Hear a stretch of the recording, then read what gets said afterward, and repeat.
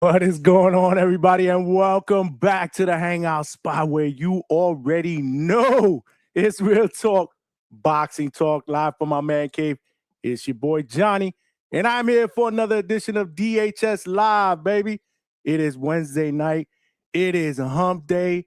We got a jam-packed show in store for y'all. Let's get it fucking popping, y'all.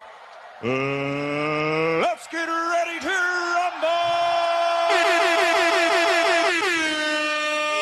Yeah, let's go. Let's go. Let's go. What's good, DHS family? Salute to all of y'all with both hands, man. Happy hump day, man. It is Wednesday, middle of the week, man. Middle of the week, and we got a banging show in store for y'all. Yeah! Gotta drop the bomb early, man. Gotta drop the bomb early. This is what we do at DHS, man. Every show gets better and better. Last night, we had an amazing show, man. We did over 5 hours, man. Y'all the real champions, man. The champ is here! The champ is here! The champ is here! Let's go, champ, man. Let's go, DHS, man. Yeah, yesterday, man, we did over 5 hours, man. Good debate and good conversations. Love both sides, man, both perspectives, man. We talked about a potential mega fight at cruiserweight between the two top guys, David the Monster Benavidez against Jai Opetaia, man. A fight that we all want to see, man. But it is unlikely that it happens anytime soon, man. Word out there is that Benavidez is in negotiations with Noel McCallan. And I don't know, man. I don't know what's going on, man. But at some point, we got to see this mega fight, man, because yesterday the panel went berserk, man. The panel went berserk, man. We got everybody's opinion on key matchup advantages. We talked about different attributes that we discussed with all big fights, whether they are fights that are coming up or fights that we believe are on the horizon, man. We do that. We do that on the panel. We have a good time, man. The chat was engaged, man. We had Coach Bermudez back on the panel, man. And you know, when he's on the panel, man, it is nothing but a good time, man. Jokes and laughs, man. Even though his Wi-Fi yesterday was that shit is a 2-pack of ass. This is all we saw, man, from Coach Bermudez yesterday, man. It smelled like a toilet full of nasty ass shit, okay? We was about to pack up Coach Bermudez, man. Salute. If he's listening, man, salute to my guy, Coach Bermudez. And salute to all of y'all, man. If you guys are following it, make sure you smash the like button, man. Tonight, man, more open forum, open panel boxing talk. There's some topics that we can talk about. Not sure if you guys got a chance to check out that Locked In episode that aired on DAZN today in anticipation, man. A hype show in anticipation for the big fight, man, that's going down next Saturday, June 27th, Barclays Center, Brooklyn, New York, for the Unified 154-pound championship. You got the Unified champion, Xander Zayas, against Boots Ennis, man. I thought the episode was pretty good, man. It's pretty good. It's a little different than what I expected it, but not in a bad way. Not in a bad way. I do have some feedback that I'd like to provide, you know, going forward when they put these Locked In episodes together. But nonetheless, man, it was good, man. It was definitely good. Not sure if you guys had a chance to check it out, but definitely check it out, man, on the DAZN Boxing YouTube page. It's only 22, about 23 minutes long. And again, I like these hype videos in anticipation for all these big fights. I can't wait for this fight. We all can't wait for this fight, man. We all can't wait for this fight, man. Because every time we talk about it, we bring the motherfucking energy. Jack will jack your dog. Jack your dog, Jack dog. Jack. Yeah. Yeah, man. Yeah, man. So, yeah, man. We could talk a little bit about that episode. Speaking of episodes and interviews, man, I did see the interview that Errol the Truth Spence did with Andre Ward on All the Smoke Fight. Andre Ward's show, The Art of Ward. And I just love Andre Ward's interviews, man. This interview was long, man. It was actually longer than a DHS interview. Usually our interviews go anywhere from an hour to about an hour and 15, 20 minutes, depending on the guest, sometimes a little bit longer, sometimes a little bit less. But nonetheless, this one went about an hour and 50 minutes, man. But it was a great conversation, man, with a fighter that always been one of my favorites, Errol Spence. I'm glad he's coming back. I hope he's not making a mistake. I hope he's all in, because he did hint during the ending of this interview that, who knows, this Tim Tszyu fight may be his last fight. And personally, I hate when fighters start talking about potential last fights before they actually fight that fight, man. It's just something that I don't like. But hey, it is what it is, man. It is what it is. He also spoke about camp before the Terrence Bud Crawford fight. And that was pretty interesting. He basically said that camp... That shit is a two-pack of ass. And he was very, very candid. And again, like I said, man, Errol Spence is not a vocal guy. So the fact that he sat down with Andre Ward for almost 2 hours was super, super impressive. And he definitely opened up about, his life, before the crash, after the crash. So, yeah, man, it was very, very interesting. So we could kind of talk about that interview. And, of course, a lot of other things going on in the world of boxing. But we do have an interview and potentially a second interview, man. Potentially a second interview. In fact, let me resend the link, man. Let me resend the link. We do have an interview with a super welterweight prospect, undefeated, from Newark, New Jersey. He is 2-0 with 2 wins via knockout. My guy, Yoell Boy Boy Cooper, will be in the building. And I did send the link, but they're asking for the link again, man. So let me shoot that over real quick. Salute to all of y'all that are out there watching. Hopefully the sound is good. I was messing around with the mixer today. Can I get a sound check in the chat, please? Let me know if the sound is good. And let me play the DHS anthem while I send these links over one more time. Hold on a second. Oh shit. We got the anthem, yo. Yeah. DHS. Hey. DHS the hangout spot. Yeah. DHS that hangout spot. We stepping clean. Raps on their hands, big dreams, lean. You know the deal. Tell a friend to tell a friend. Small train moving out, turn locomotive. In the end, boxing talk loud from the first bell ring. Every clip get heard when the hot take swing. I seen doubtful like a towel in the air. Not a whole child watching when I pull up there. We family. That's the code, that's the lane. We family. Build it up, feed the flame. No sleep, no pause. We keep the pressure on.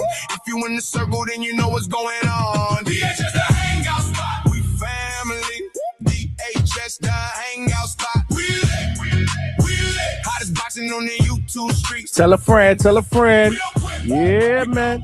We don't quit. DHS the hangout spot. We family. DHS the hangout spot. We lit. You can still get packed up. If you came with crash out. Hottest boxing on the YouTube streets. Tell a friend. I'm talking footwork, then I'm back to the grind. One channel, one vision, but the line keep climbing. From a tight-knit room to a whole big wave. Now every new post got a fresh new save. I don't stop when it's tense, I don't fold for the doubt. Not stopping till the game is won, that's what I'm about. They want smoke in the comments, I bring facts to the ring. Make a name in the lane, then I let the numbers sing. We family, that's the code, that's the lane. We family, build it up, feed the flame. No sleep, no pause, we keep the pressure on. If you in the circle, then you know what's going on. DHS the hangout spot. We family. DHS the hangout spot. We lit. Hottest boxing on the YouTube street. Tell a friend. We don't quit. We don't quit. DHS the hangout spot. We family. DHS the hangout spot. We lit. You can still get packed up if you came with crash outs. Hottest boxing on the YouTube street. Tell a friend. From a small spark to a freight train sound, same course, same crew, and we still around. If the room gated, we don't move off the line. We came for the top, and the top look fine. DHS the hangout spot. We family. DHS the hangout spot. We lit. Hottest boxing on the YouTube street. Yeah, man. We don't quit. We don't quit. We don't quit. DA is the hangout spot. We family. DHS the hangout. Yeah, man. Salute, man. My apologies, man.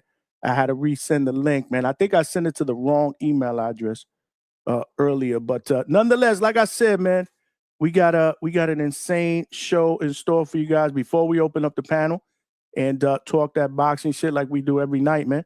Like I said, man, we got a young prospect who's undefeated, off to a blazing start from Newark, New Jersey. My man Yoell Boy Boy Cooper will be in the building, and then later on, I gotta resend the link, man. But we may have Jahi Tucker on the show as well. He's gonna be fighting. He's gonna be fighting next week, man, on the Xander and Boots undercard against undefeated Dominican Euri Cedeno. That fight is taking place at middleweight, man. So yeah, we definitely gonna get tapped in with my guy Jahi as well. So lots going on, but y'all know the deal. There's ground rules here at the Hangout spot, man. If you're watching this live on YouTube, make sure you smash that like button and help us get this show and this channel out into the algorithm and the homepage of other true hardcore laid-back boxing fans, so they'll know we rock out weeknights, and on the weekends we do live fight chats, and our immediate post-fight reactions are absolutely insane. Yeah, let's go, Sam. Because we be up into the wee hours of the morning, man. I don't think we did a live fight chat and an immediate post-fight reaction show that has not been at least 7 hours, man. Because you know the deal. After the fights are over, that's when the show starts. We open up the panel. We get immediate post-fight reactions, man. So definitely, man, smash the like button. We got to get at least 100 likes at minimum. And make sure you guys subscribe. We are streaming live. We are streaming live on YouTube, X, and on Kick tonight. So salute, man. If you guys already subscribed, tell a friend to subscribe, and make sure you guys bring the energy in the chat. But if you do have a question or a comment that you want to make sure gets read and doesn't get missed, man, super chat is the best way to go. We'll come up as a starred message, man. So definitely, I need you guys to bring the energy tonight. Straight cash, homie. Okay, man, let's get this set up. I think I got my guest backstage. Give me 1 second. Yeah, let me get locked in here. Let's get locked in. Hold on a second. Smash the like button while y'all waiting, y'all.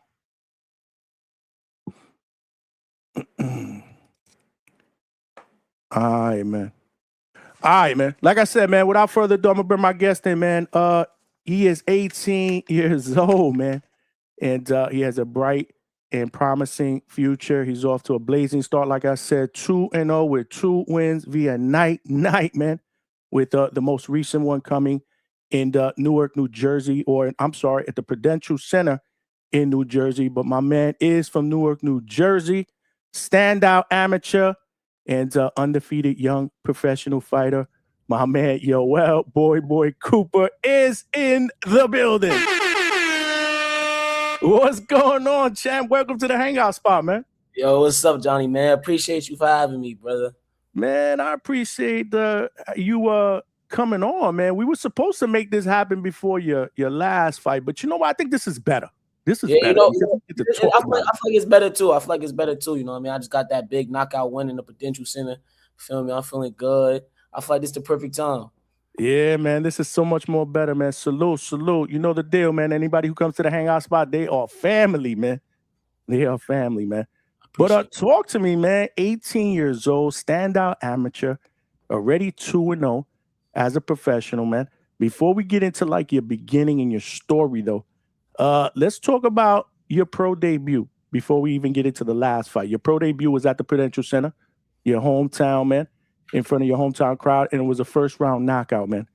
So tell me, what was that experience like emotionally, and how did it compare to your expectations, man, turning pro? Man, I tell people, you know, it was everything I expected, you know, and more. I was elated. I tell everybody I was elated. I heard the crowd roaring my name, man, before I even got out the like the little curtains before you get out to the crowd. Mm-hmm. You can hear it. Yo, where boy. I heard people saying, look, because I was supposed to be belt 4 or 5, and then I ended up being the last belt of the night. Y'all heard people saying, yo, man, where boy at, man? Boy's supposed to be next. Like you feel me? Like they wanted to see me. So yo, that was just everything. It was just everything I ever dreamed of, bro. My supporters, everybody, my family out there we put on. We put on for the city. You know what I mean? We had Nork on our back that night. We carried Nork. You know what I mean? We really represented. So it was an amazing day. That was like the best day of my life. That's amazing, man. That is absolutely amazing. And what was that feeling when you got into the locker room, man? After that, you were like, damn, I'm a professional, and I started my career off with a bang, man. Talk to me, man. Break it down. When I got in the locker room after that, I was feeling good. You know, I had my team back there. We was hyped. Feel me? Dancing. You know me, I like to dance. I'm dancing before the fight. Before we get out there, I'm busting my moves. You feel me? So, after the fight, I'm dancing. Feel me? Feeling good. Doing my thing. Just feeling happy and excited for getting my first win out the way. And, a lot more to come. I'll probably fight next month. I'm supposed to be fighting next month right now. So, yeah, we staying active. I did see that on your box rec. You don't have an opponent, but they have something lined up for you in July, I believe, in July 24th or so. We're trying to get if we could be 6-0 by the end of the year, that'll be beautiful. You know what I mean? 6-0, we probably start getting our 6-rounders in later in the year or early next year, and starting to fight for maybe belts or so next year. You know what I mean? So we moving, and we still got a lot. I'm 18, I'm young, and I'm still in high school. I got prom tomorrow. You feel me? Bro. I got prom tomorrow. Try to get my head done. You know what I mean? Gotta get my little cut. I got prom tomorrow. You feel me? So we still young. So we got some time. We ain't rushing into things, but we gonna start things. Start things up, getting belts and stuff like that. That's dope. When I first heard about it, because we were setting up the proper time and the date. Yeah. And they were like, today is better because he got prom tomorrow. And I had to think to myself, I'm like, damn, that's right. He's only 18. He's a senior in high school. That's dope. That's dope, man. Dope. That was also a dream come true too, man. Being a young professional, that's something I always wanted to do. Like just be a young kid, still in high school, still in school. Because I love inspiring the youth and stuff from my city to show them. You know what I mean? You can do whatever you put your mind to. We work hard to it. You work hard. You put the time in. It's all gonna pay off. So I like that I'm young, still in high school, and doing what I do. No, absolutely, man. We got Yoell Cooper in the building. Boy, the Butcher, man, in the building. Make sure you guys show him love in the chat, man. Smash the like button, man. Any questions, again, shoot them out there. If I don't see him, Super Chat is the best way to go. But, so your first pro victory was a first-round knockout, and then you followed that up recently with a second-round TKO. And that was in the Prudential Center as well, right? Yeah, correct. Damn, so both fights, pro debut, basically in your backyard in front of your hometown. That's my home. We're going to fight a lot more in the Prudential, man. That's my home. I want to have big fights, world championship fights and everything in the Prudential. That's really my home, you know what I mean? So we're going to make that. We're going to make that somewhere we fighting out all the time. We want that to be like, yo, boy, we about to fight. You about to be in the Prudential, man. That's his home. You know how Mike Tyson was always in Atlantic City and these guys make stuff like that at their homes. I want to make that my home. So you're going to see me there a lot more. Amazing. I love it. But how did this second fight feel different from the debut, and what did you learn from it? Well, I will say this. The opponent was 100% tougher, man. This guy was dancing. Yo, before the fight started, he was like making faces in the corner, dancing. He was had his tongue sticking out. Yo, while we was fighting, he said, "Yo, this is your city. I'm gonna destroy you." Like he was a tough dude, man. I'll give my hats off to him. He was a tough guy. He was a durable guy. He was taking some punches. He was trying to punch back too. He was trying to fight back. He wasn't trying to lay down. But we had to break him down and get the knockout. So I learned take my time. I wasn't really rushing, but just take my time. It's a pro fight. You got rounds. You got more than 3 rounds to break this dude down and stop him. So, but I ain't really rushing or nothing. So I'm still just staying calm, staying patient and slowly breaking these guys down, man. You know what I mean? You said something right now that kind of leads me up to my next question.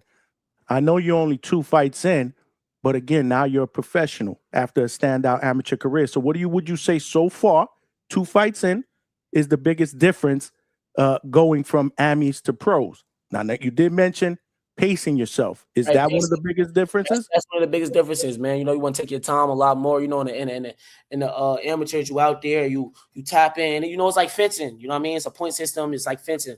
The professionals is more of a pain system. You want to break this guy down. You want to hit him with the right shots to hurt him and break him down and stuff like that. So you want to take your time more. You got more time too. You got more rounds. So you could take your time and systematically break them down. Unlike the amateurs, you kind of want to get out there and try to get straight to it. But it's not about that right now.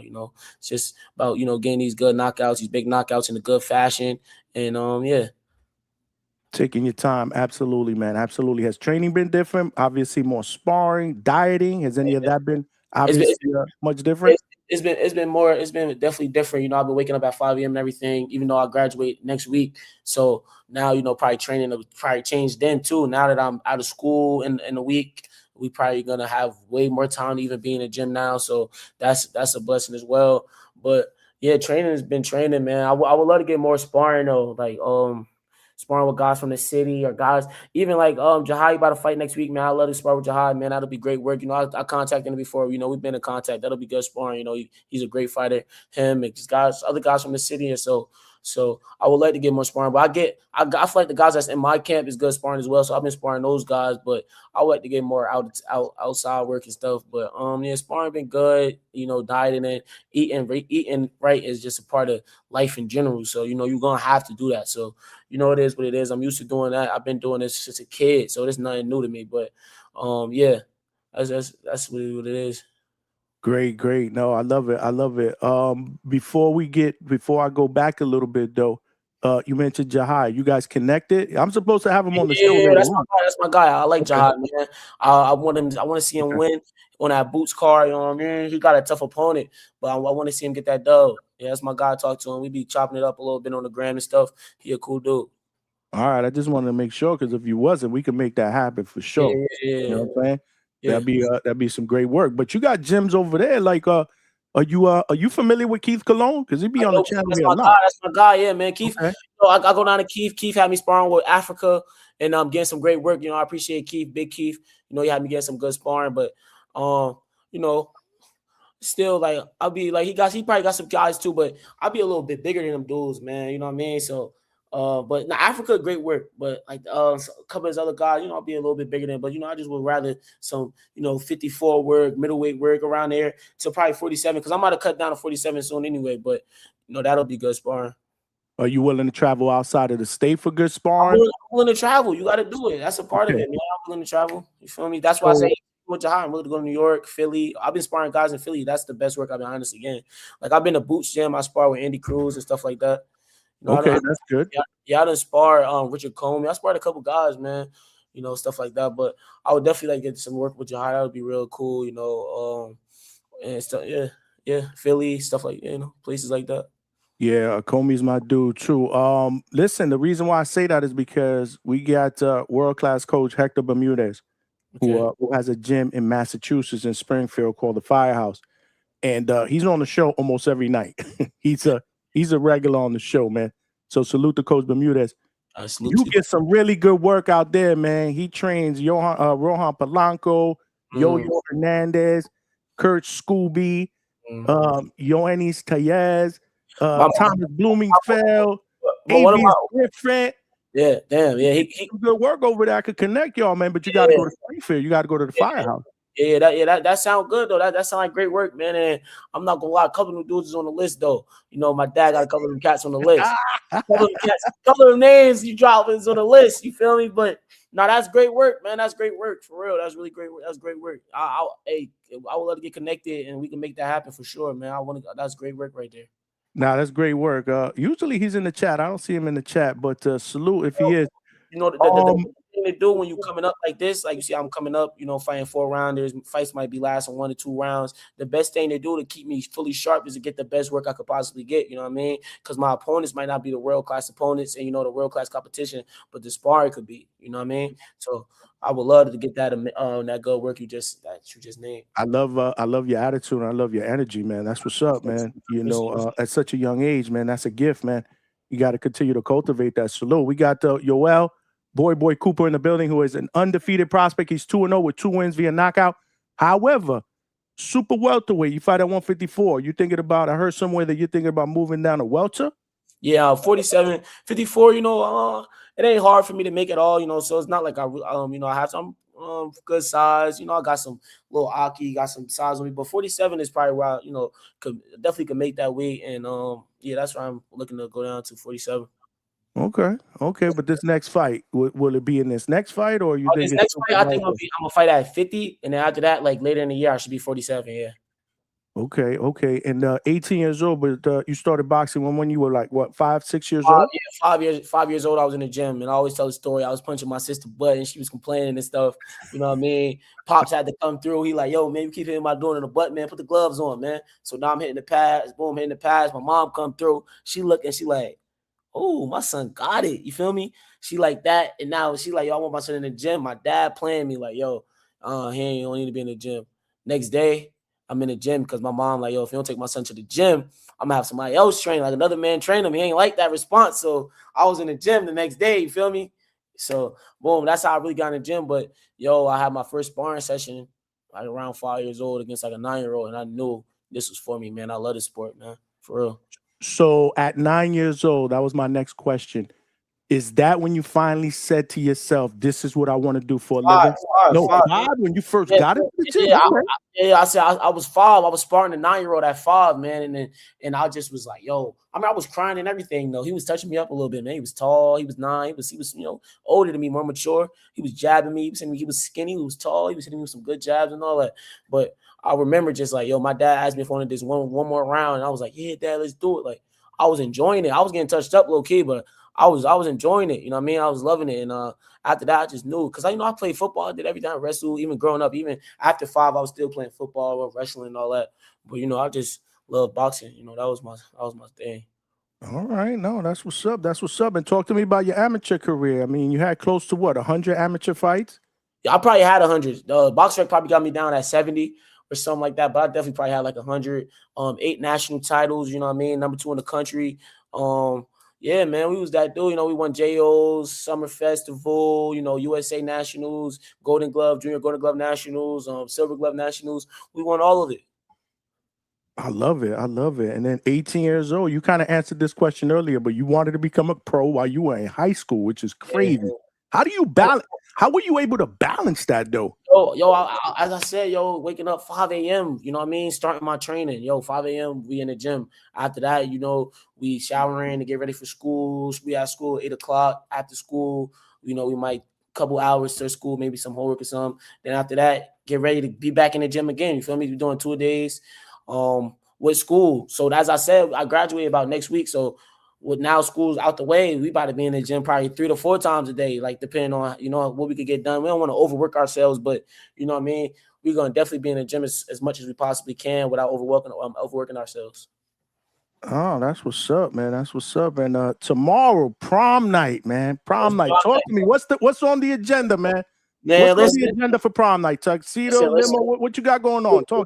We got something crazy, I want you to stay tuned. Butcher Season on Instagram if y'all don't know my gram. Stay tuned for tomorrow prom. We coming out crazy. We're gonna be looking good. We got a nice little car. I don't want to spoil you too. I don't want to spoil you nothing. I want you to see, Johnny. Hey, Johnny, I want you to see. You feel me? I want you to see. You feel me? I gotta get my cut tomorrow. I got my head done already. You feel me? Looking all good, looking spiced up. Feel me? Oh, man. Then, you gotta see it. You gotta see it, Johnny. Don't miss it. Man. I'm not gonna miss it. Tune in. Y'all gotta see this prom tomorrow, man. Y'all gotta see it. All right. We tapped in, man. Don't worry about it. You family up in here now, man. You're gonna be a regular on here, man. We gotta get you on before the next or after the next fight, whatever. Yeah.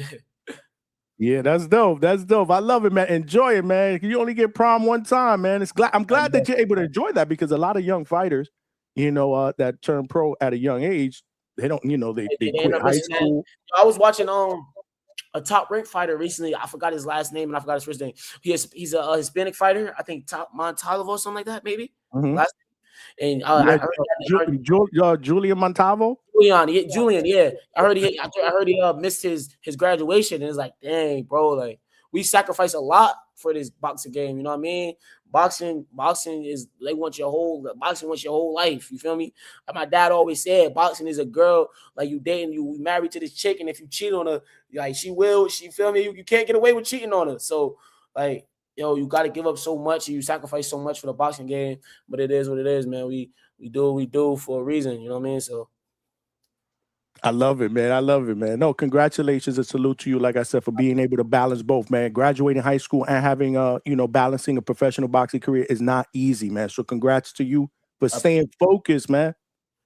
I appreciate you for real, Coach.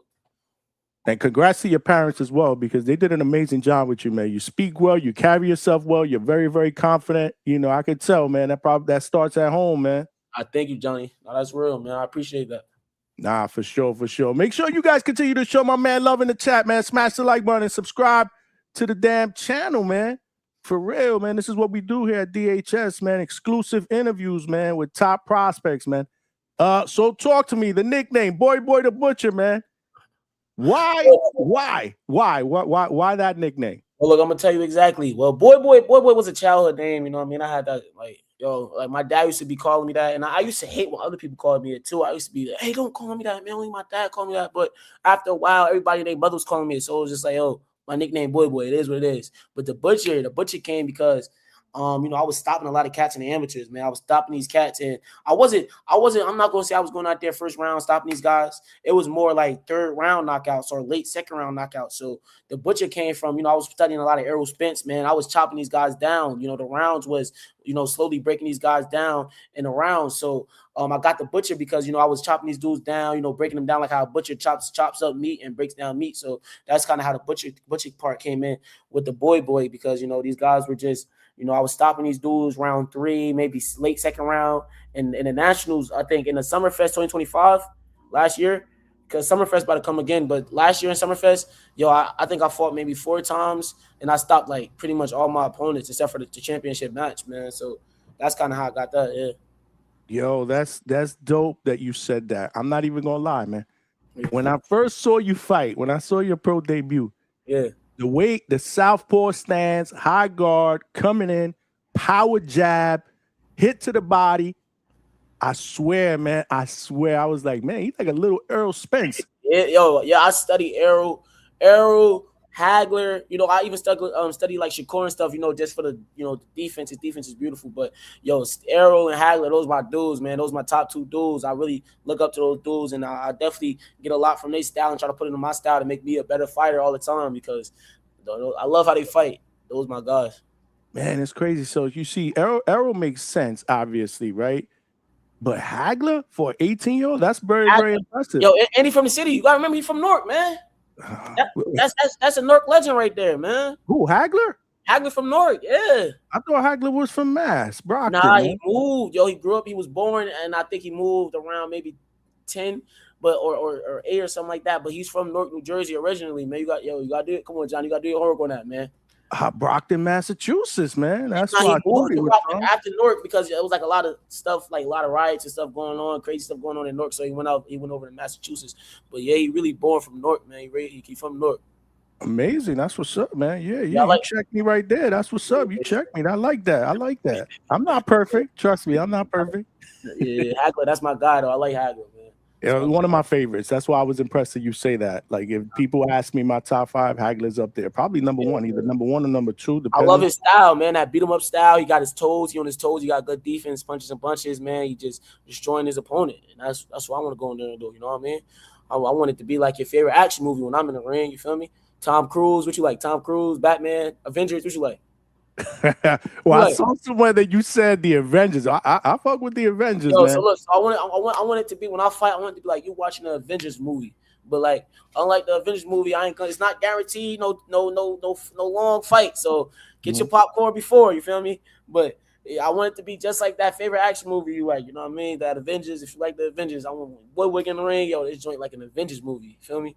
So I love it, man. I love it. So are you a boxing fan? Like, do you watch all the fights? Do you watch all the cards on the weekend? Like, y'all watch all the fights. I watched O'Shea just fought. That's my girl, man. I love O'Shea. That's my dad trained Khalil Cole. So, and yeah, I'm always around O'Shea. So she just fought. I would watch that. I watched everything. I'm about to watch the fight with Boots. I can't wait. I'm excited for that fight. I like how Xander talking. I like how Boots talking. I think Boots definitely a win because break it down. What you think? I got you. It's really hard for me to say establish. I've been liking how Xander been talking. I honestly think it goes to distance, and I give it to Boots just because I done seen Boots in the gym sparring and stuff. Man, this dude is dangerous. Boots is a dangerous fighter, bro, for real. Boots is dangerous, man. But yo, Xander, he's young. He's talented. He has skills. He has good feet, good movement. I think he has good speed as well, and he can box. So I think he could honestly give Boots some trouble to where Boots may not be able to stop him, and you know Boots could get touched a little bit. I don't think he ever get hit with nothing too crazy clean, but he get hit with clean shots there, here and there. So I feel like it's gonna definitely be a tough fight for Boots. But I feel like Boots gets the dub. I feel like it's gonna go to decision though. I can't see him stopping Xander right now. I don't see it. But and Xander's a big dude. You know what I mean? Xander's a big dude. I don't think Boots been in the ring with somebody that big before. You feel me? You know, Boots was a 47, but he's a big 154 pounder. Yeah, because Boots was a really big 47. He was a big 47, like a really big 47. But I feel like as a 54. He might be a big 54 too, but I feel like he kind of fits in there a little bit more. You know what I mean? He kind of fits in. He's not like super big, but I feel like he's a good size for it. You know what I mean? But I feel like Xander is honestly a big 54. You know what I mean? So that definitely plays a part as well. So that's why I see it going in distance. Boots by I think a decision. I love it. I love it. That's what's up. Speaking of Arrow, man, he's coming back in July. What do you think about that against Tim Tszyu? You know, I got my boy Arrow against what's he going to Tszyu? Tim? Was it Tszyu? Tim Tszyu, yeah, Tim Tszyu. He's going to Australia, man. Yeah, I know. I'm gonna be hurt if Earl get hurt, man. It's over, man. It just is what it is. But that's my guy. You know, I'm on Errol's side. I want Errol to get this dub, man. I want Errol to come back. You know, get these good fights. We seen, bro. Bud is just a different beast. I don't even like. I'm like that. Like after I seen when he did Canelo and stuff, I'm like, yo, man, Bud is just a different beast, man. That made me feel a little bit better for Errol. Like, Errol, you might have had no chance with this nigga Bud, bro. This dude was a different beast, man. For real, man. But I want him to get the dub. That'll be beautiful, man, if he get the dub. Wow. Yeah. No, listen, man. I'm a big Errol fan myself. Yeah. You know, I actually was rooting for Errol against Terrence Crawford. I got that one wrong. I was hurt, man. I was hurt. Me too. Yeah. I mean, you know, but like you said, man, Terrence is that guy, man. But a long layoff. So to me, it's about intrigue. Like, what Errol are we gonna see? We haven't seen this dude in the ring in July for 3 years. I'm like, damn, man, Errol, you should have just got a little tune-up match. There's nothing wrong with that. You could have got a little tune-up. You know, Frank Martin just got a tune-up. When he fought, he came back. He got a nice tune-up, good knockout win back. He looked pretty good. So before he fought Nahir, you know, he got that little tune-up match before he fought Nahir, and you know, he looked good. So I'm like, yo, you should do the same thing. You know what I mean? Get you a tune-up match before you fight a tough opponent like that.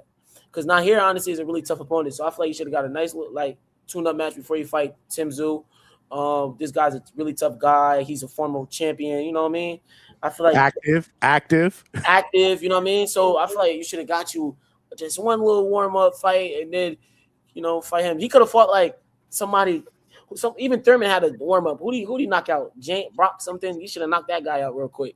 Stop him. The guy that Thurman sparked out, wasn't that? Yeah. I forgot his name. Joey. I think it was Joey Spencer. Joey Spencer, is it? Was it Joey Spencer? I don't know. I might be chat. Let me know, man. We got the best boxing podcast chat out here on these YouTube streets, man. Who was it that Thurman sparked out? Whoever.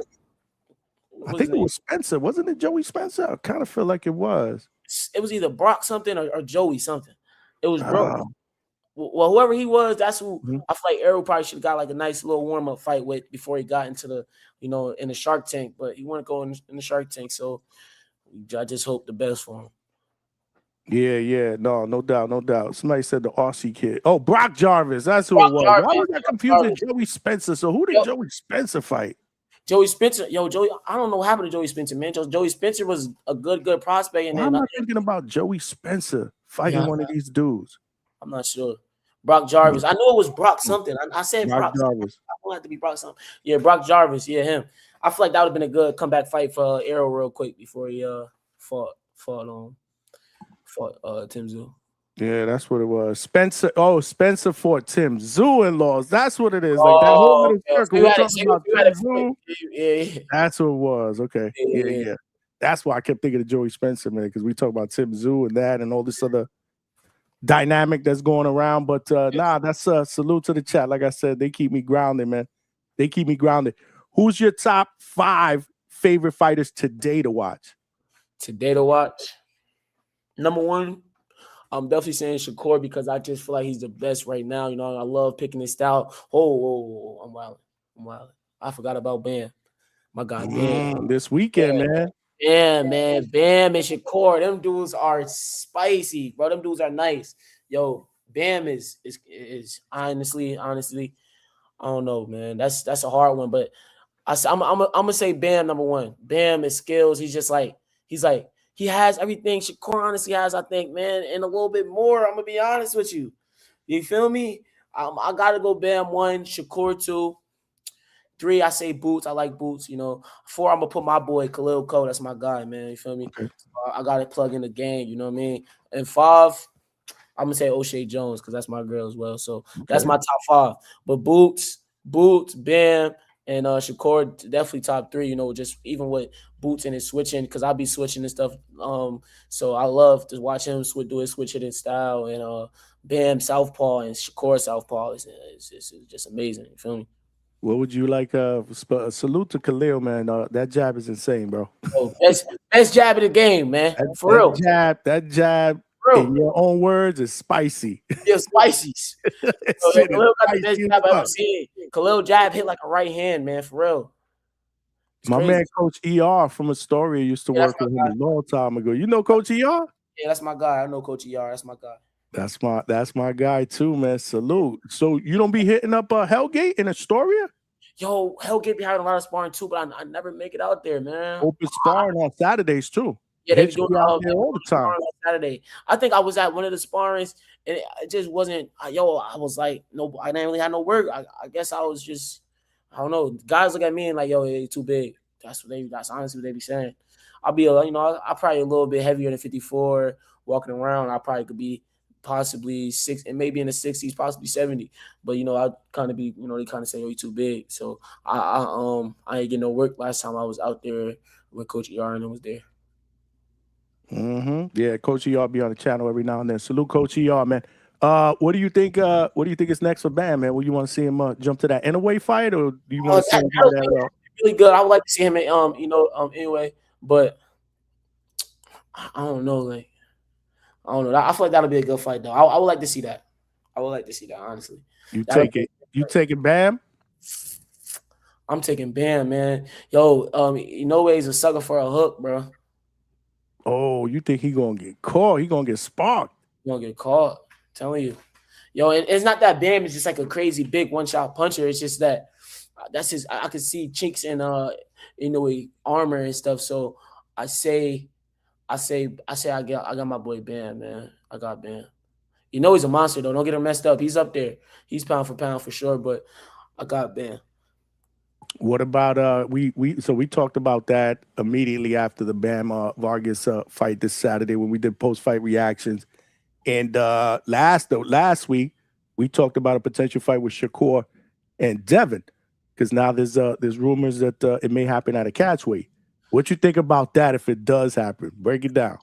See, at the catchweight, I probably got Shakur. You know what I mean? But maybe 47, no clause, no rehydration clause, no catchweight. I probably got Devin just because Devin is just bigger. Size matters in the game. You know what I mean? Size and weight, that really matters.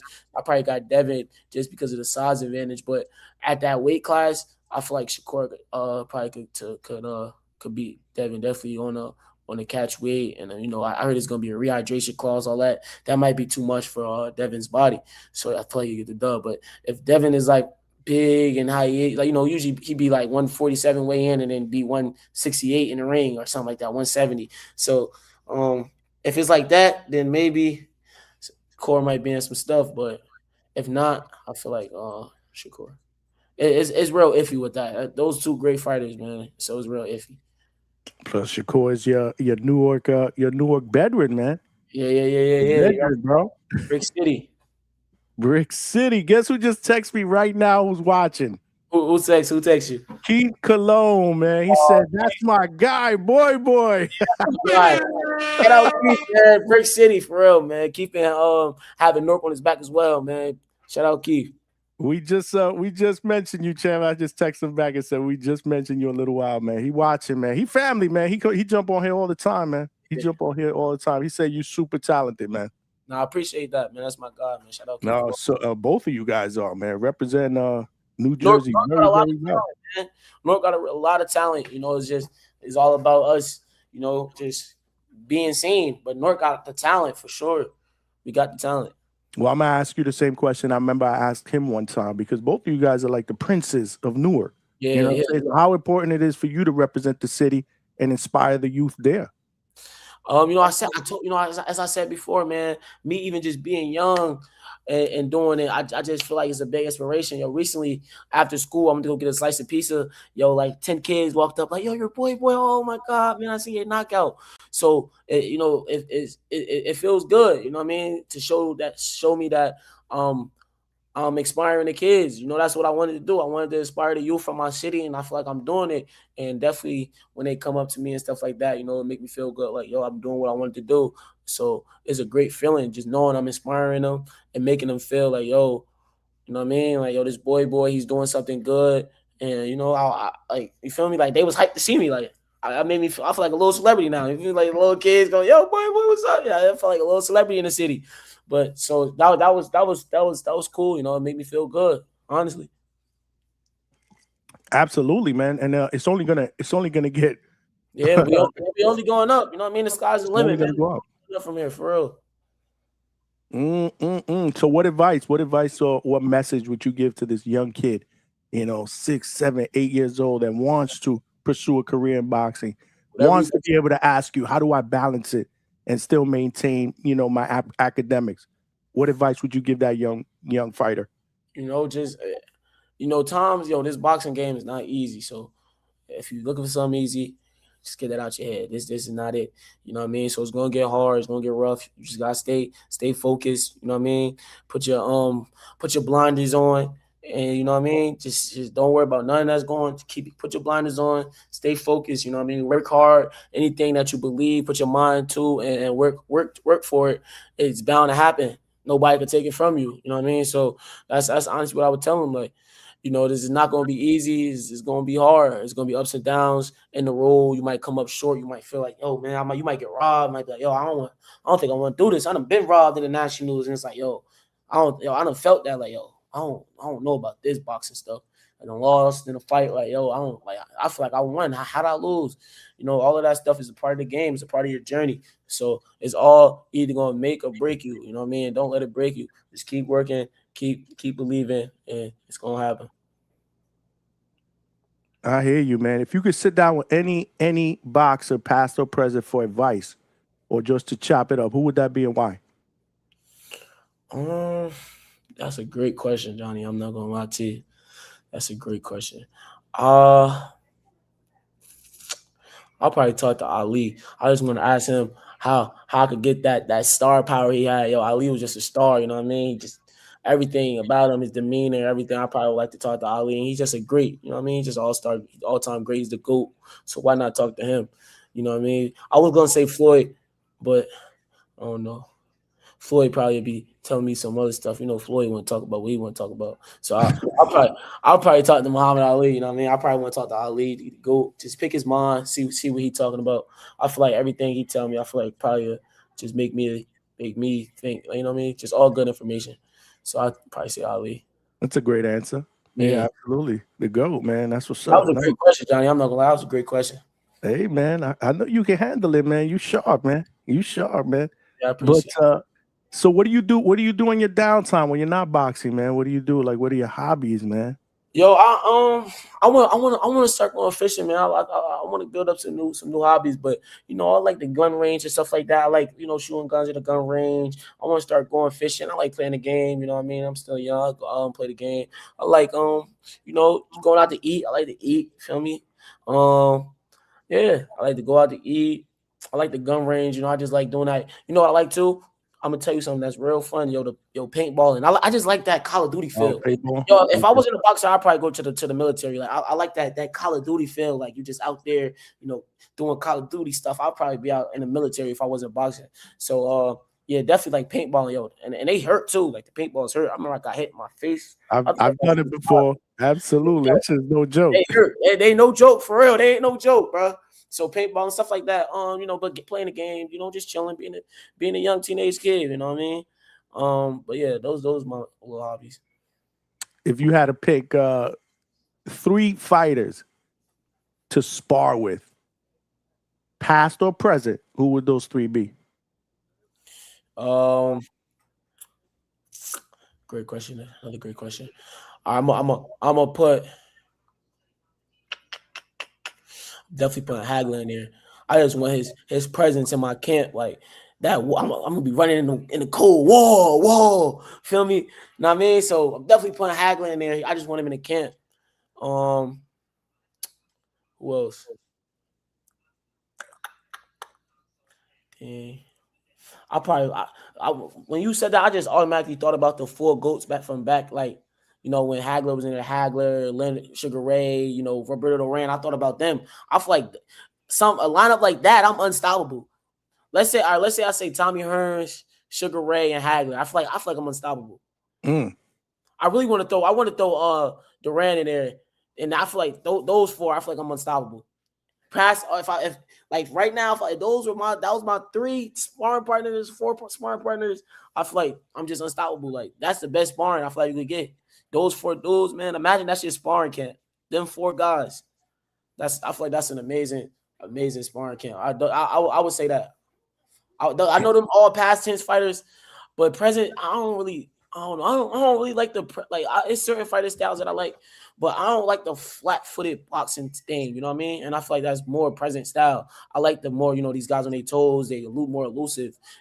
Now boxing is more, we flat-footed, we bow, I like that more. Like, we on our bounce, we moving, you know what I mean? I like that. I like that style way more. So that's why I really went all past tense fighters instead of more present time, more present. And honestly, that past tense style will beat the present style, you know what I mean? So that's why I always watch the older fighters. Like, yo, I want to watch this. I don't want to be flat-footed on 12 o'clock. I want to be these guys that's on a bounce, moving, getting low, changing their levels. I want that style more. That's why I'm always watching the guys like Hagler and stuff like that. I love it, man. Great answers, man. Absolutely great answers. A student of the game, man, at such a young age, man. Very, very impressive. Like I said, you speak well, you carry yourself well, you got hella confidence. I appreciate you. You got energy, man. Yeah. And in this day and age, you're going to need that, right? To be able to market yourself, like you said, not just as a fighter in the ring, but a star outside of the ring. Right. So it's a total package, you know what I mean? So continue to be who you are. I love it. You ooze energy, you ooze confidence. Use social media to your advantage. I know it can be distracting. Yeah. If you get into it, as you continue to progress, the haters are gonna come out. You know the deal. You can see it. Stay focused. Yeah. Stay focused. Block all that shit out. It's always good to take feedback, but hate, that's another thing. But it looks like I said, you got a good head screw. You got a good head on your shoulders, man. For such a young man, and you're still growing. You're still gonna mature, and it's exciting, man. I'm glad that you allowing me to be a part of it. Yeah, interview you be a part of that. You having me on this, on the hangout spot, man. This a real. It's a blessing. I appreciate you, man, for real. Nah, listen, man. This ain't gonna be the first time. What I look forward to coming back on too. What's up? I look forward to coming back on, man. We can chop it up at some point, man. Just hit me up. We can chop it for real. Nah, we're gonna stay connected. So let me know for sure though. What's in store for July. Like I said, you look like you were like on the fence, but again, BoxRec got you down already. Right. So hopefully that's locked in. And you did mention that you'd like to get at least another 4 more fights. Yeah, another 4 more fights would be great. It'll be great. Who are you? Are you working with a promoter right now? Or no. I've been in talks with a couple promoters and managers, but my dad got all the connects, man. My dad been around the game for a little minute, so me and my pops just doing our thing right now. My dad moving me right now, but we have been in talks with some managers and promoters, but we ain't got nothing solidified right now. We ain't gonna sign yet. You know what I mean? Sign with nothing yet. You know what I mean? You know what's crazy? I applaud Keith Cologne. Yeah. The way they moving him, and they're not working with a major promoter. Right. Yeah, Keith is doing a great job with little Keith, man. Shout out to Keith Cologne again, man. Yeah, he's doing a great time. He has a He got another fighter though. He got some other fighters too that he moving, and they undefeated and they doing their thing as well. So yeah, shout out to Keith Cologne. Yeah, man. I mean, if you could take a page out of that book, man, he's got 10 fights already, not even a pro for 2. I mean, it's crazy. You know how busy he's been. And he fought on some great cards. It's not like he's just, he fought on some good cards. He fought on I think he fought on Danny Garcia card. He fought on the Pro Box card. He's getting television time. He fought on OTX a couple times or one time or something like that. But he's definitely getting moved very well. Yeah, no, listen, and it's crazy how you guys are basically together in Newark, right? That's that's amazing how you're able to make that work. Definitely, man. Keep doing what you're doing. Stay busy. Keep working. Let us know what's going on with the next fight. You could come on even before that or after that. After you spark this next dude out and you go 3-0. We could talk about that. We could talk about what's next. Gotcha. I look forward to that. Great time, man. Great time. What do you want to tell your fans, man? Where can they find you? A message? You know what, man? Butcher Season on Instagram. You can put my name in Yoell Cooper. You can find me everywhere. I appreciate everybody that's been showing love and support, man. I appreciate Newark, my supporters, my family, my friends, my coaches. Shout out my dad, Wally Cooper, my coach, strength conditioning coach, Eddie Jermaine.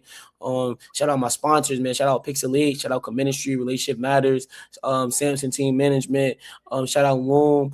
They show a lot of love, and I appreciate y'all as well. So, yeah. Amazing. And have a great time tomorrow, man. Oh, shout out I'm gonna be tapped in. I forgot Beast Lungs. That's my sponsor too. Shout out Beast Lungs. Almost forgot y'all, man. Much love to Beast Lungs. I don't want to forget none of y'all because y'all do show love. I appreciate you though, Johnny, for having me on for real. You family, man. You know the deal, man. You're welcome back anytime. Have a good time tomorrow. I'm gonna be tapped in. Put some videos out there. I want to see what's going on, man. I got you. All right, man. Take care. All right. Have a good one. Salute. Great interview. Great energy, man. I love it. 18 years old. Standout amateur or 8-9 national titles. He's from Newark, New Jersey.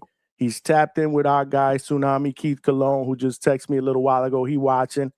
Man, I love to see these young guys, man.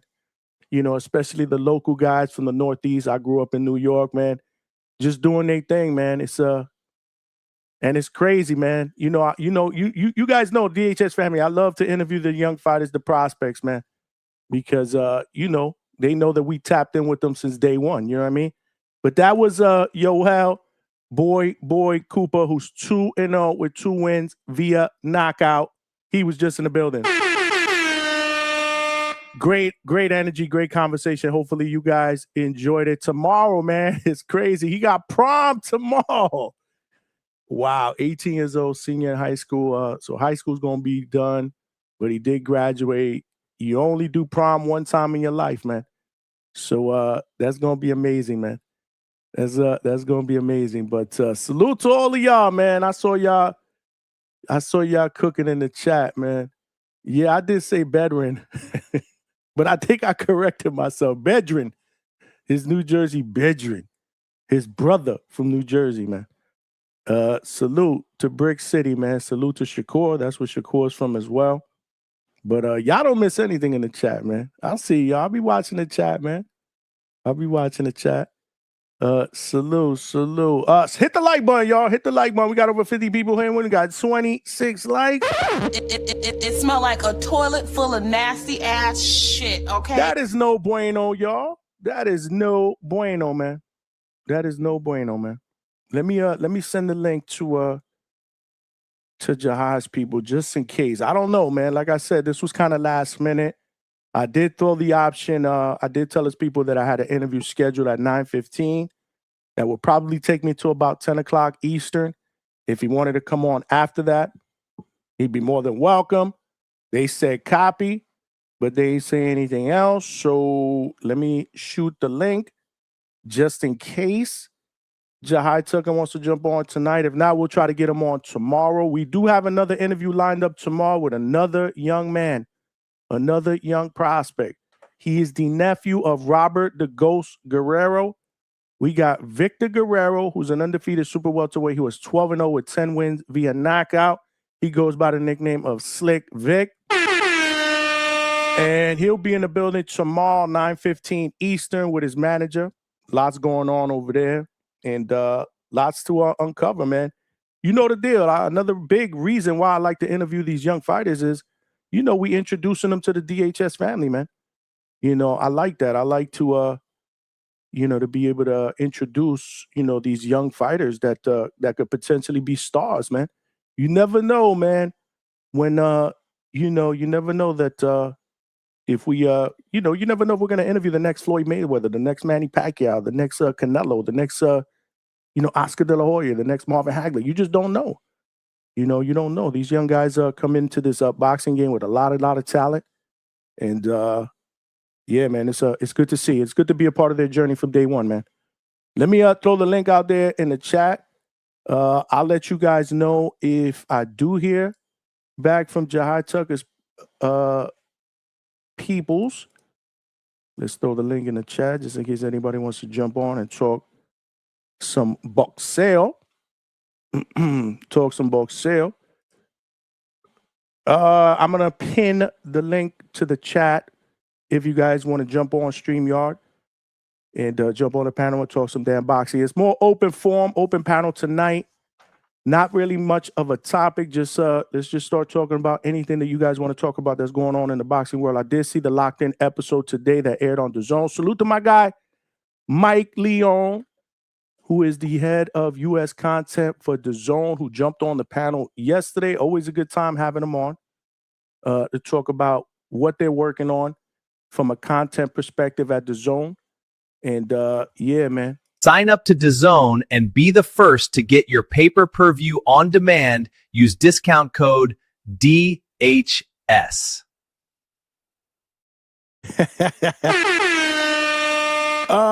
Yeah, we had Mike on yesterday, man. And yeah, we threw out the minute and a half trailer for the Locked In episode that aired today, which is about 23 minutes long.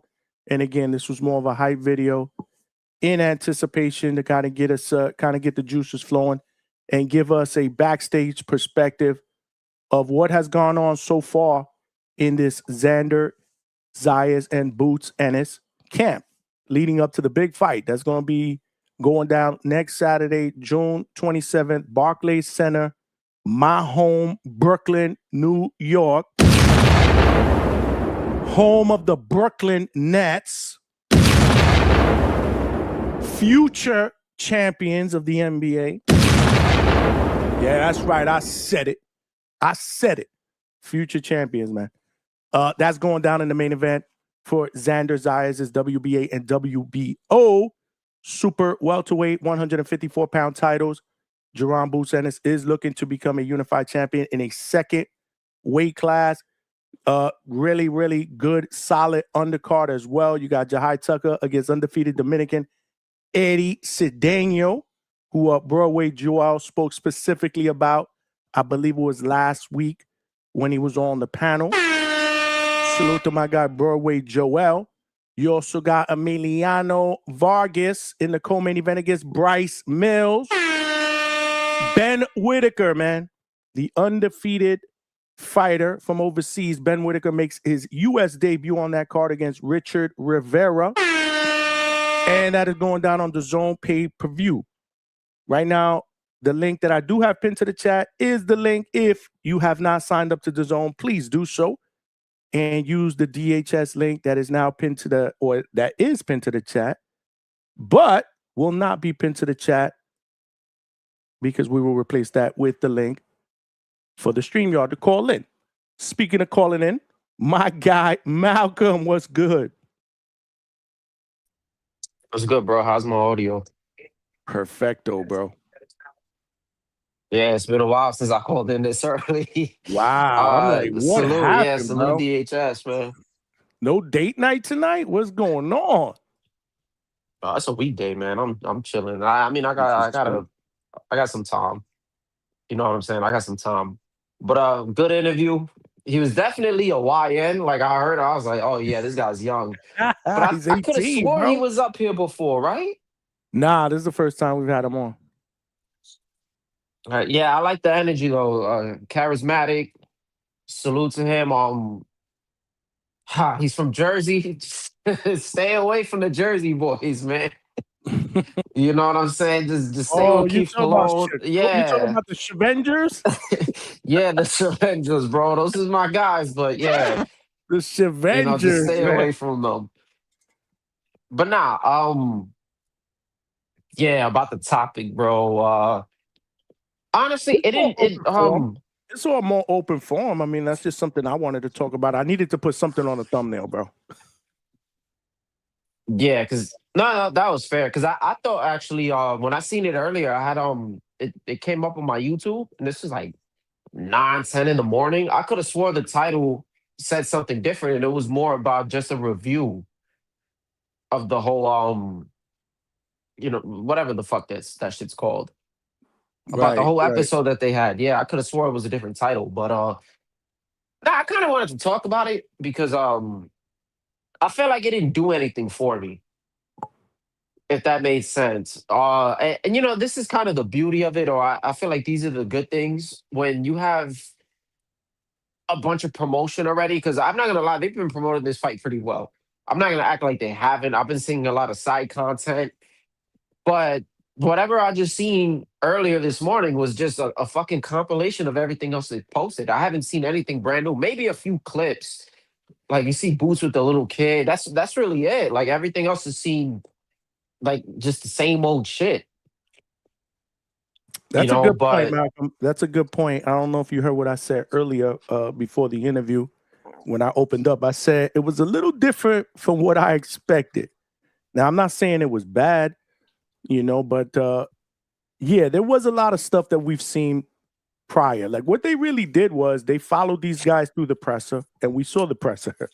They played clips of the face-to-face, when they're sitting at the table, with Chris Mannix. We saw that already. You know what I mean? Like the thing that was different that they kind of added in there was that Philly Puerto Rico thing that they kind of reincarnated that went on with Trinidad and Hopkins. That was something mhm. added in there that I did like because I never thought about that. So they're trying to bring back that whole, this is we've had this rivalry, in the or this big fight between two guys, one from PR, one from Philly, and that's how this played out. Will it played out in the same fashion this time around? You know what I mean? So that was a little bit different, but yeah, I agree with you. There was a lot of stuff in there that realistically we had seen already. Yeah, but no. So I mean, to me, it was more of a refresher. I think it did its job to just refresh it in our minds. It's Yeah, people are still talking about it. The good thing is it's not one of those situations where everybody's just not talking about the fight. It does get buzz. I don't think there's any major fights coming up now at the moment. We just had all this BAM shit end. All these other fights are pretty much done. We don't know about what's going on with the big names. There's always just rumors going on. But this is kind of big for the 154 division, man. Hopefully, I hope and pray the winner somehow does not fight Errol Spence. I would not want to see that. I don't know if you caught that too, by the way. I'm kind of, drifting off here, but that Errol Spence interview was really good with Andre Ward on All the Smoke. So I mentioned that earlier too. That's another thing that we can kind of talk about. That was an amazing interview, bro. It Oh, absolutely was man. dope. I agree with you. Yeah. There's a lot of complaints that Errol was quote unquote making excuses. And I don't even think that's an excuse because, to be honest, he's just talking about how the camp was. At no point did he ever try to take away credit, but what if that's the truth? Like, in all honesty, like if whether somebody's fucking injured or you had a bad camp or not, and if that's the truth, you just want them to just be completely quiet about it. I don't think there's anything wrong with someone's saying like, look, full credit to them, and then they just explain their truth. It's not, it's fucking telling the truth. Isn't that his nickname? Yes, The sir. truth. Yes, Yeah. So, sir. I don't really see a problem with that at all. But it was dope. He actually sounds more refreshed. He sounds like he's healed well. I'm glad he got his time away from boxing and that he was able to, just be with his family. And I got him beating Tim Tszyu. I'm gonna throw that out there. I think he beats Tim Tszyu. I kind of look at it like it's a tune-up fight. I think it's just Tim Tszyu on paper. Like when you look at his name and then you kind of just see who he's fought, and then you think about how long Errol's been gone, people will be like, "Oh, that's not really a tune-up fight." But I don't think Tim Tszyu was ever too special of a fighter. Yeah, he's had some good wins, and then I think it was the Tony Harrison fight that really kind of had everybody like, "Oh shit." But Tony Harrison was kind of through the ringer. It was a small ass ring. He looked weight drained. I think Errol will pull this off. Just keep him away from the punchers. No matter how much you rest, your punch resistance is never going to be the same. I still love to see him fight again. But yeah, man, and also stay away from the winner of Xander Boots. But yeah, Johnny, I still got Boots on that. I'm not gonna be slandering Xander anymore. It's all good.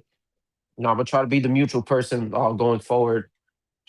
But yeah, it's very hard for me to figure out how Xander could win. I mean, sure he got the feet, but I can't see him dealing with Boots' body work. Very sharp jabs and the power punches. Like over time, I just see him getting overwhelmed. And for you to put on that kind of movement with somebody like Boots is going to be pretty difficult, in my opinion. And also him keeping his head on the center line. But don't get me wrong, Boots won't get tagged the fuck up. But I don't think Xander has that power where it's like everybody got power and it only takes one punch. But I don't think Xander has that power that is he gonna hit him once or a few times and then Boots is like, oh shit, I feel like I'm gonna be in trouble from those. You know what I'm saying? I do. There's a lot of people that feel the same way about you. I'm gonna give my pick next week, as we get closer. And I'll keep it a buck. I'm gonna keep it a buck. Y'all know who I'm rooting for. I mean, I don't think that's a secret, but it's gonna be tough. This one's gonna be tough for Xander. But I will say I do believe, based on his ability to be able to box off the back foot, work that educated jab. I remember we had Hamza on here. Did you watch that show when we had Coach Troy Hamza on? Oh yeah, I definitely seen that one. And he kind of broke down, the Xander's educated jab. I think he's a live dog, but I mean, it's going to take a little bit more than that because Boots, eventually, in my opinion, is going to close the distance, and he's explosive. So can Xander be able to maintain that type of pace? Like I'm trying to see how, like I'm trying to play out the fight in my mind. And the only thing that I'm able to play out is how I believe the first 3 rounds are going to go so far. And if they go the way I believe they're going to go, then my question is going to be, can he be able to maintain that? How is that going to go? Majority of the fight. I think he's going to box really, really well the first 3 rounds. I really do. I think he's going to probably win the first 2 to 3 rounds. By boxing, moving, shooting that jab out, and then that's when the 4th round, in my opinion, is where Boots is going to start to kind of close the distance and cut off the ring, and that's where adjustments are made or have to be made. That's just me. Again, this is how I'm playing it out or trying to play it out in my mind, but I haven't gotten past the first 3 rounds yet. But we still got a week and a half to go. We'll be like 10 days away. Oh, it's next weekend, right? Yeah, I think we like about 10 days away. This weekend, when I do have time, I do want to rewatch the Boots Karen fight, the first one, and I want to rewatch the last Xander Abbas Barrow fight. So those are on my agenda, probably on Sunday during the day. That's when I kind of trying to do my little catch up, especially if I was out on Saturday and I didn't get a chance to see any of the fights that went down. I'm going to do that on Sunday during the day on Father's Day, man. Or Monday. If I don't do a show on Monday, that'll be what I'm doing besides admin work on Monday night, rewatching these fights. But I need to get myself into I got to rewatch. I got to rewatch those specific fights.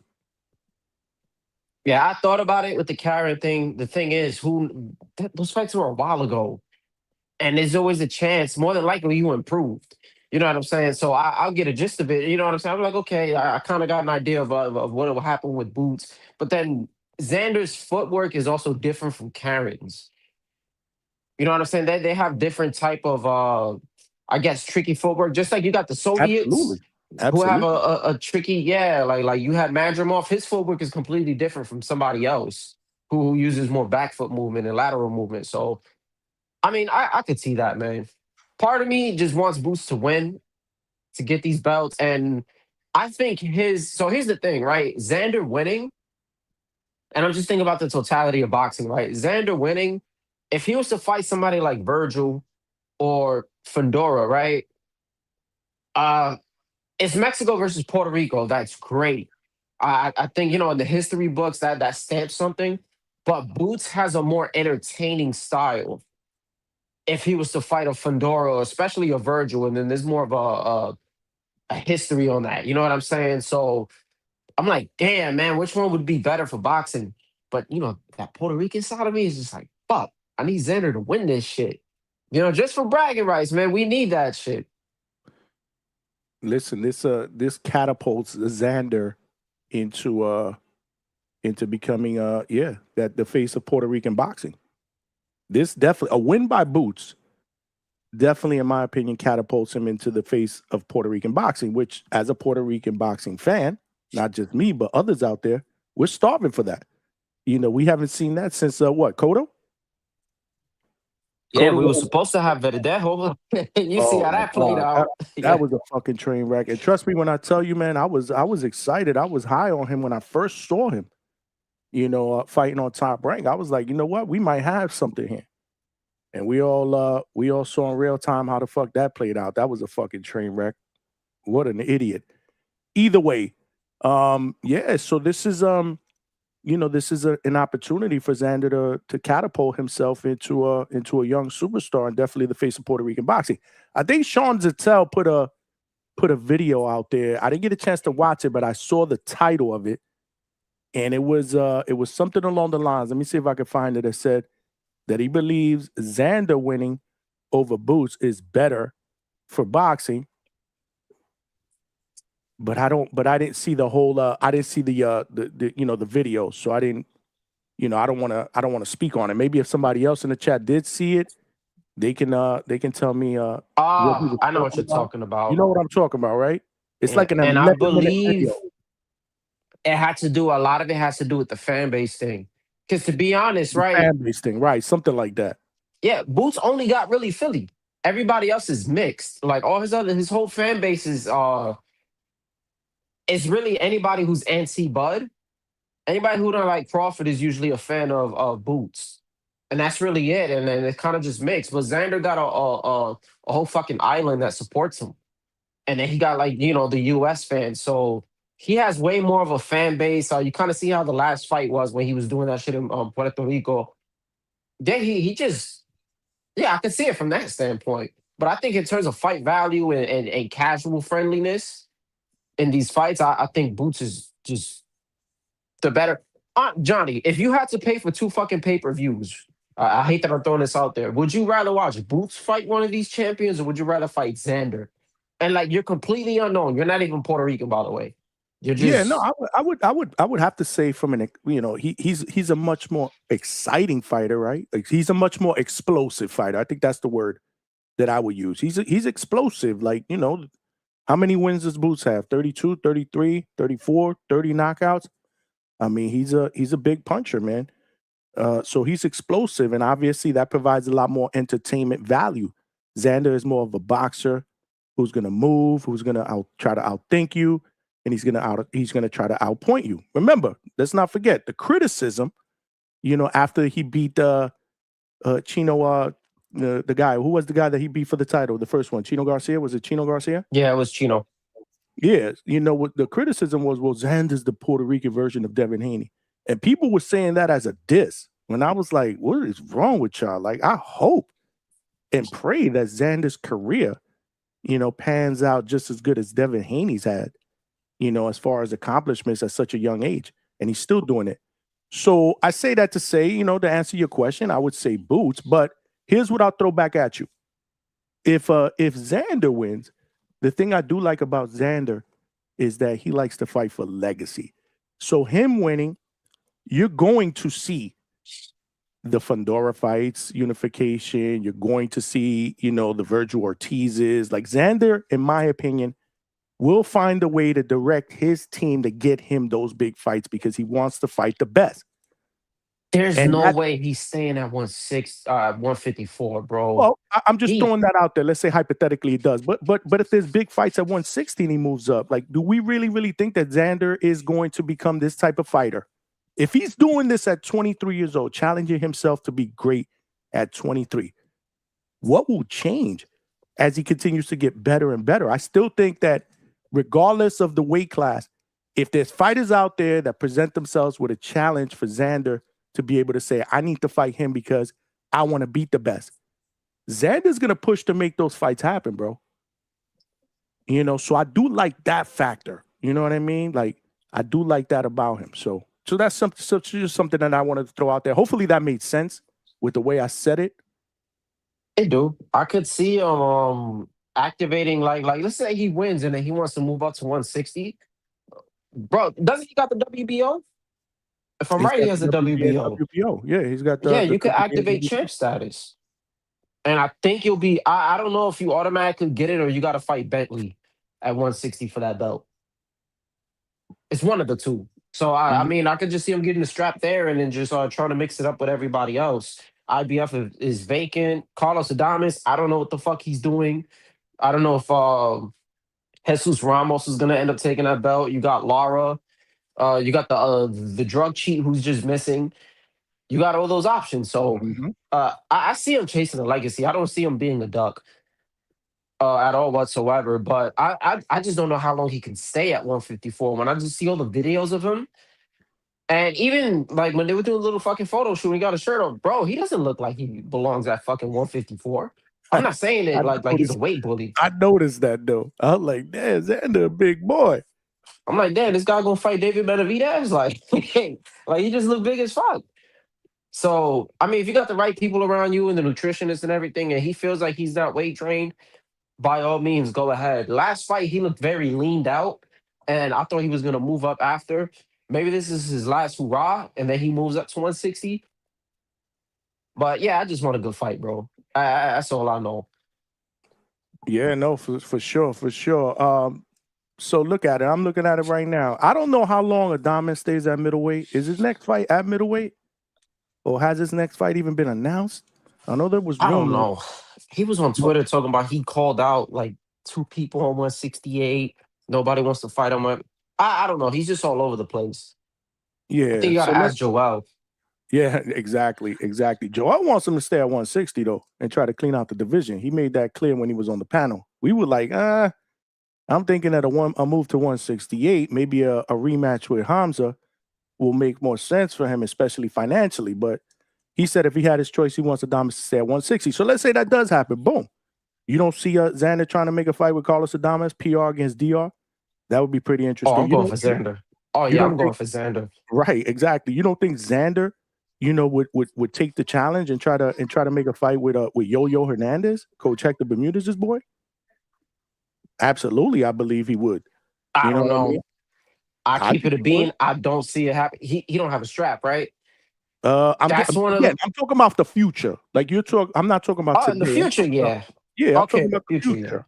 Yeah, I'm talking about the future. Let's say, to your point, he doesn't, this may be his last fight, or maybe one more on 154 depending if he wins or loses. I think it all depends on what happens in this fight. I think if he loses, I think he's going up to 160. Oh, I agree. Yeah. If he wins, then maybe he could be swayed at a big fight against Sebastian. I'm thinking, but again, Adames at 160, Yo-Yo, let's say hypothetically at some point in 2027, if he's still there. Lara, Lara, how long is fucking Lara gonna fight, bro? How old is Lara, bro? He's Cuban, bro. So his age is up for discussion.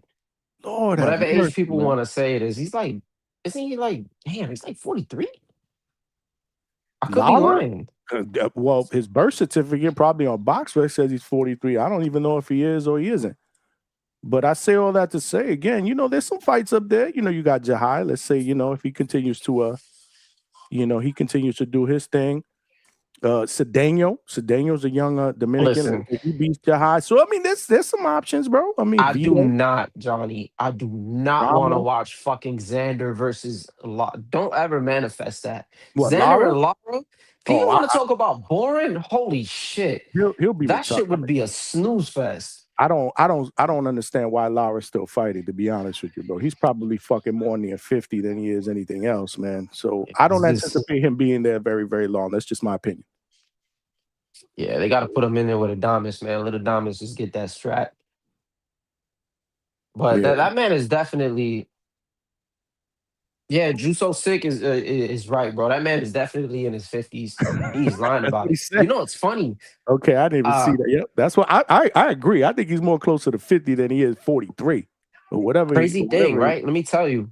It's my pop's birthday today, right? So I was chopping it up with him. Happy birthday, man, Pops. Yeah, thank you, man. And we were chopping it up about something. So there's this little inside joke. So he's born the 17th, but his birth certificate says the 16th. Mm-hmm. It's the weirdest shit in the world. So basically, my grandmother said, like, what she told him was she went into the fucking hospital on the 16th, but then she gave birth to him in the 17th. And my pops is like, but if that was the case, the hospital would have got that correct. So he feels like my grandmother's completely off. I think his social security and his birth certificate says like two different things. And I'm like, damn, Dad. So I'm like, you're not really, you know what I'm saying? You're not your age. You're not 55. You're like 110. You got like 2 birthdays every year. That's hilarious. But you know, shit like that only happens to Hispanic people for some reason. Either that or they get the last names mixed up or the spelling of the first name, which should have been different. They screw that up in the hospital. And I got stuck with a name that's misspelled because it's my daddy's fault. I don't know. I've just been hearing stories like that all the time. And it's always from people that I know that are Hispanic, man. Namely Puerto Ricans, man.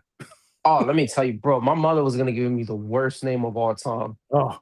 And my father had to stop her. Like, it was fucking... She planned on fucking naming me Bartholomew, bro. I don't know what the fuck. Yeah. Bro, you know how many times like, I've heard that too from people?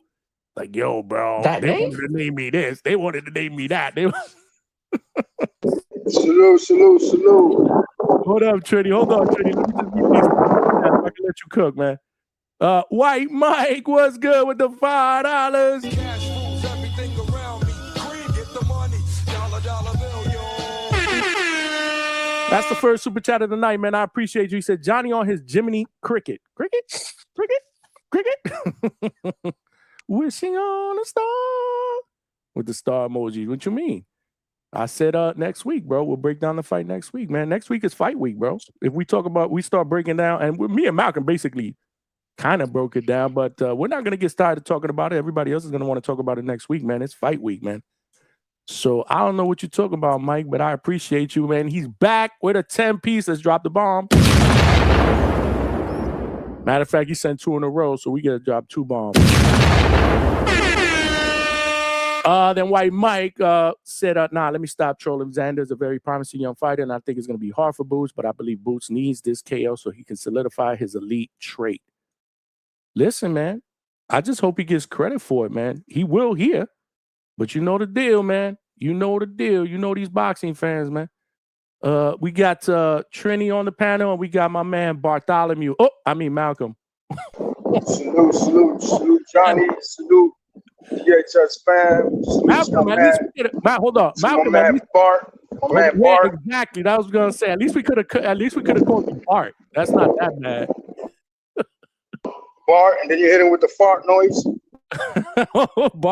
Bart the fart. Well, salute, man. Salute to my New York Knicks for bringing the vibe back to THS. Yo, Johnny, you lucky they got it done, man. You would have been vibeless for a whole another year, bro. The coach would have been gone for a whole year, man. Thank God the Knicks pulled it off. The aura back. Salute to them. And yeah, I know you don't want to chop it up to next week about the fight. But yeah, man, we all Puerto Ricans on the panel. We could all attest that we was weaving them chancletas at age 9, 10. You too, Malcolm. You was weaving them shits. Or was you getting cracked, Bart? I don't know. Bart was probably getting hit with them shits. I think he had a bad connection, so he jumped off, man. Malcolm, you need to come back on, man. We weren't. Nah, they was connecting. The Chancletas was connecting on him. That's why he, you know what I mean? He on the other team. But yeah, man, put some more adobo on that Philly steak. He fooled. I seen enough. I heard enough. I've been saying it for the beginning. The bright lights gonna be too bright, just like it was too fucking bright for the alien. And I also was saying that homie left a lot in that gym, and coach let a little bit out the bag. You know what I'm saying? So I can't wait till he pull it off. And yo, that was I never said no shit like that about the Knicks fans and your lady or your woman or your girlfriend. I know how you get down. That's coach trying to start beef because he mad. I blew him up saying that he dropped the most jewels and Super Clay show. So all I said was shout out to the Knicks fans that kept you in the house, that didn't let you come outside with the Bulls hat on. That's what I said. That's another reason why. That's another reason why. Totally different, which I didn't believe him. I'm like, man, yeah. He trying to start that shit. It's all good though, since the coach. But yeah, that's why another reason why I want Zayas to put it off. Because coach fighters are punching Boots in the face, you know, on sparring. But after the Zayas win, we know the coach that's gonna pull up. We know the coach who fighter ran Boots out the division because he didn't want to feel the Jaguar punch in his face. You know what I mean? So hopefully after the win, you know, coach pull up, and coach got a little comp. He talking down on the minimum wage workers, you know what I mean? And he folded up a little bit when the coach on the panel. So yeah, I'll tune back and salute. Salute for Trini, man. Dropping gems. Oh, and salute. Y'all got the parade tomorrow, right? You going to the parade? Trini. Damn. Yeah, I'm gonna be out there, but in the cut. I'm gonna be in the cut. You know what I'm saying? They was hitting me up. My homie got the same spot he had for the Giants parade. I'm like, nah, I'll be out there too long. Nah, I ain't doing that. I'm in the outskirts, enjoying the eye candy, just chilling. You know what I mean? But I'm definitely gonna experience it. The city litty, man. I was outside last night. I took lunch outside. Yo, the World Cup. Yo, World Cup through Kyoto. He's like, it's like 3 a.m. I'm on my break. He's like, yo, where can I buy some shoes? They don't want to let my girl in the club with the sandals. I'm like, I don't know, bro. Like, Google that shit. Wow. You know what I mean? But y'all believe in Google worldwide? And then he opened the van. That shit was flooded with bitches and all that shit. It's lit out here in the city, man. This shit is the best time to be in the city, man. It's just lit. Word. But y'all stay up. I'm gonna tune in a little while. All right, man. You get situated to punch it and all that. Yeah, it's bad windy out there. Shit. Yeah, it's windy. It's breezy, man. But it might be a little rain in our parade, but it's all good. I wish we had this little breeze for tomorrow, but it's all good. You know, the wet t-shirts. They be out there with wet t-shirts. The more I can. My man, always on the prowl, man. Salute to Trini BX. And salute to y'all, man. Hold on. Yeah, no, the parade is tomorrow, man. I heard about it. But yo, I also saw some shit, man. The police commissioner is saying that they're gonna start that you got to get there early. They're expecting millions of people, and I think at a certain time they're gonna start shutting shit down and sending people home. If you don't get there early, you're gonna be asked out, man. And listen, man, hopefully the true hardcore Knicks fans that have been suffering for decades, the sane Knicks fans, not these hoodlums, not these lunatics that want to burn down the city. Hopefully the sane Knicks fans, like Mike Leon. Mike Leon was up here yesterday. I felt bad, man, because I rained on his parade, man. He jumped on here. I think the first thing he said was, yo, congratulations, the Knicks, blah, blah, blah. And I was like, well, let me set the record straight, man. I'm not a Knicks fan, bro. And he was like, damn, I thought you were. I take it all back. And I'm like, well, let me just explain, man.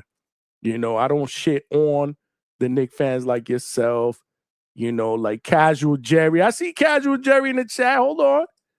Casual Jerry with the 5-piece, man. Cash rules everything around me. Green, get the money. Dollar bill, yo. I gotta drop the bomb for my guy. Yeah, Casual Jerry, we ain't seen you here the last show or two. Well, actually, no, yesterday we ain't see you. I think you was on the Saturday show, if I'm not mistaken. The one that went into Sunday morning, man. The immediate post-fight reaction for the Bam and Antonio Vargas fight. Casual Jerry with the $5 super chat says, salute, DHS. Salute right back at you, my brother. He said, hey, did you hear the New York Knicks are 20-26 Champs. Yeah! Yes, I did hear. Let's go, champ! Yes, and I did congratulate all y'all true hardcore Knicks fans. Like I said I would. Like I said, I wasn't rooting for him. But yeah, I'm not a Spurs fan either. So salute to y'all, man. Like I said, the hardcores, shout out to y'all. But yeah, these thugs and all these other morons, yeah, no, I can't rock with y'all, man. I can't rock with y'all, man. But salute. Thank you, Jerry, Casual Jerry, with the super chat. That's the third super chat of the night. We need 7 more to get to our goal. We had a great interview with a young prospect from Newark, New Jersey, Yoell Boy Boy Cooper. And now we'll just open up the panel, like I said, and we'll just talk a little bit of boxing. Malcolm brought it up, though. This Errol Spence interview with Andre Ward on the Art of Ward. Salute, man. I love Andre Ward interviews, man. Y'all know interviewing is my passion. So I watch all these interviewers, man, to try to take something from each, man. Like the Nesta Gibbs, who are dope, the Najis from Cigar Talk, Andre Ward. There's some of these dudes out there that are just really, really good, and I'm trying to get better and better. And I want to be mentioned, in the same sentence as these dudes one day. So that's why I'm going to continue to work on my craft, man. But that was an excellent interview with a fighter that realistically admitted during that interview that he does not open up to people. He doesn't really like to talk to people or be around people. In fact, he said in that interview that he used to drink, to be able to open himself up, to be able to be around people. Oh shit! This meme is legendary.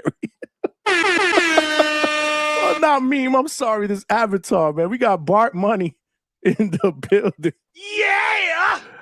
AKA Big Money. Yo, that avatar, I said meme. That's not a meme. That avatar is fucking priceless, bro. If you guys missed yesterday's show, please check out the playback. Lots of fun, lots of laughs. We had jokes on Stock and Coach. Big Money, what's good, man? Yo, what up? First, how the audio? The audio is perfect, my brother. All since we got off last night to like this afternoon, I've been fucking with that. I've been fucking with Stock about this shit. So he knows, because I didn't see him on the Discord today. He definitely wasn't in the chat yesterday when this shit was going down. So he does know. Oh no, I reached out to him privately.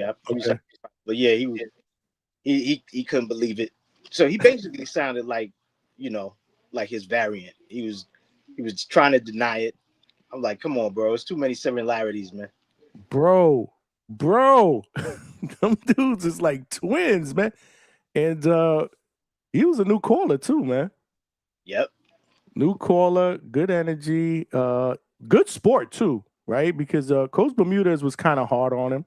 The chat was kind of hard on him. Chevy came up and she threw some shots at him.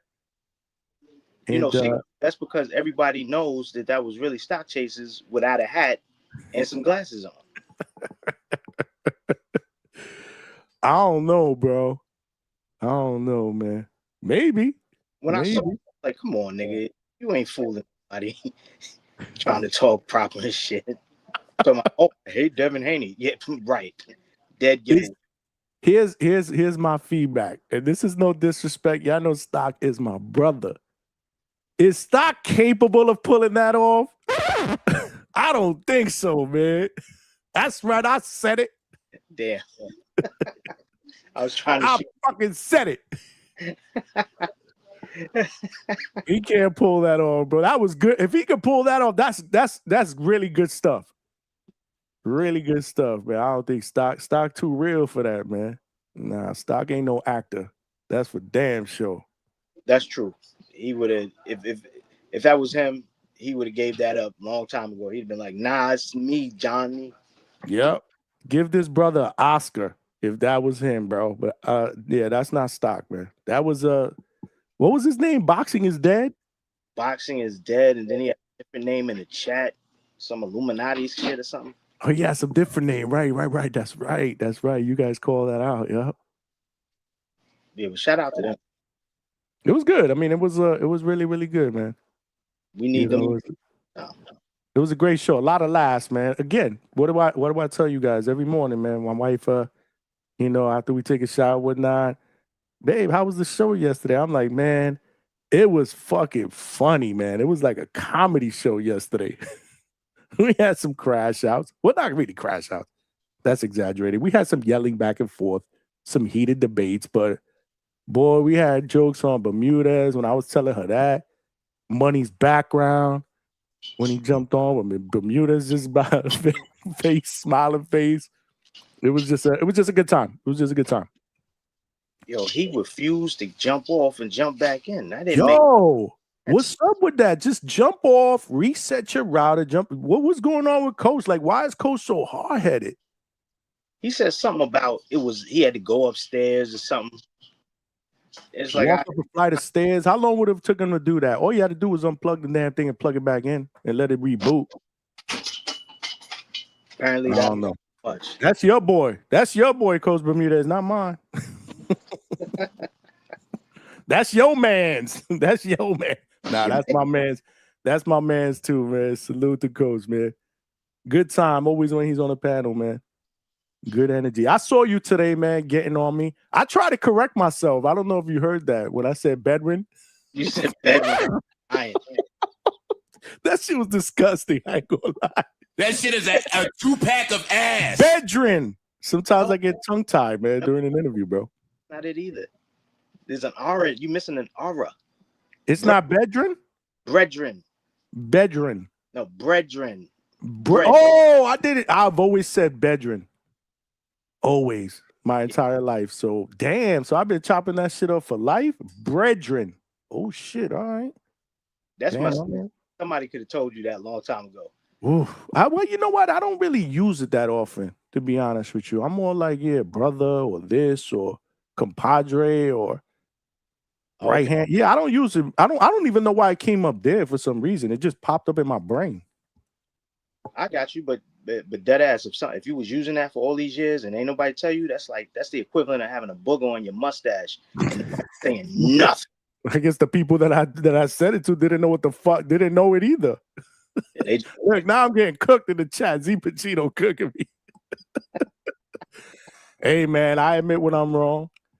I admit when I'm wrong, and I can laugh at myself. You gotta laugh, and that's one of the things that I've learned doing DHS, man. With you guys having Coach on here, if you can't laugh and make fun and laugh at shit like people cook you or shit that you say on here that you can get cooked over, or some of the shit that you say that people want to cook you over this pause crap, then you don't belong here. You don't belong here, man. I mean, yesterday Polo Buck put a meme out with Big Money. Coach hugging Big Money. Yeah, that was I took it off. I took it off because Coach was like, man, I don't like that one. I don't like that one. But it was borderline weird, bro. It was borderline. It was kind of like that Malcolm one. It was teetering into that territory Malcolm one. So oh man, but I had to show Polo love, man. You know, but if it doesn't stick, you know, we got to get rid of it. He fucked up my fro too. I was kind of pissed. Man, he did, man. But that was Coach's fault, man. Coach was trying to get on. Coach got on you with that, but man, he made you look like buckwheat, man. That shit was not cool. Yeah, that's what the chat was saying. The chat was cooking. That was Leonard with his corny ass. That's who it was. Look, look, and this is what we had to fucking deal with last night, bro. This shit. All night long. Coach Bermudez frozen. Kept trying to turn his camera on and off, and this is what we kept seeing. This shit. Yo, Coach was killing me with that shit. I was like, yo, just go upstairs, bro. On one of them stretches when somebody else is running their mouth, just hit that staircase, unplug the shit, plug it back in. He was like, nah, fuck that. Look, somebody talking fast. Steve was good. He said Johnny been saying bedridden. Nasty. Well, I didn't say bedridden. Yeah, see, he was saying bedridden. Bedridden. I was saying bedridden. That's what I was saying for years. Every time I said it until today, when I chopped it up today. But I be seeing y'all be looking at the chats. I wanted to say, I was going to say your message today. But I said, by the way, I be seeing your bullshit when I be doing interviews, man, trying to throw me off with your sarcastic shit. Yo, I gotta troll you, man. See, if I was up there, I couldn't do none of that shit because you already know I'm cut off from the chat. That's why going forward, I'm gonna have to start putting you on more of these interviews, man, so I can keep you quiet in the chat. Because then I know you won't be in the chat cooking, bro. But you be saying some shit that I'll be like, what the fuck? I gotta troll you, man. You might. When Mike was on, bro, you were saying some shit that I was dying, bro, about certain people. I'm not even gonna repeat it, man. I'm not even gonna repeat it. But I was like, this motherfucker, bro, my guy. In these YouTube streets, this is my world. You said it, not me, man. Casual J with the $2. I absolutely thought Big Money was bald. Nah, why? Nah, bro. We've seen him before with a hat on or whatever. You could tell. You could tell he's not bald. Nah, you know what it is? I was trying to go for the waves and shit, and I kept brushing it down. But you see, my shit is curly, so the shit just bounces. You know what I mean? I can't do nothing about this shit. So I just said, fuck it. We're just gonna wig out for the summer. F Coach, bro. Don't do what you do. He always talking shit. Coach always talking shit. That's why I be laughing when Chevy come up and start cooking his hairline and all that shit. She be cooking. Cause you know later on that night she be like, I was just playing with you, baby. I love you. I love you. Yeah. I think so, man. But always a great time here at DHS. Smash the like button, y'all. And we're gonna start talking some boxing. Yeah, I guess he ain't coming on, man, because I sent a message and they say he's still in the gym. I'm waiting for him to respond. So when shit like that happens, that means it ain't gonna happen. We'll try to get him on tomorrow. We'll try to get him on tomorrow. Damn, and you know what's crazy? You know what's crazy? He's fighting Euri Cedeno. Yeah. And ain't nobody know Euri Cedeno more than my guy, Broadway Yoell, who's in the building. Yo, what's good?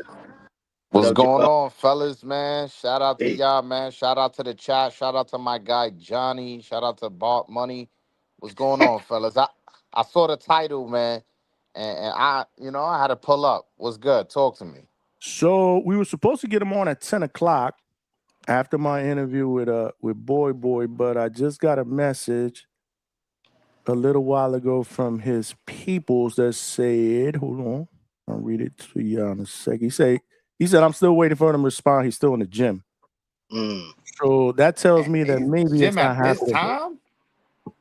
That was at 10. When was that message? That was at 10:29. We at 10:52. He on the East Coast? Yeah, I think he's on the East Coast.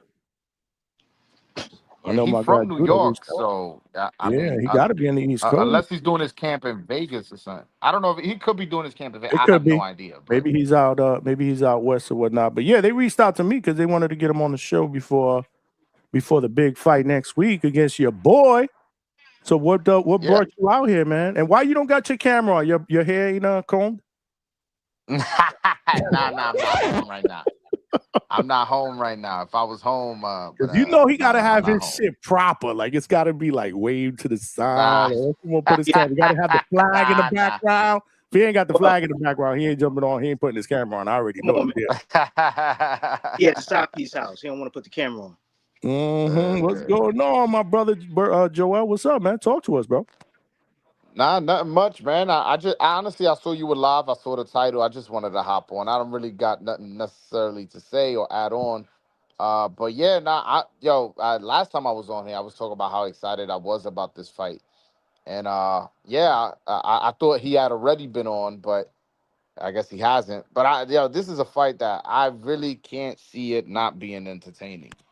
I could maybe see it being it one-sided either way. Like I could see that, but as far as boring, this very I can't see this fight not living up to the hype. You got two offensive young guys facing each other. It's gonna be explosive, man. I don't disagree, man. Based on styles, this one could steal the main card, man. I mean, I think it is. I mean, realistically, I mean, I don't expect Ben Whitaker to against this dude. No offense to Richard Rivera. Again, this is Ben Whitaker's first fight in the States, but I expect Ben Whitaker to win that fight. Emiliano and Bryce, I don't know. But Jahi and Eddie, that could steal the show based on styles, man. You're right, Joel. No, and not only that, they LG Cedeno got a very extensive amateur, so he got some pedigree to him. Got a lot of experience. He had over 400 fights.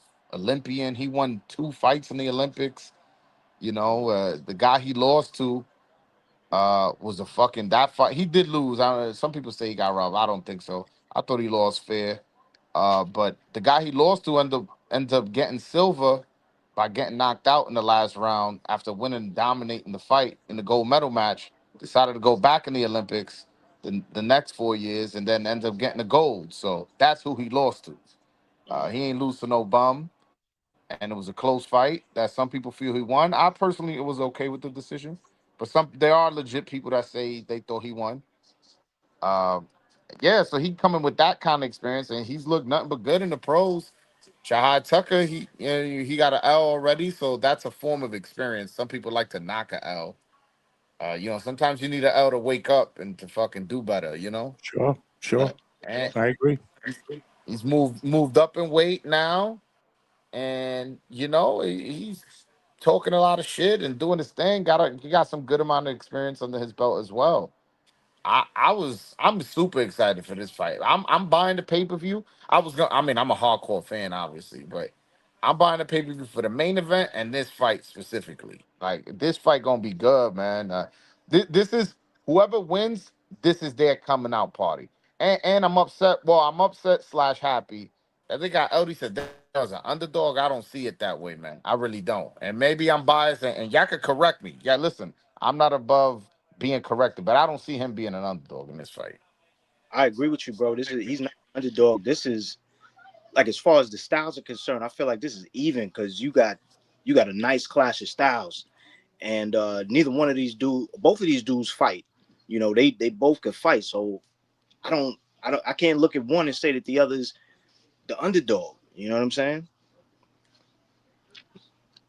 Yeah, I It's would a pick 'em. favor Eldy because I think he got more punching power and his stamina is better. But uh, yeah, I wouldn't say he's a super duper favorite. I do think he's winning by knockout though. I don't think this ended in a decision either way, to be honest with you. But yeah, nah, I would favor Eldy, but hey, man, I'm gonna make some money, I guess. That's what that tells me. I'm gonna make some money. Well, as far as that's concerned, yeah, if you're betting, that's not a bad thing for you, right? Because you're going against underdog odds. My question is, you said you buying the pay-per-view. Why aren't you going, bro? This shit is in Brooklyn. I thought you might pull up. Well, I applied for a media credential. We'll see when I get the response as to when I'm approved. But tickets are expensive, man, and it's sold out already. Damn. Wow. Yeah, I think I'll find out this Saturday if I got approved or not. Yeah, they be on that bullshit, bro. I hate that whole credential shit where bro, like tell me at least a few weeks in advance. Like they want to tell you like fucking 5-6 days in advance, and then if you got to fly somewhere, like that's crazy. Yeah, the thing is, and yeah, what makes it tough is that this is although the headline is Top Rank Matchroom, it's a Matchroom event. What makes it tough is they don't got a lot of Dominicans, so they just see my application and they're just like, who the fuck is this guy? Like Oh no, with right. PBC and Top Rank, I never got to worry about that. They know who I am. They support me. They treat me nice whenever I pull up to events. They make sure I get approved. Matchroom, I haven't had luck. I applied this time. Let's see if I get approved. But yeah, if I don't, get approved, I'm buying the pay per view. I guess I'm being a little negative about my approval. Hopefully, I get approved. So Joel, this is wrong on BoxRec because it looked like they're saying that Top Rank is the promoter of record, like they're the lead. They're not the lead. I don't think so. I don't I think don't think so. I Cause don't think so. Well, they got the yeah, champ. cause it's not. Well, the reason I don't think so is because where I applied my for the media credentials wasn't through Top Rank. See, Yeah, I gotta hit up our homeboy, man, because he ain't get back to me about them credentials. Who's Who you this? talking about? Stacks. Pass the plug. Who? Stacks. Oh, Stacks. Yeah. When did but when did that email come out to apply? Because that was also pretty late, if I'm not mistaken, right? Well, remember he said he was gonna handle it for me. You dig what I'm No, saying? no, you good. I'm asking Broadway. Nah, I have one of my guys. Oh. One of my guys send me the link. One of the guys he works for. He works for Fight Hype, and he texted to me. He was like, "Yo, if you want to," I was like, "All right, cool." I got you. Cause I know Yeah. normally they come out. Usually that's the thing about these type of events, man. Usually when they announce the fight, I'm sorry, not when they announce the fight, like when tickets go on sale. Mm-hmm. That's when they shoot out the email. But it didn't go out at the same time as this, because I was originally thinking about doing this, and I wanted to cover it for us and TBV, but right. I was like, I'd be better off just doing a live fight chat for it. Yeah. If I do get approved for the media credentials, I plan on bringing my laptop and streaming from there. Like, I that's something I've seen people do. I was like, oh shit, I didn't know you could do that. So that's definitely what I plan on doing. Yeah. Usually when I get a credit, I'll take my lap, but I don't use it. I'm on the move. I'm usually walking around trying to talk to people, make contacts, get a short, get a quick interview with somebody that's there. So yeah, I don't do that, but yeah, there's some people that do that. What were we gonna say, Big Money? I'm sorry. Man, I'm just listening to you guys and I'm taking it all in. I'm like, maybe that might not be a bad idea. You got a YouTube channel? No disrespect, I'm not familiar with you, if you got a channel. Yeah, I do. Moneyline with Big Money. All right, I'm about to subscribe right now. I appreciate you, man. I'm more or less a hangout over here. I'm getting the feel of the live streams. I do some content. I got to do a little bit more, but I'm mainly doing it. You know what I'm saying, from the phone. So it get hectic when you putting the videos together. I got to start going live a little more. Nah, it's all good, bro. Yo, bro, Johnny started there. I started there. Everybody started there. So, like, just because you small now, Amen. or you getting your shit together. Look, me and Johnny, we both got a good following. We go live and we get content, and you gonna make mistakes. So I don't care if you got 1 subscriber. You about to have 2. You know what I'm saying? I'm about to subscribe right now. Salute, man. Nah, Joel a real one, man. Joel a real one. Hey, look, people Yoell live sometimes, and I don't know what the hell they talking about because I can't. I'm not as good with the Spanish. I speak Spanish better English sometimes. He did one the other day. He did a Knicks recap the other day. I'm like, look at this dude doing a Knicks recap. Yeah, it was too historic, bro. The city, I never seen something like that in the city, man. For real, the whole city was together. Yo, crime went down in New York anytime they played. That's some shit. Bro, Yeah. what I was seeing on social media with these damn hooligans fucking burning down buses and fucking assaulting people. Yeah, but I ain't said there was no crime. I said the crime went down. Bro. Yeah. I was like, man, look at these hooligans. Don't know how to act, bro. Like, really? Well, he been trashing our fans over here. He got to give. Hell yeah, I've been doing that shit. Yeah, bro. It's been 53 That's years. Unacceptable, man. I salute to all the hardcores that are sane. They're not insane. They've been suffering for decades. I'm happy for y'all. But for these young dumbasses, I'm sorry, I'm just gonna say it for what it is. Nah, that ain't cool, man.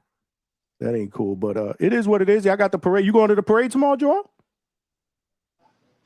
I don't think so, man. Just because of what you talked about, man. Like, I'm a grown man now. Went down. What happened? No. But listen. One thing about New York, you got to know where you going, bro. It's funny. I'm not sure though. I'm gonna see how I feel in the morning. I'm probably not gonna go, but I'm gonna see how I feel in the morning. Well, you better get there early because I saw something on social media. The commissioner of NYPD or whatnot said that they're gonna start turning people away if you're not there at a certain time because they expect millions of people there. Yeah, they said they expecting more than 5 million people. I don't know how that's gonna happen, but that's what they're saying. It's gonna be crazy. I'm don't plan on doing it because it's too much. They're gonna be shutting down streets. They're gonna be, it's really gonna be bad. It's gonna be so congested. It's gonna be like Times Square, New Year's Eve. Yeah. Yeah, that's exactly what it's gonna be like. Maybe even there's worse. gonna be over 10,000 cops working. There's gonna be cops in Nick gear undercover in the crowd, like, and there's gonna be snipers. This counterterrorism, like they really rolling out the whole security system for this. They got You to, know, man. so They absolutely got to, man. But hey, man, when you don't win a chip in over 50 years, I get it, man. Salute. Like I said, man, I'm not hating on those fans. Y'all know who I'm really hell yeah. hating on. I agree with you. Listen, man, you can celebrate, but fucking burning down the school bus that takes kids to school is I whack. mean, there was a video that I saw of some dude. I don't know how he got there on a light pole doing chin-ups. I'm like, What? I hope this asshole falls and nobody catches him. That ain't right, John. Fuck that, bro. I'm sorry. I'm old, bro. I'm over all that crazy stuff, man. And I live in the sticks over here in Florida, man, where it's boring and retirees, man. I'm over all that stuff, man. How long you been out there? How long you been out of New York? I've been out of New York for 13 years, but I've been in Florida for 5 years. I used to live in Pennsylvania. I lived in Pennsylvania for 7 years. Oh, okay. So going on 13 years. All right. Mm-hmm. I was done with New York, man. I get it, bro. The parking, the traffic. Parking. We talked about this one time, remember? We talked about it. Like, I'll give y'all guys a list. I was on the live looking for parking, coming back from a Subriel Matias fight. You remember that? Yeah. I've been there. Yeah. I don't know how. Again, I tell people all the time that I don't know how y'all still do that. Look, man, I did that for years. Finally, one day, I remember one time I couldn't find a parking spot. And I couldn't even leave on a Friday at 8 o'clock. My wife was like, let's go to the movie. I was like, you crazy? We leave now. We come back. We'll be out here for 3 hours trying to find a spot when I lived uptown. But one day I went inside. And I was like, we're done. We got to get out of here. I'm done. I'm done with New York. And that's when we moved to PA. And, it was, it was good. It was good. Listen, I feel like New York is a single man's place. Like if you single, I'll be honest with you, there's no better place to live. And maybe Miami, but it's like the entertainment value is endless over here. Everything's 24/7. You can find something to do. Is that like when you single here, but when you got kids and you married or you got a fiance or a serious relationship, like this shit is crazy. It's so expensive. Everything. It's traffic. It's parking. People rude. It's like that's it's fucking dirty. It's like why the hell am I here? Yeah, no, you bring up two good points. Like I said, single, you're right. But yeah, you want to have a family or whatever. I'll never forget when I was when me and my wife were dating and we were engaged and we started looking at property. I was like, I can't afford this shit. I was like, this is crazy. I moved to Pennsylvania, year and a half later out of the house. Whew. Taxes were cheap. It was just different. It was just totally different. It was the best thing I ever did at that point in my life. Yeah, you're crazy. But there's like a trade-off, right? Like then you like I'm like you said, like, yo, why are you not going to the Boots fight? Like right there, like Boots fighting in PA. You know what I'm saying? Well, I guess let's not include Philly because Philly is a major city. Like these guys not fighting in Florida. These guys fight in New York. You know what I'm saying? Like Knicks, we got the champions over here, man. I could pop my shit. Is it okay I pop my shit, my Knicks fan shit? If you want to, go ahead. Hold on, let me hit the mute button. Let me hit the mute button so they can hear you and I don't have to hear you. Now, go ahead, man. You can pop your shit, man. You can pop your shit. I'm just saying, man, we the home of the champs right now, man. It only took you 53 years to be able to say that. So go ahead, man. Say it. Say it loud and proud. Hey, man, facts are facts. We're fresh off of a finals win. Now, this is not something I made up. Y'all all saw the finals. Y'all saw how crazy the city got. Yo, this is the one sporting. I was telling my girl the other day this. I was like, yo, the Yankees was just in the World Series with Aaron Judge and Juan Soto. playing the Dodgers, and the city didn't feel like this. The city was locked down. Everybody, orange and blue, everywhere you go. You hopped on the train, you went to the gym, you went to school, work, wherever you go, there was somebody with a Knicks hat, shirt, jersey, headband, everything. I did say that, right, Big Money? I said at one point, I said it a couple of times, ain't nobody does it better than New York fans. That I will tell you. I will admit that. Bro, they're going to be wearing blue and orange till next year. They buy in. Even if they're not fans, you're going to see New Yorkers, they're going to buy gear. They're going to show up at the Garden. I mean, look at all these watch parties with thousands and thousands of people. So yeah, no, nobody does it like the New York fans. That I will tell you. And I understand that again because there was the Knicks ain't been there for so long. So that I can believe that. I can definitely believe that. Yeah, man. Yo, I'm just hoping they could repeat, man. The city really needed this. We've been through a lot, man. We needed some shit like this. I hear you. Together. There's a question for you, Broadway. Z Pacino with the 5 piece. Appreciate the super chat and the question. My brother Z Pacino said, Joel, if you were a betting man, what round does Eddie or Yuri? Is it Yuri or Eddie? Euri. Okay. Yeah. Okay. Yeah, there you go. Euri. Yeah. Versus Jahi end.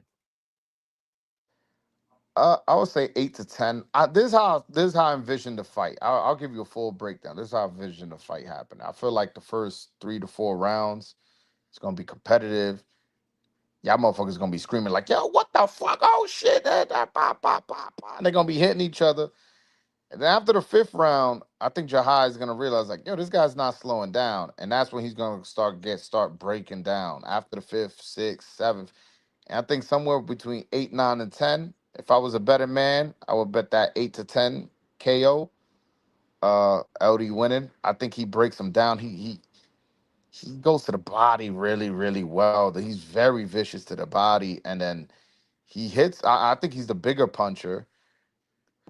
He's the bigger fighter. He's the southpaw. He's I don't know. I that's how I envision. I envision him breaking him down. I think the first 4 to 5 rounds is competitive, but after that, I think Jahi starts wearing down, and that's when fucking it might get ugly towards those end of the rounds. I think it'll be a competitive fight, but like the tail end is gonna get real uncompetitive and ugly, and I think the ref will step in and stop the fight.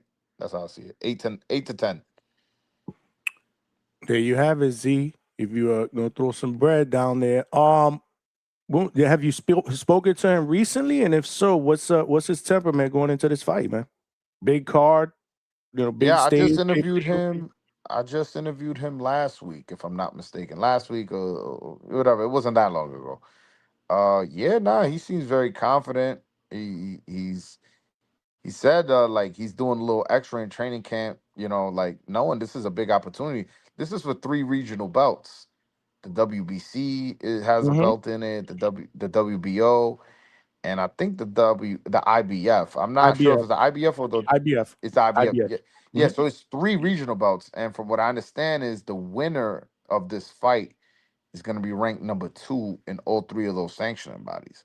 So the winner of this fight is 1 to 2 steps away from a title shot. Wow. The stakes are high, man. And then the winner of this fight, listen, and this is where everybody gets excited. The winner of this fight, y'all telling me y'all don't want to watch the winner fight Yoeli Hernandez? Hell yeah. Hell yeah. Think about that.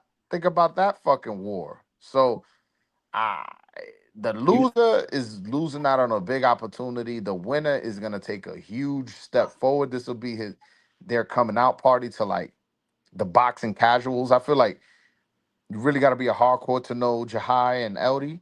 I think after this performance on such a big card, being the opener of a pay-per-view, and for being for 3 regional belts, I think this is the winner is in a really good position and probably a champion by the end of the year. I like it with Euri and Yo-Yo, because them two been going at it. Yo, yeah, nah. fucking Yoeli came on my channel, called him his son and all this, and he was Did he? wilding out.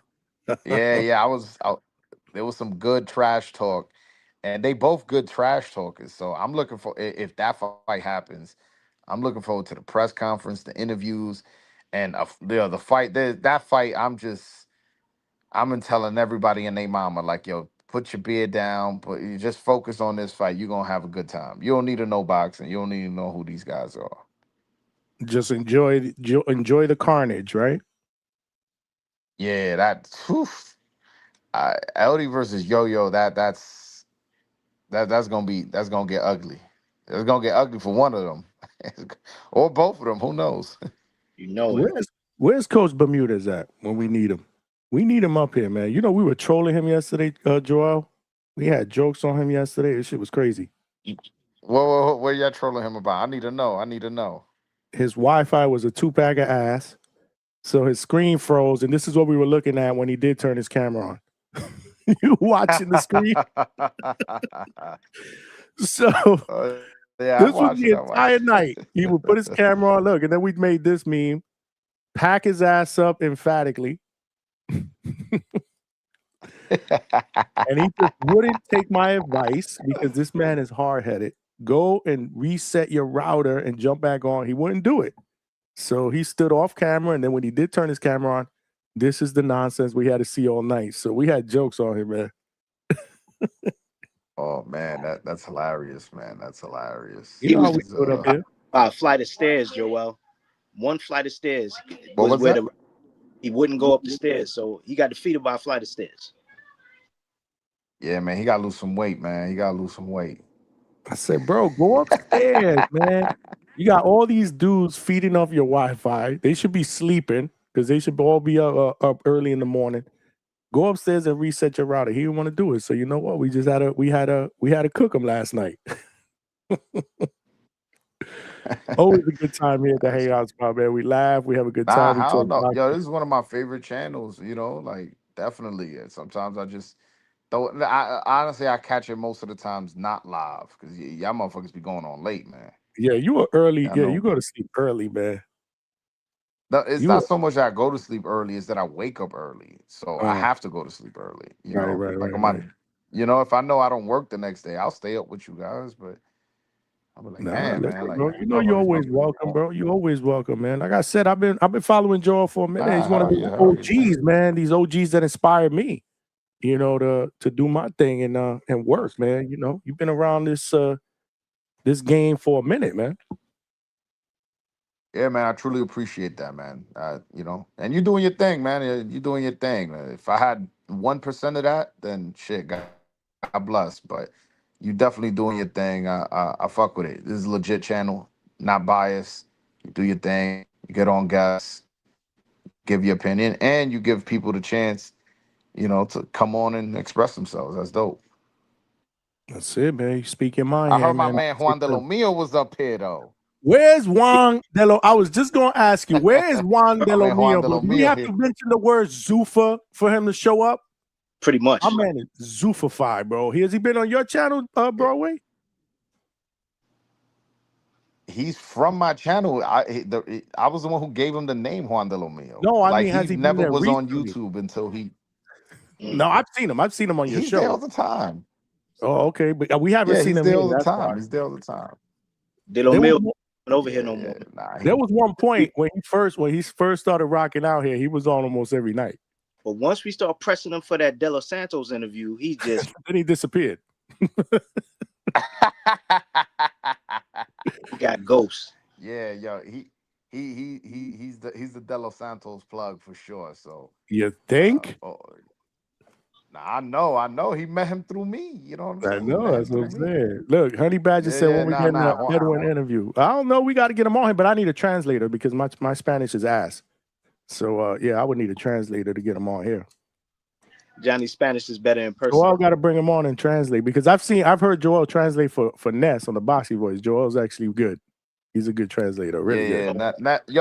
Ness. I got love for Ness because when I first came onto the scene, I was getting my first interview was Hector Luis Garcia coming off that Colbert win. Like I was getting. Then after that was Michelle Rivera and Carlos Adames. So I kind of was getting big names when I had like 200-300 subscribers. And when I went, the Ness invited me to go to Vegas back when he was in Vegas to his studio over there. I went over there and I had like 700, 900, I don't remember subscribers. He was like, "You're not even at 1,000, so you're not monetized." I was like, "Nah." He told his fan base, "Yo, everybody here, I need y'all to subscribe." Yo, I went from like 700 or whatever. I don't remember. It's 700 or 900, somewhere in that frame. I went to over 1,000 like in 20 minutes. That's Ness, man. That's what Ness does. Yep. I was like, "Whoa!" Like that shit was crazy. So I was monetized. So I was making a little money. So yeah, that's my guy, man. So when he hit me for the translation, he hit me a couple times for Rohan, for Subriel Matias, and he definitely do his thing. I helped him out. Yeah, Ness is my brother, man. I remember one time we tried to that shit was terrible. We had Subriel on, me, Ness, and man, that was brutal. Because neither one of us are good. Like Ness is better than me, with the whole Spanish stuff. I understand everything. It's just speaking it and doing an interview. I'll chop it up. And I think after that, we were like, nah, we're not doing this anymore. And I think the next one he did in Spanish, I think it was with you. It was either with you or it was with Cesar. He definitely. I definitely have done it for him a few times. So, but he's. Yeah, Subriel Matias, man, that dude's a great interview. A great interview. He's really talking shit. Yeah, he talking shit. He talks his shit, man. I like him. Yeah. He when I first interviewed, he kind of came off a little aggressive with me because I guess he thought it was when he was gonna fight Puello. He thought I was gonna be biased, and then afterwards he realized like, oh shit, like, all right, like. Then afterwards he hit me like, yo, I respect you, bro. I thought you was gonna come a little bit more biased. I was like, nah, bro. I was like, what? I'm a bachelor fucking guest? You giving me your time? And then after that, like me and him, we got a good relationship after that. Yeah. No, I've seen he's been on your show a bunch of times, man. No, salute, man. Mm-hmm. I would have so much more Spanish. You know how many Spanish fighters I know? From the cars that I've been to at Korea, and it's just the Spanish is bad, and I gotta get a translator. That's I would have had. That tells me you need to work on it, bro. Yeah, you preaching to the choir. I hear it from these dudes. I hear it from my wife. That's right. Yeah, no, I got you. All of y'all right. It's just I don't know. I ain't got nothing to say. We'll get it right one day. We'll get it right. That's all I got to say, man. It's never too late. Never too late. Yo, but I wanna ask y'all, how y'all feel about De Los Santos Rayo rematch? I'm curious. I'll give you my opinion. I don't have no problem doing that, but I definitely want to hear y'all perspective. I can't wait. Yo, how you see the fight playing out though?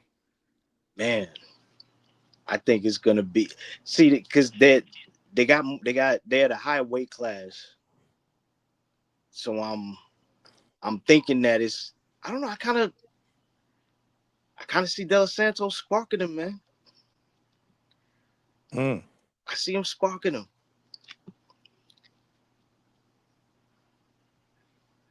I see it because he's. I know that last fight on that Sean boxing card. What was that? I think in DR a couple months ago. Yeah. It was in DR. Yeah. He sparked that dude, so he really didn't get a lot of get some of that ring rust off. But I think he's young enough where his bounce back is going to be different, especially since he didn't take. It's not like he took damage. He just had like a surgery. He's not like how EJ took damage and time off. He just he had a surgery. He had some time off. He got in the mix. He got a nice little knockout. I think it's going to be competitive, but I think he'll spark him. Mid to late. Ooh. So you got Edwin? Yeah, I got Edwin. You taking Edwin, right? And he sparked him out the last time in third round, fourth round? Third round, right? Yo, what's crazy is Rayo's favorite. Well, a lot's changed since that fight. Obviously, career-wise, I think Rayo's gotten better. obviously since that loss. The only thing that concerns me, and I'm going for De Los Santos as well. The only thing that concerns me is the layoff, man, because again, not counting that 1-round fight, man. He ain't been in the ring in almost 3 years, man. And this is he's gonna have to work in this fight, because Rayo's a different fighter than the first time than the fighter that he fought the first time. But I like Edwin, man. I like Edwin in this fight, and I don't think that this fight goes the distance.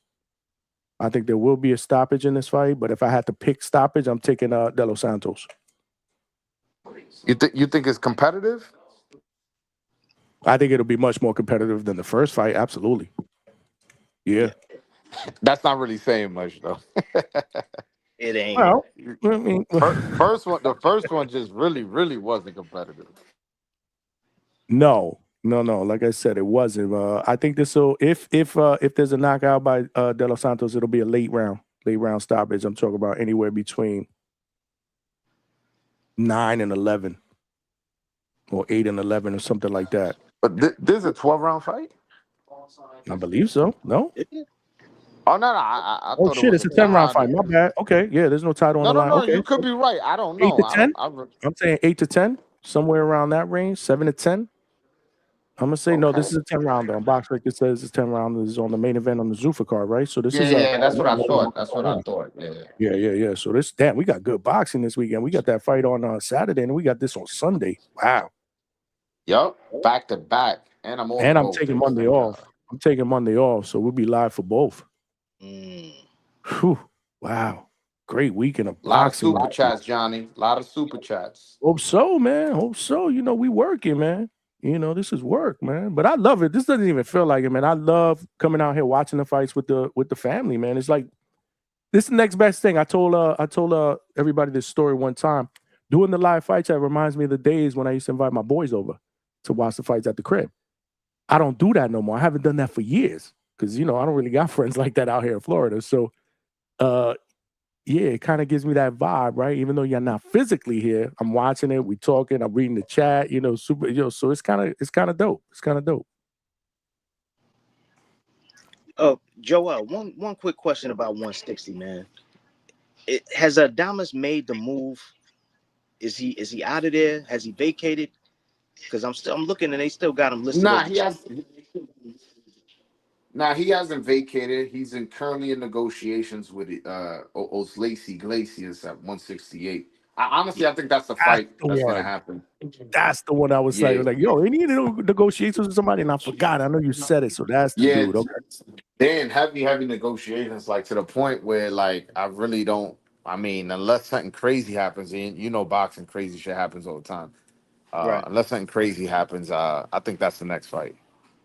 No, the reason why I was asking that is because I was thinking about what you said about Euri and the winner of him and Jahi, and how that because they're getting those secondary titles, 2 of them for the WBC, 1 for the IBF, that's going to put them in position. And when I'm looking at this, it looks like either way you go, really mainly the WBC route, you either got to go through Yoell, or you got to go through like Jesus Ramos, the interim. You know what I'm saying? You got to go through one of those guys, presumably, because they're at the top. Or this Mirim Sultanov. I guess he's a Russian dude, 20-0. He's number 1 in the WBC. Yeah. I'm just thinking that, that's actually his mandatory that he's from Kazakhstan. But yeah, I listen, man. I if you asking me to bet my money what happens next, Adames moves up, vacates, Ramos gets elevated, and he fights Iglesias, and then.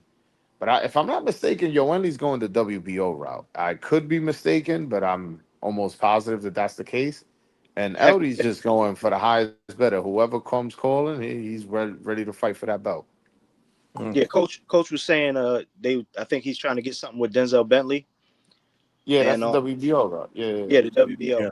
Yeah. Now with the IBF, I found that what's interesting over there is that Amari Jones is number 1, and Etanosa Oliha is number 2, and I would assume that since those two haven't fought, they're gonna fight, and then I guess whoever will be the winner of this fight potentially could go up against one of those two, which would, and I'm thinking if it's Amari Jones, man, that would be. I'm thinking like either Jahi or Euri. With Amari Jones would be a fucking banger. I like Amari Jones' style, man. He's been unimpressive. I can't believe he's ranked that high. You say he's ranked number 2? He's number 1. He's number 1 in the IBF. He's number 1? Mm-hmm. I don't see it. I'm not a huge fan of Amari. No disrespect. I don't know if that's your guy, but yeah, I don't think I think he would get hurt by Yoeli and LD and all those guys. I don't think he's at that level yet. Yeah, he's still young, so he could develop, but as of right now, I haven't seen enough to be like, yeah, this guy's the next up. Nah. He would still have to make it past, because the IBF is going to make him fight the number 2. Or if the number 2 is not available, probably Aaron McKenna. But they would, because he's number 3. But he still would have to get past one of them before he could even see whoever the winner is of this fight. I was just, I'm just thinking about it. Yeah, but, I mean, I like him. He's cool. I need to see more. Obviously, he's new in the game. But I like him. Amari, you talking about, right? Amari, yeah. Amari's he's a puncher too. That's the reason why I was thinking about it, because I'm like, man, puncher against puncher, that'd be a good fight. I wasn't a fan of his last performance. Which one was that one? Didn't he knock somebody out? Yeah, with I forget the guy's name, Italian dude. No. Well, am I confusing this guy? I may be confusing him. Oh, no. He's confusing him. You're talking about Omari Jones from Florida. Yeah, that's what I'm talking about. That's the guy you're not impressed with? Yeah. He's a friend of the show. Like I said, no disrespect. I'm not here to disrespect nobody. You know what I'm saying? Nah, listen, bro, that's your preference, bro. This is what we all about, bro. Speak your mind, man. Yeah, I haven't seen enough of him. I haven't seen enough to really like, the way he's been promoted to us was like he's next up, and I don't see it. Yeah, I could be wrong. He's still a young puppy. Yeah, he's 23. He's a bronze medalist. He's being promoted. He's a matchroom fighter. They're keeping him busy. I think he's gonna get better and better. He's got good size for 54. Yeah, I'm not writing him off at all. I'm just saying, as of right now, y'all was telling me about him and Yo-Yo, and I'm like, he's talking about Amari with the A. He confused him. Yeah, I'm like, that's what it was. I was like, whoa, like let's slow down, man. Like I don't want to see nobody get hurt like that. No, Amari, he's boy. He fights at 160. He's number 1 in IBF. That dude, he's a puncher. Like he's a big puncher, man. He sparked some dude out the last fight. He's a Golden Boy fighter, right? Yeah, he's Golden Boy. For whatever reason, I might have seen him. I for whatever reason, he's not coming to my mind. I watch a lot of boxing, so keeping up with names, I guess, is being a little bit difficult. But I don't want to say I've seen him, but I can't like specifically remember in my head what fight I've seen of it. Yeah, you must have missed the recent one because he literally just fought and knocked somebody out. 3 weeks ago? Yeah. Yeah, you probably didn't see that. Yeah, I ain't see that one. I probably was watching the Knicks game. Oh yeah, that's what you were probably doing. Yeah. Celebrating my championship. You know what I'm saying? Well, the Knicks championship, should I say? Pacino with the $2 said, "Don't forget, we didn't. Don't forget, Rayo versus Edwin, June 28th, the day after." I know you sent this earlier. I didn't read it until now, but we did speak about that. You know the deal, Z. It's going to be a crazy, crazy boxing weekend. The more, the merrier. Joel, just real quick, though, because I just want to make sure that I heard you correctly the last time you were here. You would prefer, if you had your preference, for Carlos Adames to stay at 160. Yes. Correct? Yes. Okay. Yeah, and the reason I say that is like a lot of times we get caught up on, let's look for somebody to give us an opportunity and and this and that. There's value in being the A side. There's value in being the number 1 guy in the division. Right now, I don't care what your opinion is. If your opinion is that Carlos Adames is not the number 1 middleweight, I really low key don't respect your boxing opinion. Right now, he's the best in that division, and he has the WBC belt. And like, why give that up? Like, you could stay the A side, get bigger cuts, make multiple defenses. He's one defense away. Right now, he's tied for the most defenses of a title by a Dominican. He wins one more, he owns that record solely. And this is a weak division. You could just keep padding defenses, and then these unifications will end up becoming. You can be the first Dominican undisputed. Yeah, it's a weak division, but you taking advantage of that. You racking up defenses, and that yo-yo fight is there for you. That LD fight is there for you. There's other fights. Zayas, he looked big for 54. Eventually, he'll move up. There's fights for you. Like, you going up, hoping you get a Canelo fight. You might not get a Canelo fight. You fighting Iglesias, who's a 6'3" southpaw. You know what I'm saying? It's like, I'm not saying you can't beat him. I actually would pick Adames to beat him, but why do that when you could fight Jesus Ramos? When you could fight, you know, like guys like that. I could go down the laundry list, but you could fight a guy like that and make roughly the same amount of money, if not more. You know what I'm saying? Like, more people know who Jesus Ramos is than they know Iglesias. So that's how way I look at it, but they don't look at it that way. They look at it like, yo, we beat Iglesias, we'll have a belt. We could either get a rematch with Shiraz or Canelo sweepstakes. And I'm like, yeah, you like hoping somebody gives you an opportunity as a B side instead of staying as an A side. That's the way I look at it. You know what I'm saying? Yeah, no, that's a good way to look at it. It's different, right? It gives them a different perspective, and I'm sure you've told him that though. But what does he say? Like, what's the thought process? Is Nah, it because I of that, told his or team because? that. I told his team that, but they just like, yo, like he's in his 30s already. We need a big money fight before he goes. So this got nothing to do with him outgrowing the weight. That's He make that's a great. That's what I was going at. Great make question. weight. Uh, you know, they say they can make the weight, but yeah. So if you telling me you can make the weight, I would say stay. Yeah. So they saying there's not. They saying they can fight in both divisions and this and the third. But from what they said, that the weight is not a problem. I mean, I And kind of and agree. Adamas is not a huge guy. Like, I don't know if either you met him in person. He's not like a big like, oh shit, this motherfucker big for 160. Nah, he's not that guy. He almost looked like he could make 54. And you're gonna fight at 68? It's like, I don't know, man. I don't. I think he beats Iglesias. I just want to be clear. I don't want no confusion to that. But yeah, I'm like, I don't know. I don't know. But whatever. Yeah, I Mhm. mean, to your point, man, it's not his fault that 160 looks the way it looks while he's there. You know what I'm saying? So if he could take advantage of it, he should. I think his only real problem is Yoenli. I agree. I agree. That's I like agree. his biggest problem if he Yeah. were to stay. So Your Yeah, and only, yeah, that could, yeah, I would agree with that too. Yeah. that's not a bad take at all. That's definitely not a bad take. Yo, but I'm about to head out of here. But before I go, I just want to tell y'all I'm in a movie. Yeah, I I'm, was just gonna ask you that before you brought it up. Go ahead, man. Kick it. I'm in a Let us I'm know. in a movie. I'm in a short film. It's about Panama Al Brown, the first Latino champion. Uh, in the movie, so he was champion in the 20s. We're based in the 40s after he lost his fortune. And when he was champion in the 20s, there was a little kid in the gym he used to take care of, hit him off for some money, buy him gloves, shoes, or whatever.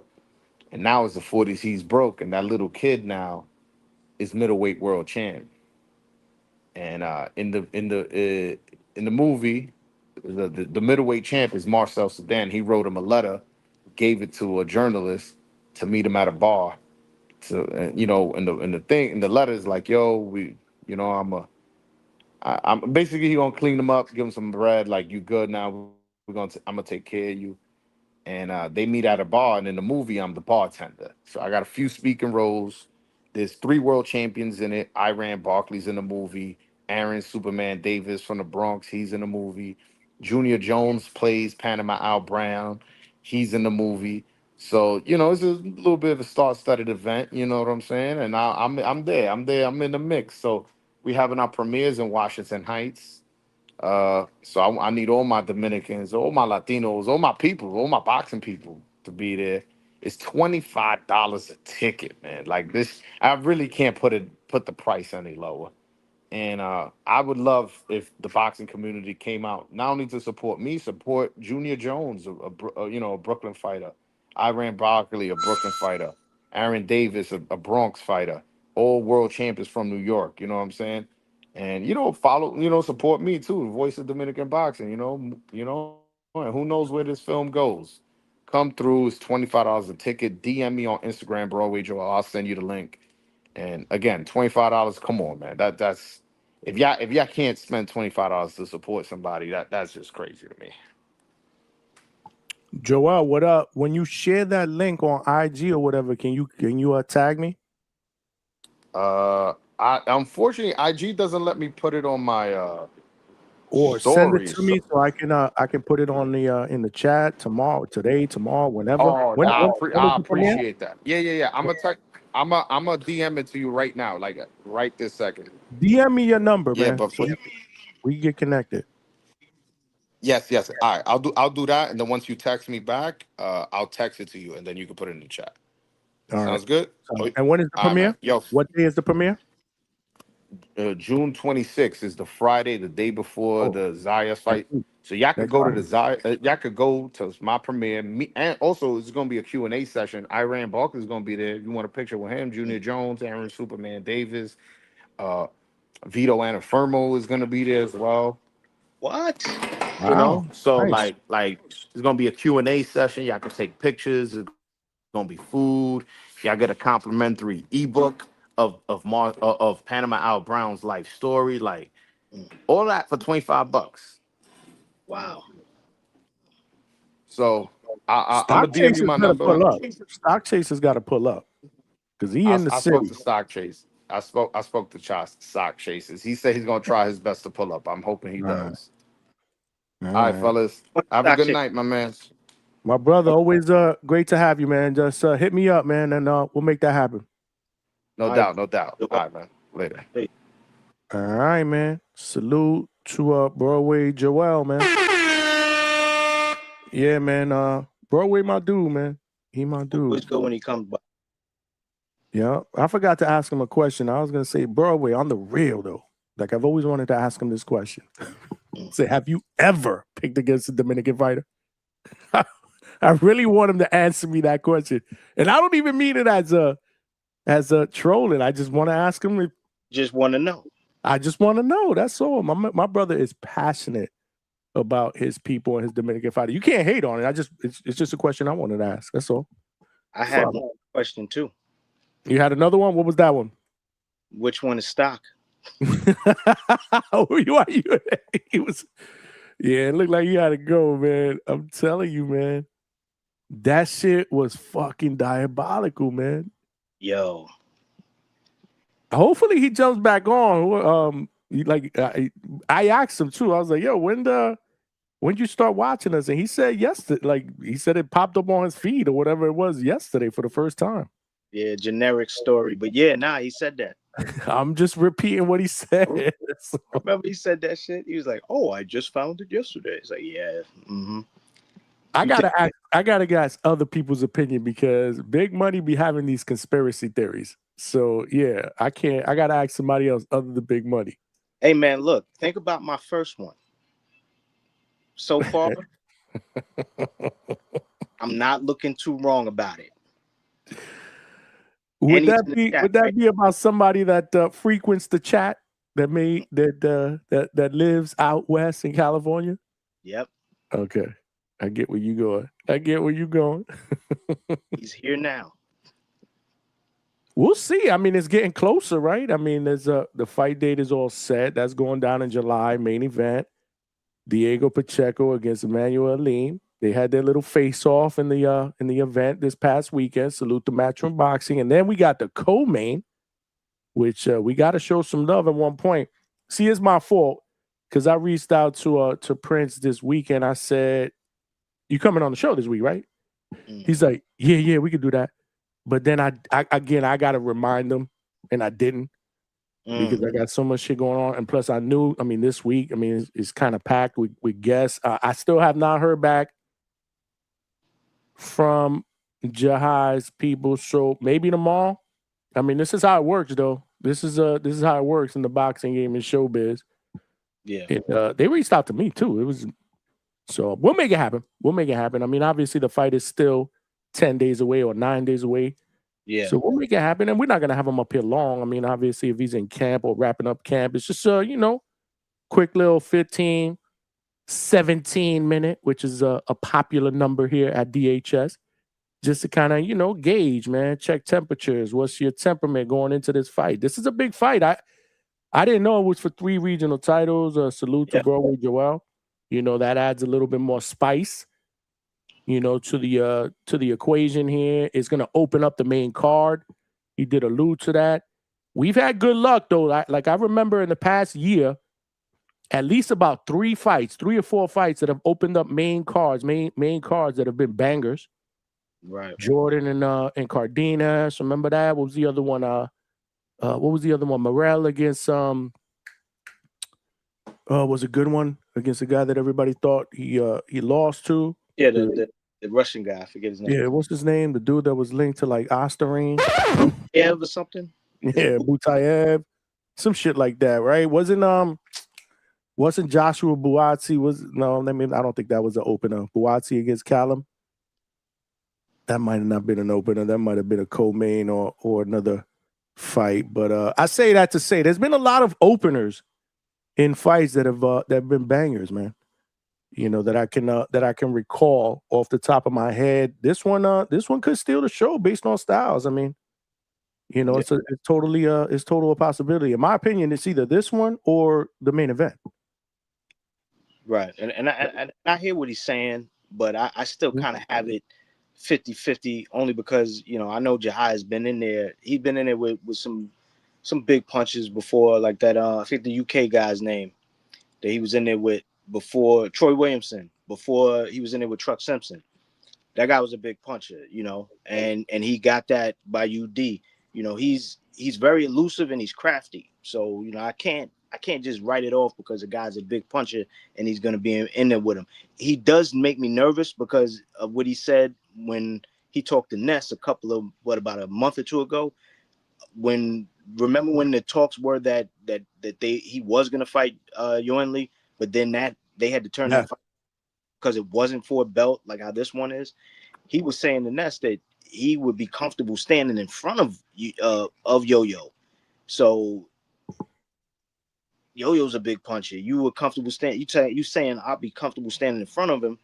I'm assuming that he means because I'll be able to slip whatever he throwing at me. He won't be able to touch me, even if I'm right there. But I'm like, bro, I get that, but man, I know that there's more. I know there's more that you have. Like I know you have more than that to your style. I don't want you standing in front of big punches. The whole fight. Like for a sequence here and there, for an exchange or two. Maybe as the fight goes on, or but definitely not early and definitely not often. So he makes me nervous in that way, but I still got it 50-50. Like I don't, this is one of those ones where I feel like I gotta watch it. No, rightfully so. And to piggyback what you said, that was a question that I was going to ask him. If we would have got him on, or when we get him on, I think we'll get him on. Right. Congrats on your last victory, but what's going on? It was supposed to be against Yo-Yo. What happened? And I've heard it. Yeah, I've heard an explanation in the past, but we need to hear it here. Yeah, you know what I'm saying? Because there's people that watch, DHS, and they haven't heard it. So that was one of my questions. That I was going to ask Jahi. So we working to get Jahi on. He is going to be the opener. So I was right. Okay, I'm not right that often. Buatsi and Callum was open. I kind of remember it. I kind of remember it because I kind of was like, God damn. Because you know what it was? That was the opener. Wasn't that the opener for that $29 card that had like 6 potential? That was the opener for the where Shakur was supposed to fight Schofield, but that got scrapped. Remember, there was like 7 fights. They were charging us $26.99 or some shit. That was the opener for that card. I remember that. That was the one with Padley when we first, he created Josh Padley. Yeah. That was that main card because I remember when we did the breakdown, I was like, I guess the only fight that I'm really is the first fight. And that fight, I remember after watching, I'm like, damn, that good opener. The last crescendo, that's what it was. The last crescendo. I remember it was in February of 2025. Yeah. February of 20, and that was the last card that we got charged less than $30. Remember that they dangled that one? It was like, I think that was like 25 with tax. It came out to like $26, $27, $28. And we were thinking that was going to be a trend. And we got like 7 fucking great fights. And yeah, that was it.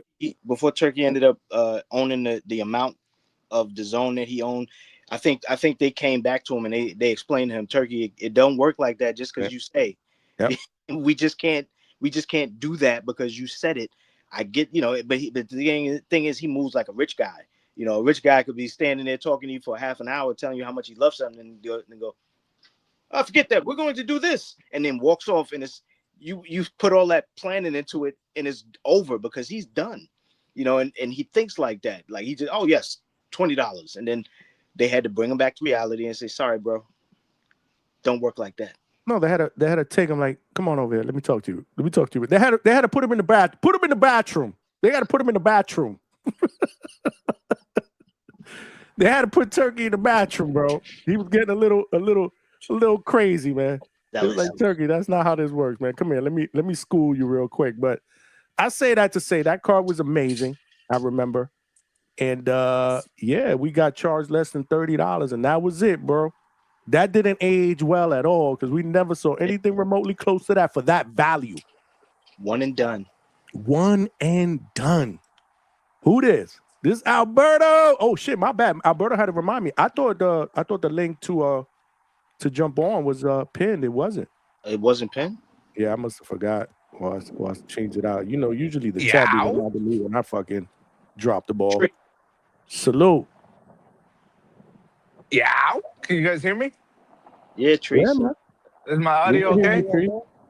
Your audio is fine, Trees. Okay, so first of all, salute Johnny, salute the Hangout spot, salute Big Money, Manny, whatever you want to say, right? Big Manny, Big Money. The drunk spot, the breathalyzer. Lo said that earlier. That's why I'm bringing it up. He said it's the breathalyzer spot. I said, no, Lo. We got a drink limit. We don't need dudes slurring and burping on the panel. But it's been just haven't had a chance to call in, Johnny. Just been real busy with life, work, shit like that. But glad I was able to catch you right now. Training. Yesterday I didn't catch most of the show, but I tuned in like right towards the end when you guys had like the Temu stock chases. That was pretty interesting. Look, you see Money's avatar? Hold on.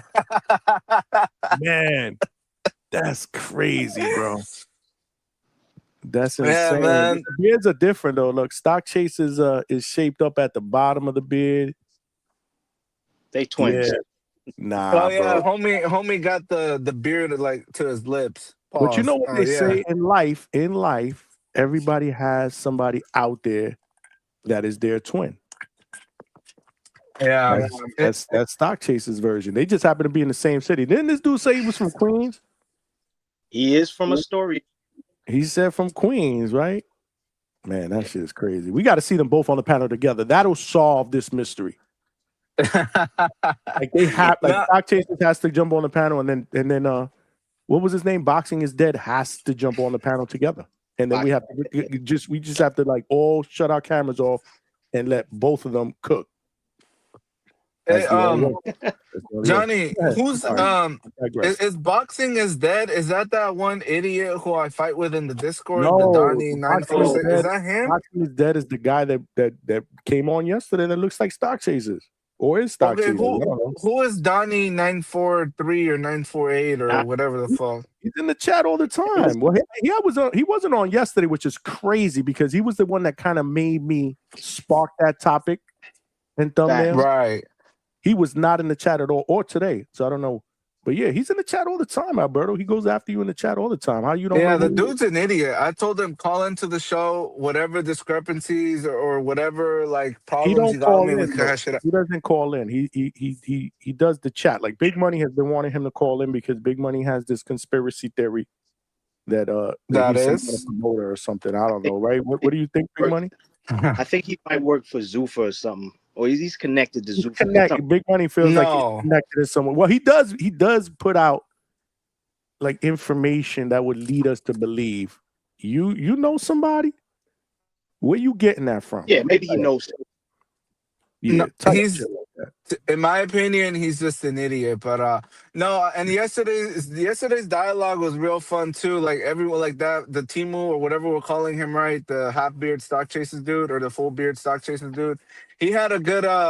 He was very energetic, right? He was bringing a lot of like life into the conversation. But it's like, dude, you gotta like wait for like. I feel like now I get what Johnny means because like normally I'm in the midst of it, right? But like y'all dudes gotta wait to pass the mic. Like it was too much like dudes jumping up to like talk, and it makes it hard to listen. I 100% get you now, Johnny, but it's hard. Like I get from your perspective you're too. Like, involved in those, so yeah, you don't that's get why a I chance to never got listen. it. Yeah, I never got it before until last night when I was listening. I'm like, damn, they're cooking, but it's like you gotta have like a short attention span, or you know what I mean. Like it was kind of hard to follow along, but. No, it was good, man. It was good to see Coach back on too, man. He kind of had like a little exodus, so it was good to see him back and shit like that. But back to that topic though, right? David Benavidez stops Jai. You know, Coach made a good point. Jai got those stamina issues. David stops him. I've seen enough to where David stops him. I bet you if David were to fight Glanton, that doesn't go the full distance. And so I know we don't do triangle theories, but I mean, it's hard to refute the facts, right? And I just feel like David's just coming on. I know they're similar in age, but I just feel like Jai already peaked. I don't see a guy who's still improving in the ring. I see a guy where we still like, oh, remember when he fought Bradis, right? But we don't say, oh, look at what he did to Glanton. You know, like that was kind of stale. Like it was kind of a mid performance. I feel like with David, we're like, damn, do you see his last fight? It just keeps getting better and better. So I just feel like Jai's kind of stagnating. We kind of already saw the best of what he has to offer, and we don't know what the fuck the best of David is because, you know, Benavidez is getting better and better each fight. So shout out to Benavidez. You know, you had H-Town and G-Von's my guy, man. Shout out to Double S. But yeah, they be hating on Benavidez, but it was a good little mixture though, because you had Mike on there, you had Coach. So it was a great show. I love that. But speaking on this though, right, Johnny, I would be remiss if I didn't bring this to your attention. Where the fuck is the Oscar Collazo show? Because I was like, okay, Tuesday, all right, Johnny might not want to open up with, that's kind of a weak topic, 105 pounder. But today, no Oscar Collazo. And what's up, Johnny? I thought we cared about pound for pound top 10 guys. He fights this week. He had pretty big news. His opponent dropped out. It didn't even, from my understanding, Johnny, correct me if I'm wrong, but no one's brought that up. We haven't, but Big Money, you want to answer this for me? I mean, no, Johnny, you answered it. What the heck, Johnny? Why are you not talking about Collazo? We have a show tomorrow. The fight bullshit, Johnny, bullshit. Talk about it tomorrow. Okay, let me get this right. Last time he fought, it's the closest day to the fight. It's Thursday. The fight is Saturday, so it's done strategically, purposely. But no, okay, Johnny, this is where I gotta push back, and you're my guy.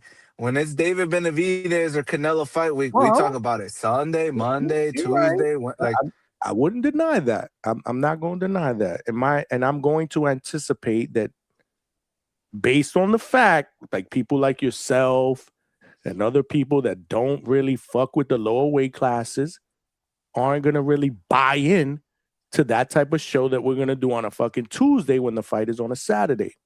That's just my take. So I'm like, let's keep it towards the ending part of the week since it's the closest to what we have to boxing, and we'll play it out that way. That's my thought process. Maybe you guys think it's wrong. That's just the way I'm thinking.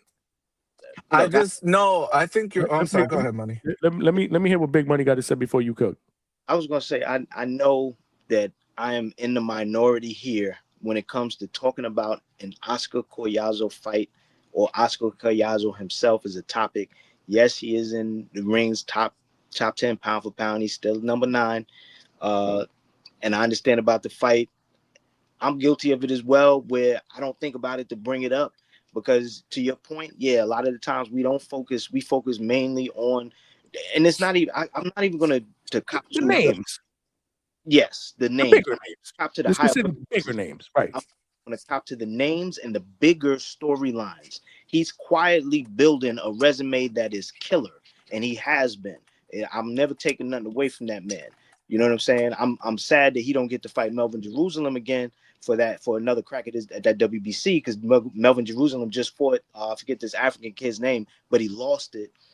So I look forward to seeing Oscar Collazo. Does he get past his current opponent against that guy so that he can become 3-belt champion and eventually eventually undispute at what is he at minimum weight, which would be fucking crazy. Minimum weight, straw weight, I think they call it, don't they? He's minimum, minimum weight, definitely minimum weight. He's whatever that is, and I look forward to that, and I will celebrate it. But to your point, I dropped the ball because I was just looking at that fight earlier today, and I ain't bring it up. So but you did. So I appreciate you. No, I appreciate what Alberto did, but you got to give us time too, because we could also remember we also got Ashton H2O. Ashton Sill is gonna be fighting on Friday. I believe that's a Friday card. That's gonna be on Golden Boy. Jojo Diaz. You got a friend of the show, Jahan Ingram. The Boogeyman will be on that card as well. So we can kind of squash it all together. So tomorrow's, is it after midnight? Damn, it just got after midnight. Wow, 12:01 Eastern here for us. So tonight's show will be this weekend's fights.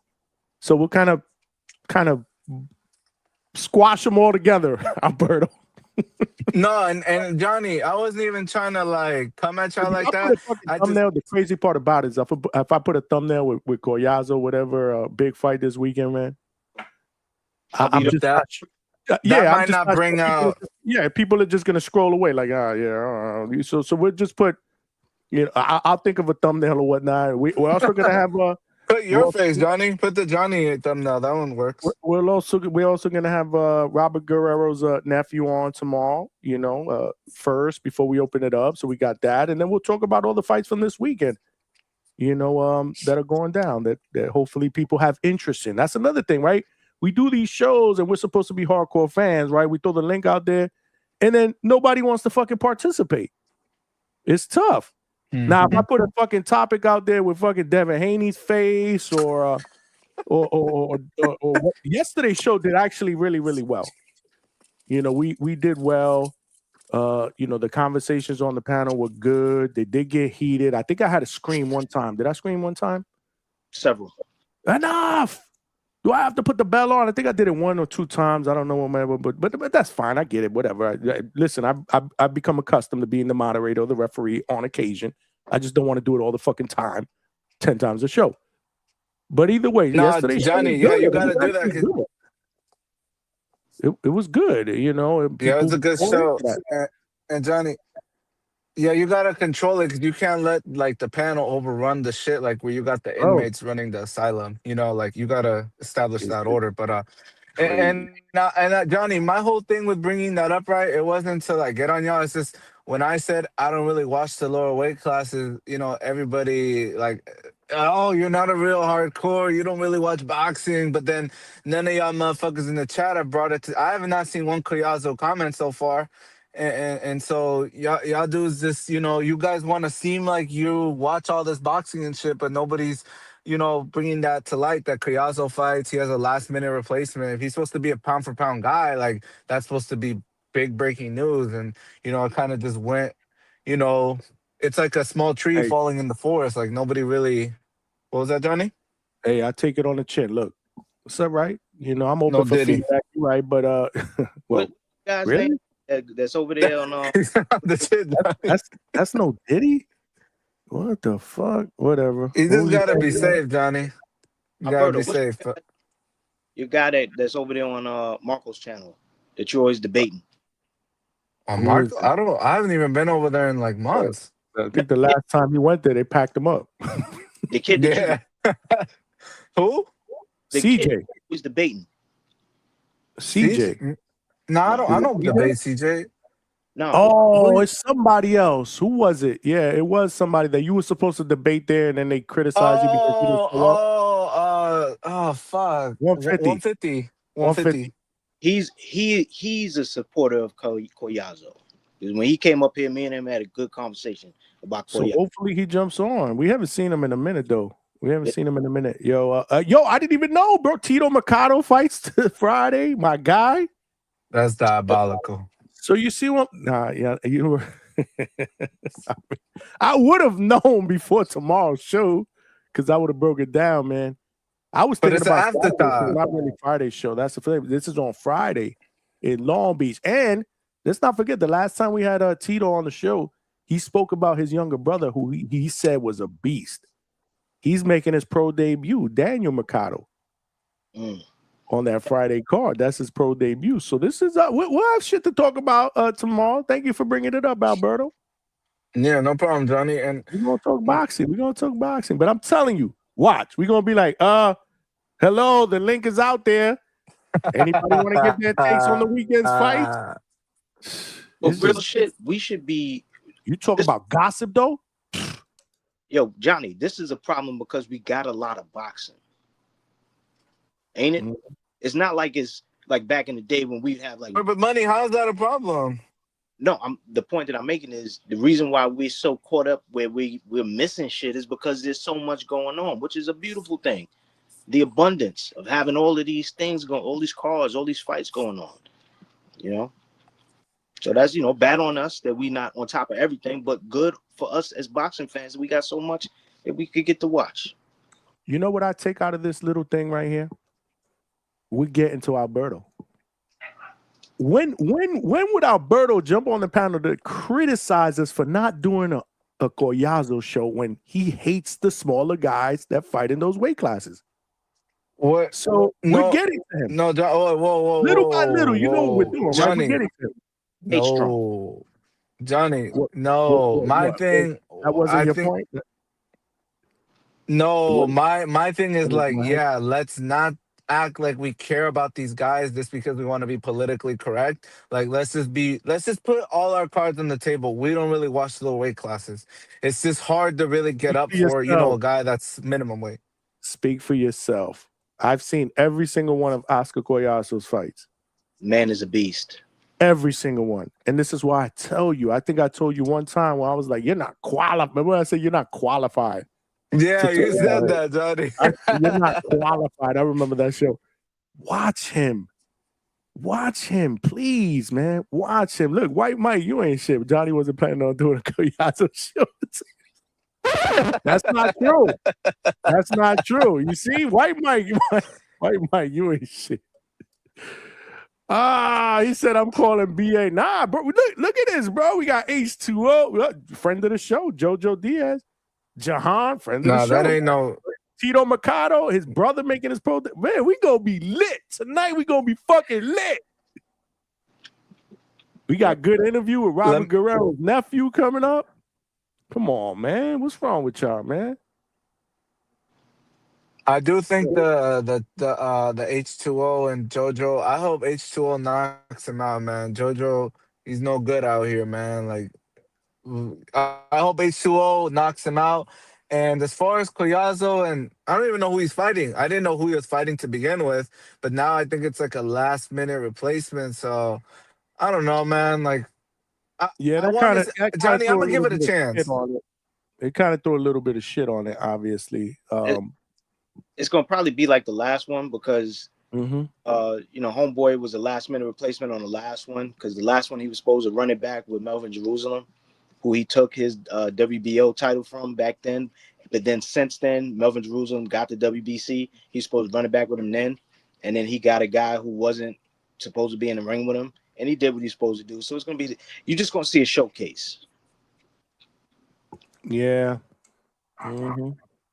That's all. But we'll still talk about it. We'll still talk about how special I believe Oscar Collazo is, and it's not because he's Puerto Rican, G-Von, because that's what G-Von just said. Like anybody listening to him, that kid is special. He's dope, bro. I didn't put him on the top 10 pound for pound list. Boxing observers and writers did. Let's not forget that. That list didn't come from DHS. That came from other people. So whether you disagree with it or not, that's on you. But he's on there. And I believe he's on there because of something because of what they see. Big Money, you've seen him fight, bro. Am I capping? Is he whack? Like, people act like he fucking whack. Like I'm lying. I'm not lying, bro. Alberto Watson, bro. The dude is dope, bro. Alberto, put on. That's the why fight. I said, John, this Saturday I'm gonna give it a chance. Put on the fight with him and Melvin Jerusalem. And the reason why I say to look at that one is because at that time Collazo was 5-0 or 6-0. I think it was 5-0, and that fight made him 6-0. And Melvin Jerusalem was a killer at the time. He was like 21-1 or something like that, and he just got the WBO belt, and he was a killer down there. And what Oscar Collazo did, and I'm assuming that you're a student of boxing, right? So you're gonna watch it, and you're gonna see what you should see in that fight, which is Melvin Jerusalem dominating him for the first 3 rounds. And then Oscar Collazo having a fucking light bulb go off in his head, turns the shit around and has him quit on the stool before the 7th. A fucking champion in his 6th fight. Now, you can't tell me that that's not fucking special, bro.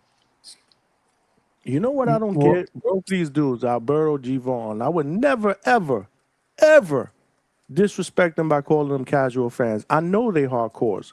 Bro, nobody cares about those dudes that are This is what I don't understand. I don't understand this. This is the man that has argued with people that has on people for not supporting. I was heavier than these dudes at 8 years old, bro. Like I do not care about these little guys. I do not care about these little guys. They're men. But you know what? Yeah, I hear you.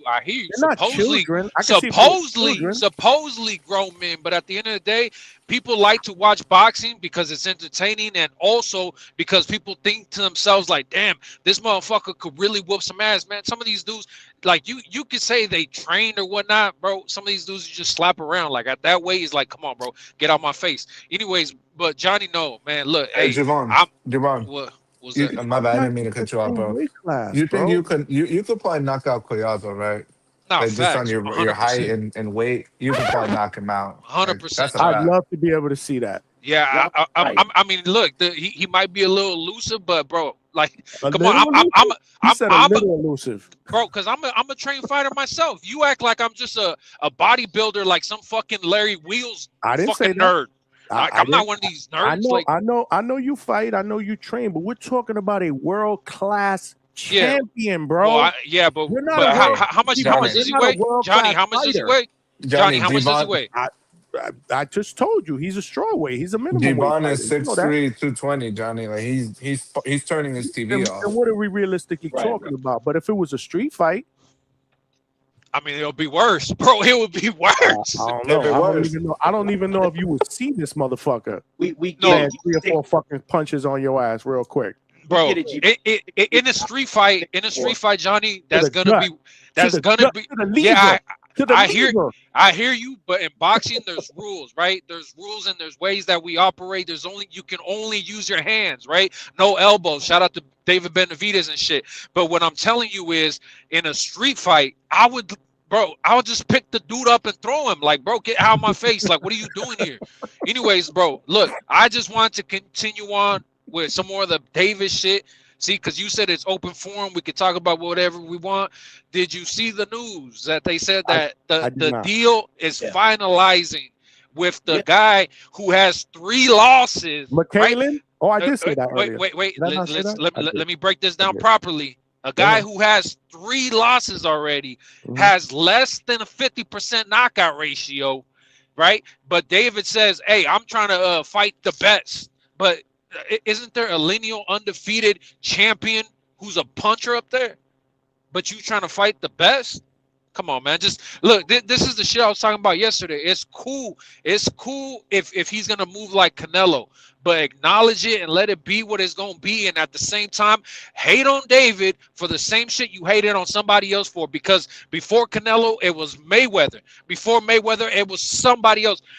There's always somebody that's moving funny. You got Tank Davis, who won't fight anybody in his weight class. He either has to fight somebody below at one, bring somebody up from 130, bring somebody down from 140, or let's meet here, but a weight clause and a fucking rehydration clause, and I'm gonna be spying on you in fucking camp, like all that weird shit. So it is what it is. All I'm saying is when motherfuckers keep talking about the monster, a monster don't move like this.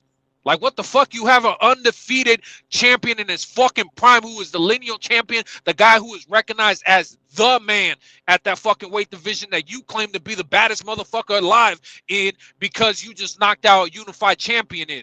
You get what I'm saying? So why don't you go fight that guy instead of a guy with with already 3 losses? And like I said, you know David's just going to walk through this dude. At least Ramirez had, I don't even know what it was, at least like 70%. Something close to that knockout ratio. This dude don't even have 50% knockout ratio and already has losses and is up in age. And don't get me wrong, people are gonna say, "Oh, but you mad because he Opataya was gonna fight him?" Yes, Opataya was gonna fight him because David don't want to fight him. So it's like, fuck, I gotta fight the fucking scraps that's left over. And this is my whole point about Opataya. Anybody who's been following him, you can see that nobody wants to fight this dude. People say, who has he fought? Nobody wants to fight him. Shit, shout out to Opataya for being a real fucking monster. Can I go? So, first and foremost, I just want to tell you that if it were up to me, the fight that I want to see next is David Benavidez against Jahi Tucker. I just want to make that clear. Now, it's this guy, Yoell Boy, right? Who you say has 3 losses. This is where I tell you that I think it's much different. Like, you keep bringing Canelo into the equation. What Canelo was doing as an undisputed champion was he wasn't fighting other champions in the division. He was choosing to fight guys that a lot of us believe didn't belong in the ring with him, right? That didn't have anything to bring to the table. At least this dude, like Berlanga, that's fighting. Man, why my guy always got to catch a stray? At least this dude's fight that he's fighting has a strap. Yeah, so does so Opataya. It's considered a unification, right? But listen, it's considered a unification fight for another strap at cruiserweight, right? It's not David Benavidez' fault that the WBC champion has 3 losses. He won his title. He's the guy that they're putting him to unify against. Yeah. Now, I have no problem with him fighting that guy if Jahi Tucker fights Chris Billum-Smith, which a lot of us believe could be the next fight since they're both Zuffa fighters. And then the winners, who we assume is going to be Jai and David, fight each other next after that. I mean, fuck it. If that's what it's going to be, but at least actually let that be. The because comparison is ass, in my opinion. No, it's not. It's not. Well, I mean, well, you know what? If anything, Canelo was.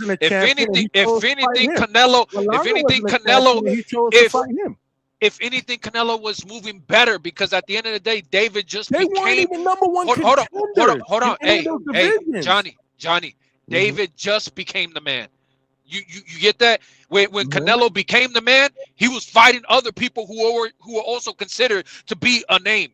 You can say what you want about these last couple. Hold on. You can say what you want about these last couple fights, but this is the declining Canelo. This is the Canelo that's fucking out the door because everybody keeps saying he has 70+ fights or whatever the fuck case might be. How many fights does David have? Is he still young? Oh, that's the big difference. You're young. You're fucking a hungry lion, right? Fight the other undefeated hungry lions. That's what the fuck you're supposed to do. Canelo's already fucking out this bitch. Shout out to the Bud fans because they pointed it out. They said Canelo's on a decline. He ain't who he used to be. He's too slow. He don't move like he used to move. He don't fight like he used to move. All this shit. And it's been proven to be right. Has David declined or is David looking better than ever? Oh, yeah. David's looking better than ever. Everybody drunk on that David juice. And it is what it is. Shout out to David. He's an entertaining fighter. I like watching him. You know what I mean? He's a dog. and all that shit. But don't feed me this fucking bullshit narrative about he a monster and everybody avoiding him when I see what the fuck is going on. And to the chat again, Johnny, hey, you know what I do? You know this is what I do, man. Man, fuck you motherfuckers. If you ain't gonna get on the panel, shut the fuck up. Cause you talking about drinking and smoking. I don't drink, I don't smoke, I don't do none of that dumb shit. I don't go out to no parties, I don't do none of that shit. All I do is fucking handle business, hit the fucking gym, and fucking train. I'm not like you motherfuckers. You know what I mean? And motherfuckers also talking about ducking Ness. I got the DMs when Ness fucking send me messages talking about, hey, why do you read the chats for? Hold on. Hey, it is what it is. Shout out to Double S. I got the messages where motherfucker told me call back into the show. Call back into the show. And I said I'll come back to the show if you fight me. Oh, you know USA Boxing will never allow that. I'm too old for you. All right, cool. Spar me. Just spar me. Oh, nah, man. Get out my DM. All right, man. Well, fuck your show. Anyways, come on, man. Anyway, why do we got to go that route, man? We bro, because these David, motherfuckers man. Talking shit, and like I said, Johnny, you know, wait, Johnny, look, you were up, the chat when Johnny, you driving and you talking. How is that even fucking possible? Hey, it is what it is. I got 50 eyes. I got 50 eyes, but that's why when you tell me a little motherfucker like Goyasso gonna sneak attack me, nigga, I'll bomb rush that nigga. Look, all I'm telling you is you were up here sounding like you were pandering for people to come up on the panel. Hey, I'm telling these motherfuckers come up on the panel and talk your shit. But keep it respectful because we talking boxing shit. You know, it is what it is. But I'm just trying to get the engagement going, Johnny, because this is what the fuck I do. Bro, you good. I just don't understand why you always want to fight with the chat, bro. You know they trolling you. You don't give I guess. Talking shit. But let me say big money. Because you know that I was a big advocate of Jay getting that fight with McKellian so that he could get the belt so that it would be worth something when they did fight. But I'm gonna tell you this. I could ask you this. December 6th, he fought Sin Cara, and on the 13th, McKellian beat Battle Jack for the belt. They were free after that. Why didn't they make the fight then?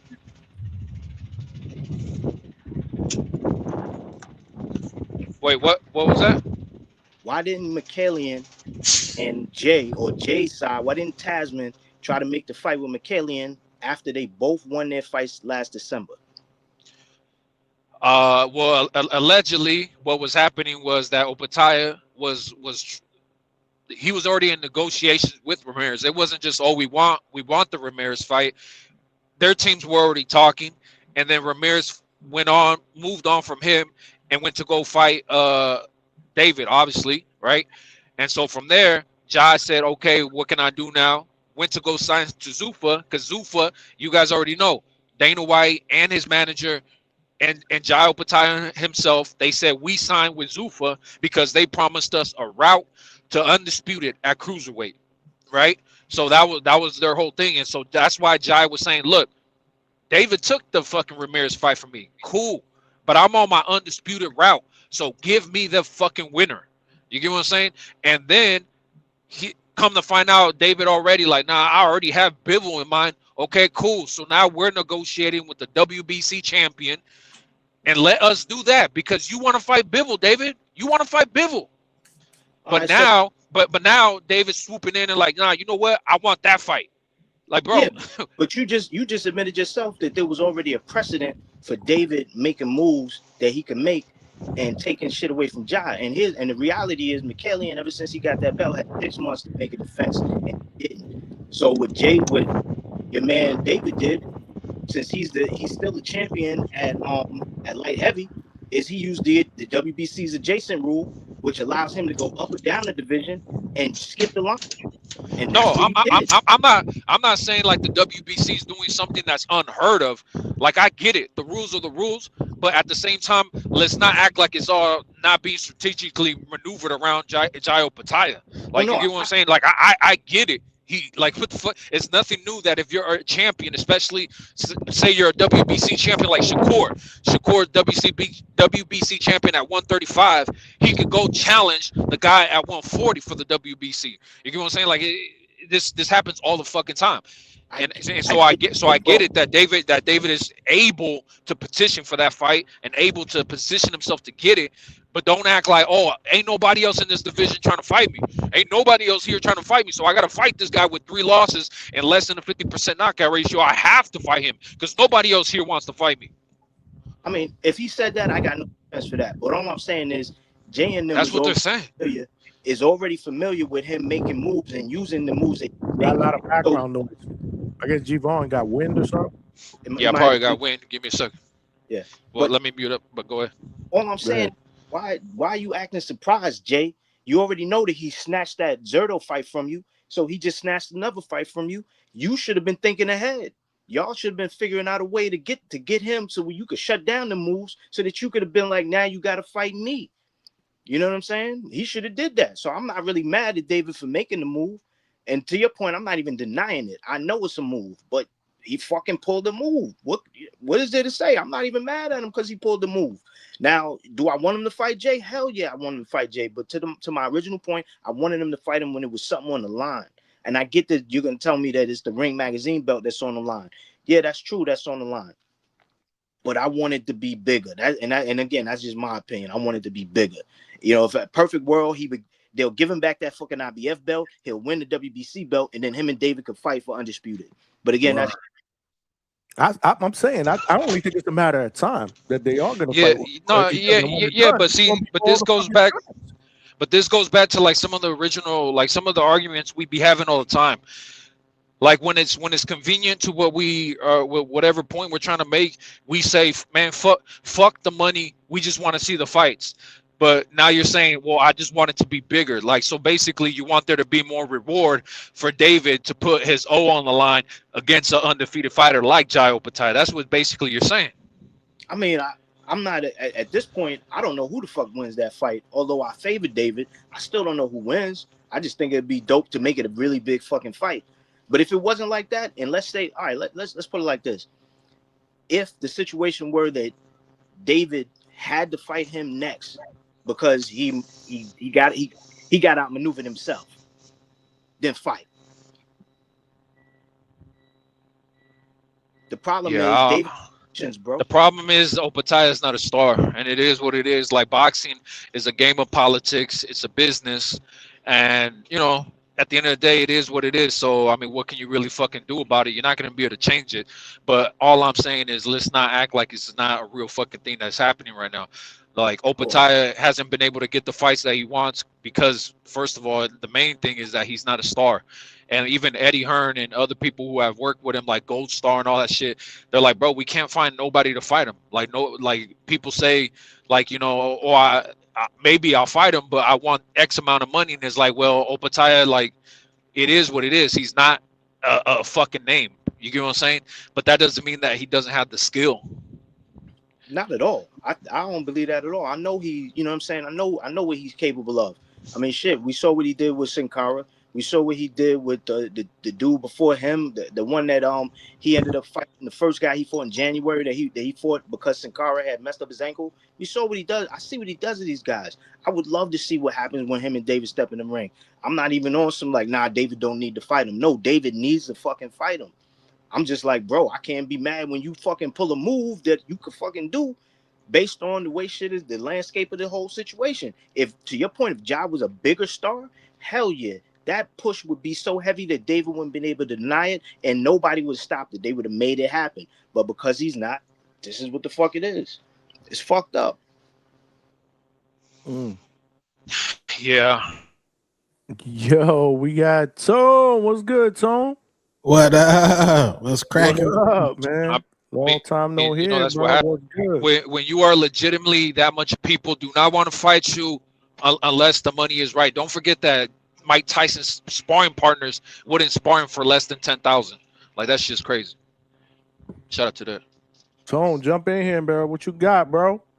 Oh yeah, man. Salute to the panel and everybody. Yeah, man. For one, respectfully, man. It's our turn now, man. We in the catbird seat right now, gang. That's got the cop siren. Yeah, man, we in the catbird seat.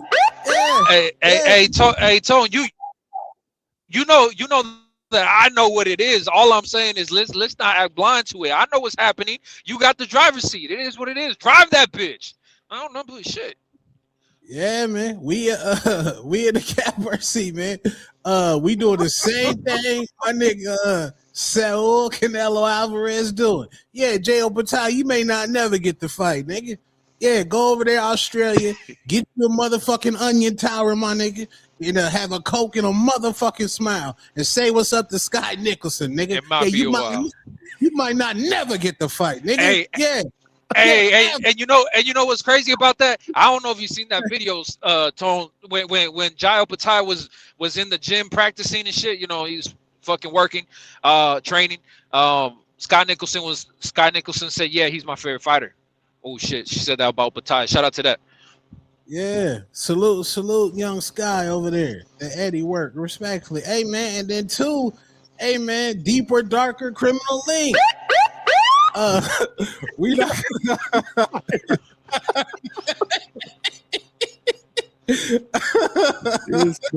this man is just different, bro.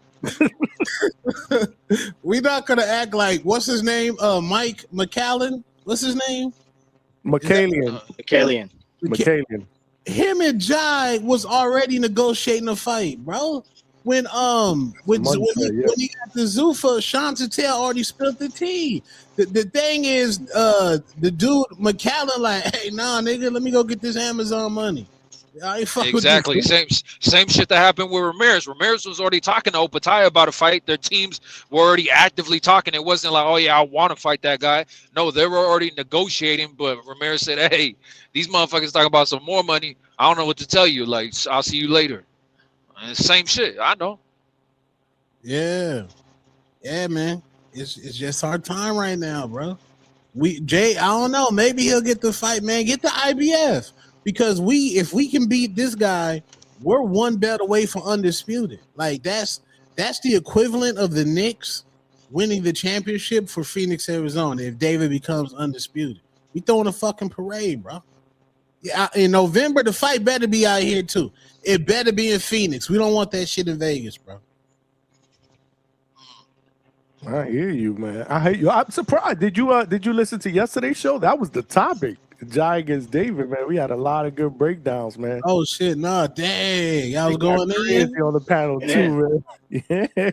Coach Bermudez was on here with ass Wi-Fi with a 2-pack of ass. This is what we had to watch on his screen the entire fucking night. This bullshit. So and then they came up with this shit. Pack his ass up emphatically. Yesterday's show was epic, man. Look like Coach saying, "Hey, man, welcome to Smart Tech." Don't tell me like he said, "Welcome to Smart Tech." The whole show he kept trying to fix that shit. Look, and then we had a stock chasers variant jump on the panel, bro. Oh hell no! Hey, look at that. Screen? Make the big screen. I did. You looking at the screen, Tone? Yeah, I see it. That's crazy. And not just that, but they spoke alike. They both from New York originally, bro. That shit was crazy. And not to mention the fact that when he came on, he was talking to Coach Heck a certain type of way, and then after like I don't know, like 10 minutes or something, he's like, "Oh, you coach Bermudez?" And he's like, "Yeah," and he's like, "Oh, my bad. I was talking a little reckless earlier." Yeah, but Coach was throwing shade at him though from the beginning. Nah, like, yeah. Out of here. Get him out of here. Coach looked like Smart Tech, man. Like, it was hilarious, bro. Yesterday's show was dope, man. Yeah, especially when it got late. Like I said, when he jumped on, it was crazy. Good conversations back and forth, man. Breaking down the fight, man. But again, man, it is what it is, bro. It is what it is. That's why I knew this was gonna draw a Tone out. Yeah, man. Big Benavidez, man. Undisputed, man. They're gonna fight. Tone, honestly, Tone, you don't believe they're gonna fight? Or you just saying that they're gonna fight? David's going to fight that man. Like, of course, he's gonna fight him. David Benavidez hate is so forced, bro. Like, I just don't get it, bro. It's like the same with Keyshawn, like this Keyshawn, Shakur, and Devin situation. How are fans saying Devin Haney's ducking Keyshawn to fight Shakur Stevenson. Like, that don't make sense. That don't make sense. You know Shakur Stevenson is levels above Keyshawn. You know he's a 4-division champion. He's a top 5 pound for pound fighter, a 4-division champion. Exactly. Dev on the Ring Magazine. What am I missing? I don't understand. What don't make sense is it seems that Shakur went silent all of a sudden. And I'm happy that he did because he's a double talker. He trips over his words a lot. So he might be like a young thug, you know what I'm saying, that don't need the interview. Or NBA young boy. That could be the deal actually being worked on. So you mean to tell me they shut him up on purpose? Like, yo, shut the fuck up. No, I just think Shakur quiet because Bill today was wilding. Like, if Bill was on a tour, everywhere. Word. He was on Sean Zattel. I think he was on. Wasn't he on Cigar Talk? Cigar Talk, yeah. I still gotta watch it. Yeah, I gotta see that. I didn't see that. Yeah. He was on when we jumped on, Johnny. Yeah, he crashed out. He called Keyshawn a whole ass nigga. Oh shit. Damn. I said, damn, that's the Bill in that motherfucking Lincoln, nigga. Damn, yeah, that's Dollar Bill. Bill got hood. Shit. Salute to Bill, man. Yeah, we gotta see that, man. Something's gotta pop off, man. What's going on, man? I'm tired of all these rumors and Shakur at 144. He's like, what's up, man? Give us something, man. We need it.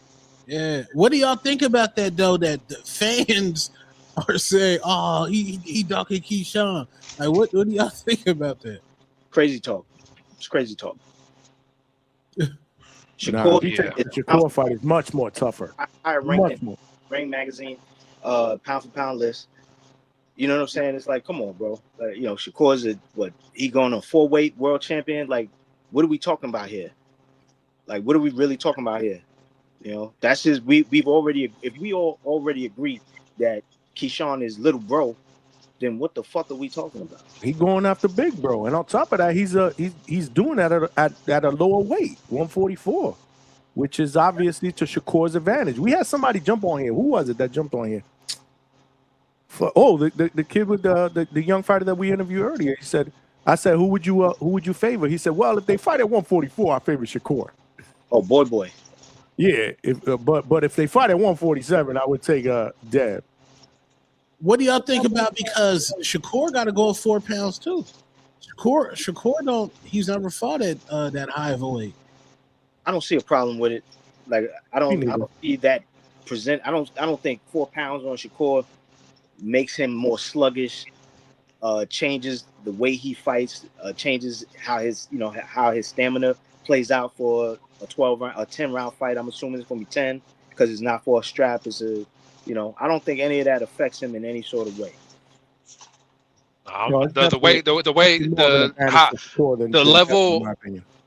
The level of fighters they are, I guarantee you, is 12 rounds, even if it's not for a strap. And the thing about 44 though is that Shakur had to stuff his face to make 140 pounds, and he didn't even make it. He made 138 pounds or some shit. And the thing is, if there's no rehydration clause, Devin Haney walking in at 170, bro. Like Shakur's gonna fucking walk in at what the fuck he weighs in. Like, this shit crazy. I don't know, man. Well, I think Shakur should believe in himself. I don't know what's going on, man. Shit got crazy. It got silent, man. Yeah, who was the dude that was doing the podcast that you sent me the link? Not the link, the clip that Devin Haney got on the phone and said we want Shakur at 144. Champ side, okay. Yeah, that was champ side. You can play it if you want, but yeah, that's champ side. He's cool with it because he's, obviously we doing commentary. It's not like we making fucking content. And he already put that out as a separate video because that was off of one of his lives. And he did say during that, he was like, yeah, as long as nobody tries to clip that before he puts out the video. And he already put out the separate video, so you good. But yeah, Devin jumped on the phone and said, we want Shakur 144. And then Champ Side asked him about Keyshawn, and he said, no, we want Shakur 144 next. Like, we want it next. And Bill alluded to, he said a couple things that alluded to them possibly dropping the WBO strap, because you know that again the mandatory is coming for the WBO. It has to be made by August 22nd. The lockout period starts on the 23rd, which is what, 4 days away. So technically, he wouldn't be able to make any negotiations with any other fighters for any defenses, any voluntary defense of the WBO belt. But again, Bill alluded on that call, because he was talking to Champ Side first, and he made some statements that made it sound like they wouldn't have a problem with dropping the WBO strap to make the fight with Shakur happen next, because they kept emphasizing Shakur next at 144. So, are y'all familiar with that clip? Tone? Not me. Yeah, So I did a short on that. Yeah, Tone been on it. Oh, okay. Yeah. So they think Shakur's big money, or like, who's paying the money for this fight? Like, bro, I don't know, man. You know that crazy. it's all contingent with that Zuffa deal. You know, my theory is, deals for both of those guys don't get announced until the fight gets made. Yeah. That shit. You get what I'm saying? Like, you don't say I have Devin Haney, because remember, we've been talking about all this big money for Devin. We've been talking about $15 million to fight for Shakur. You don't say, it's not like Richardson Hitchens where you just say we signed them. You dig what I'm saying? These guys are top tier. These guys are elite. You don't sign them without mentioning that they're having a fight. And the fight that they want over at Zuffa is Devin and Shakur. They want, from what I understand, they want that next. This is the reason why it was such a dope plan that Jay Prince came up with to throw the human shield of Keyshawn in front of Dev with the WBO ranking, and having him ranked number 1, and having the WBO eventually, if they haven't already, calling for the fight with him and Devin. But what Bill and them did was they hit the reverse Uno on that nigga, and they said, yo, like I said, when you listen to it, Bill says some things where it sounds like they're willing to drop that strap. That way they could fight Shakur and, let it happen. Because truly, you need Shakur for this, whatever this deal is with Turkey and them, with Zuffa, you need Shakur. You need Shakur. You know what I'm saying? Like, they don't pay all that money just to sign you. It has to be attached to names. Shakur, Boots, fucking, I heard that Bill said that they wanted to fight EJ, fucking Ryan. You know what I'm saying? Like, you need all these fucking Tank. You need these names in order to get that contract. So they gotta get Shakur. As the world turns, man. Damn, bro. This shit crazy, man. Malcolm with the $5 super chat said Carmel not fighting next anymore on the 27th. I don't know what's going on, but the way he's being moved is ass. Was on track with Mason, and now he's behind. Shaking my head. What you think about that, man, with Carmel? With the way they moving him? That's crazy. I think that is absolutely disgusting. At the highest level, free Carmel Moulton. I think he's being trapped in the Money Mayweather situation that's going down, and I think Mayweather couldn't afford to pay his purse, man. He got that check scam. Niggas over there running numbers, you know what I'm saying? Facts. You talking about free Carmel, free Mayweather, bro? What the fuck? You said, hold on. You said they running numbers.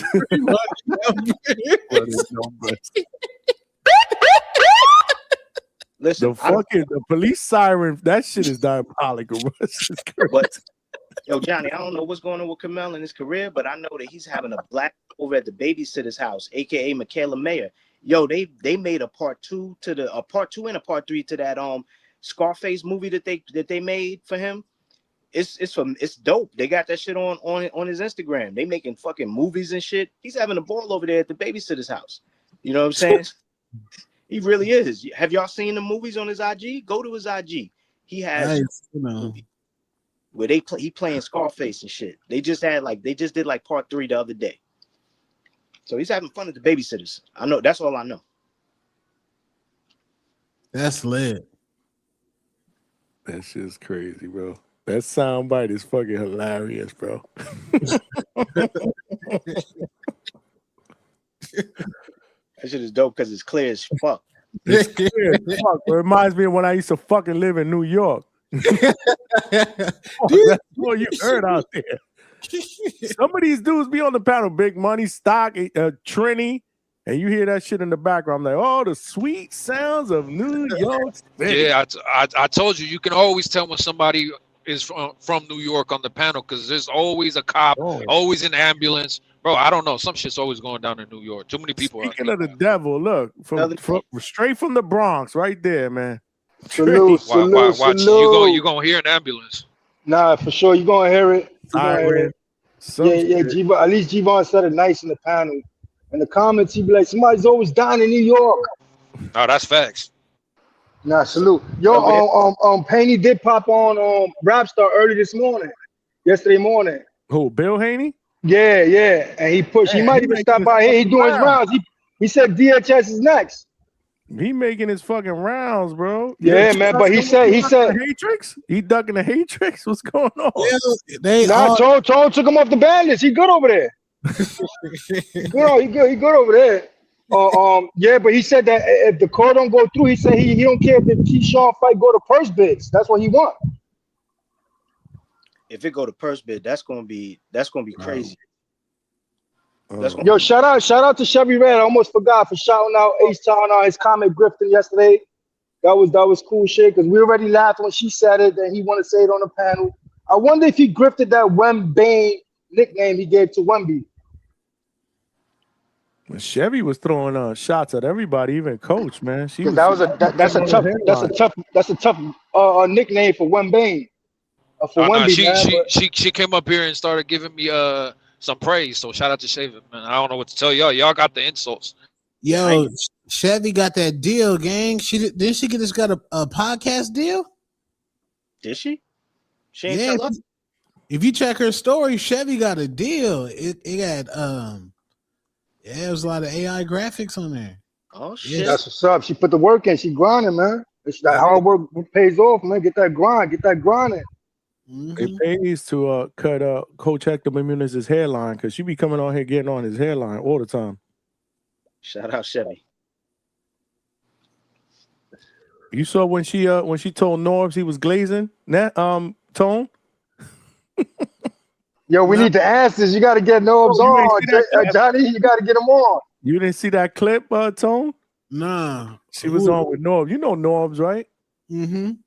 She was he was giving her compliments. She was like, "You glazing?" Hold on.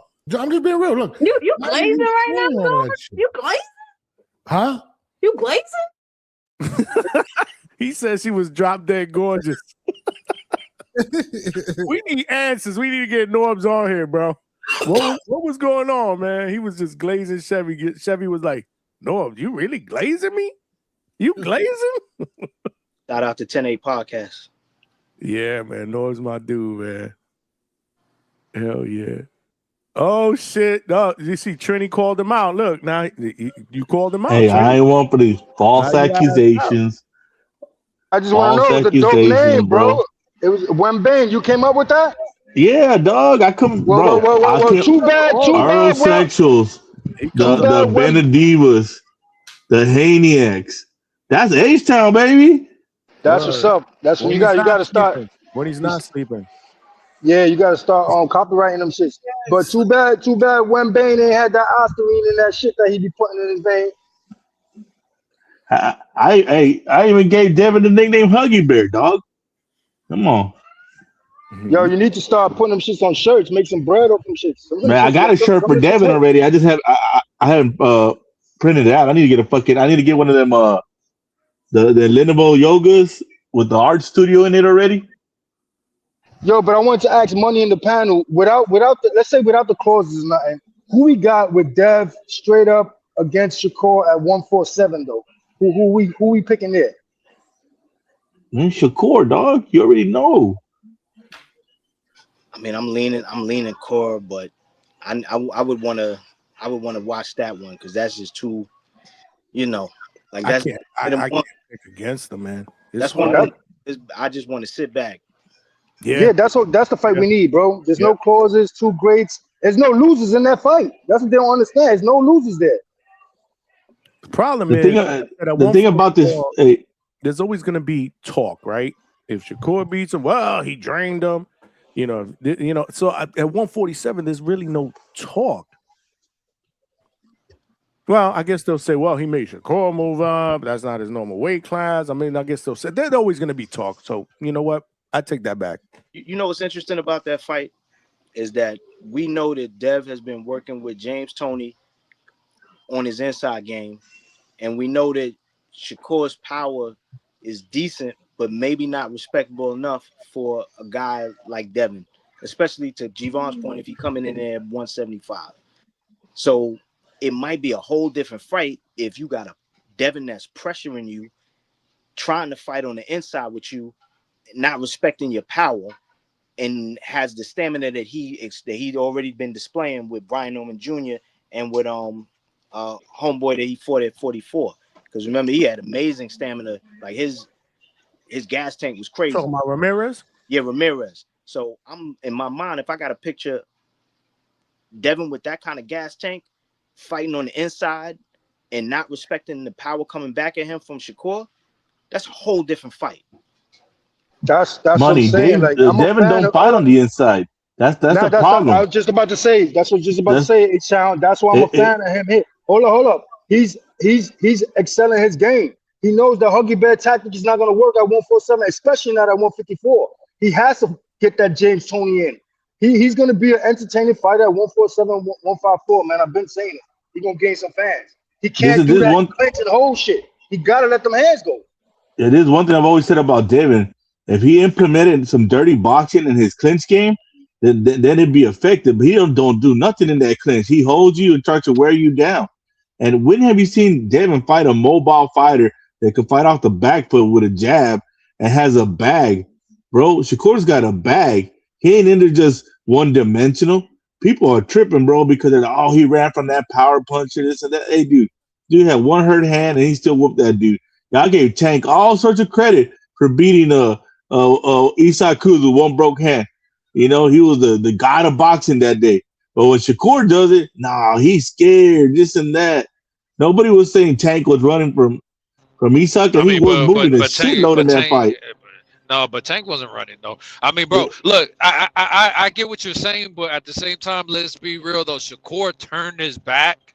There's still screenshots of this motherfucker where it looks like he's going into a full sprint. You get what I'm saying? Like, Tank didn't do none of that. I don't know what to say, but I got that screenshot too. That's all crazy. From the De Los Santos fight, right? From that one fight. That's the only time I see it. Yeah. Is that where that's from? Yeah, and also for the record too, that's the only time I've seen Shakur do that shit. When people say that he's a runner, and people say, all he does is run. If you want to see running in boxing, go to the last round of De La Hoya versus Trinidad. That's running in boxing. Yeah, I mean, some people do what they gotta do and shit, but yeah, I mean, that's the only time I see Shakur, but that was a legitimate run. The only other person recently that I seen do some wicked shit like that was Skull. Like, that Skull shit was wicked, bro. And look what boxing did. Yo, Javon, look how boxing got Skull back. They put his next fight. He was in the smallest ring I ever seen, bro. And he got knocked out by a kickboxer, I think. Yeah. Javon ain't kidding, bro. That was a running fest. Big Money, try to look at that ring, Big Money, when you get a chance. Look at the ring of Skull's last fight. And tell me boxing ain't get this motherfucker back for that shit. That shit was the smallest ring I ever seen, bro. But for the record, Oscar thought he had that fight won. That's kind of what motivated the running. You dig what I'm saying? He really did have it won. He wasn't afraid to be honest. And he really did have it won. Nah, he beat him. I was fucking frustrated that fight, man. I had these two youngins talking shit in my ear. We was outside watching that shit. And I was watching him box the shit out of fucking people. You know, it's my favorite fight. Shout out to my dad for telling me that they were gonna rob Oscar so he saw Don King with Trinidad. He's like, they're gonna rob him. Watch. You said that one time. You did say that one time. Yeah, shout out to my dad. Nah, man, I've watched that fight so many times. I wish YouTube would allow us to play fights live on our live and just we talk about them, like we break them down. This shit is whack, man. Johnny, I see some other content creators that do it, bro, and they don't get whitelisted, bro. You know what I'm gonna do? I'm gonna send you the link to. Is a Puerto Rican dude that comes on, He's pretty good. He breaks down fights, and to your point, he shows the fight. Like he actually had on. Is he monetized? I don't Again, know. if you're not monetized or whatever, I'm monetized. It's different. That's what I'm trying to tell you. I've done a little bit of research. If you don't care, you're not, because there's some dudes out there that got 10,000, but they're not monetized. They don't care. I hear you. Yeah, I seen one app like that in Cigar Talk. They'll clip you unless you whitelisted, bro. Yeah, I remember I seen one that Cigar Talk did with Hackett on the panel. They broke down Tank Roach. That shit was dope. Yeah, but I think halfway through they got got something happen halfway through. Yeah, but you either had to pull it down or you get flagged and it's not monetized. Something, trust me. I literally shut that live stream down. And we were watching it. I remember Trini was there too. We were watching it and that shit cut off. Yeah. Hell yeah. That shit was dope, right? Yeah, that's dope. If they allow us to do that, which I don't understand why, bro. We're promoting boxing. We're promoting the networks. I don't get it, especially the old fight. Even the old fight. That's the old fight. The old fight should be a go, bro. Yeah, but that's what I'm saying. But the site that you pull it from, they have these. But that's Bob. That's Bob Aaron being smart and having control of his content forever. Yeah, but wouldn't you want to share that content with the boxing fans? Like, we're talking about it, bro. ESPN is not fucking talking about. We're talking about this shit. Yeah. I mean, social media pushes boxing right now, and I understand it, but I don't understand it. I guess I understand why they do it, but I don't understand why they do it. It's weird. Yeah, no, I mean the whole copyright shit is crazy as hell. I mean, shout out to Mr. Perfect Flashy Boy, the motherfucker. Hey, bro, I'm convinced he got Tone flagged. What was it, yesterday? You seen that shit? H-Town. Hey, he was showing Clarissa getting punched on, and all of a sudden it says stream unavailable. Tone said, "What the fuck?" Like they took Tone down because he was playing Clarissa getting punched on. You see? But that's what I'm that saying. shit was crazy. I'm telling you, social media and shit that you put on is weird. And shout out to that because I never knew she lost an MMA fight. Like she was getting punched on. That shit was crazy. She got whooped, bro. Wait, it is what it is. He clipped that from a site, like he was playing it on his live from a site. Well, he was playing it from YouTube. Oh yeah. So whatever. So the person, I guess, whoever had that on there has some kind of a copyright tool on, where anything that anybody plays in their shit, they get notified and then they can. You remember them companies, Johnny? They yeah. I remember. Yeah, you saying that. I'm convinced it was Big Box in Detroit, Mr. Perfect. The motherfucker. He that's his queen. That's his queen. Like he's like a stock. Stock only comes if it's Devin or David, and certain people only show up if it's certain people, whatever the fuck. And yeah, the only time he comments is if Clarissa's being Devon. But how dirty the game is, and now that the Tehran looked like shit, now Baumgartner want to fight her. I heard that. Ryan from hilarious. The got clipped doing a hey man, talking about that on TVV. From what I heard, Alicia trying to fight Amanda Serrano, and that's a mega fight. I don't know what to tell you. Amanda's retired, bro. She ain't fighting no Alicia. No. Hey, wait, hold on, Johnny. What did Amanda say? For the right amount of money, any fight can be made. So retirement. She's not in retirement. No, but realistically, she could end up in the record books if Serrano tied that record with her. She ended up in the record books for a long time. She get knocked out. She be tied with the most KOs with Christy Martin. If she packs her up, she retires with the record. Or if Alicia beats her, it could be pass the torch. She is now the female face of MVP. And I'm gonna shoot Alicia some bail. And I'm sure. Go ahead. It seems like Amanda's down to do it too. Pass the torch, and Jake has the money to put up. So it is what it is, man. I can see the fight happening. And then Amanda can move on to her desk job at Most Valuable Promotions, which is, I think she got a lifetime contract. And to be real, Christine Martin, the one that got the record, she's a legend too. So if you're gonna go for that record, you either tie it up with them bullshit fights you've been getting away with, or if you're gonna go for it, you fight a real tough fight, like a Baumgartner fight to break the record. Man, I just don't think that you can stay tied with the bullshit, shit that she's doing now, because the last two fights was, what I'm saying? Yeah, but Martin's a legend too. She a big wig over at MVP. She could get a soft touch and break that record if she really wanted to. Like if she takes. No, that's what I'm saying. I'm just saying. And Amanda wants to go on top, dog. She don't want to go out losing to anybody, bro. Come on. And I'm just saying. I don't know, but I'm just. Sherry put her time in, bro. Amanda paid her dues. She fought her fights. You know, like she could retire right now on top. She got to win. She could go right now, and we good. Yo, you know. Before you go, Big Money, you asked Eitan this question. I'm sorry, Casual Jerry with the $2 said, "Who started the Devin talk?" That's a great question. I don't know who did. Timu Stock. It wasn't Timu Stock yesterday. No, today. Who started the Devin talk? I think it was. Over to Devin. I think it was Tone. We were talking about Shakur, and then it naturally turned into Devin. Oh yeah, I asked if the fight straight up would have been if we wanted to see that, but it turns out we wanted to see the fight straight up at 147. We wanted to see that. We were talking David, and then went into Devin. Man, he asked, what do we think about Devin and whatever? Yeah, so it was two-tone with the police sirens. Yeah, we talked about the new and improved Dev, not Huggy Bear. The new and improved Dev.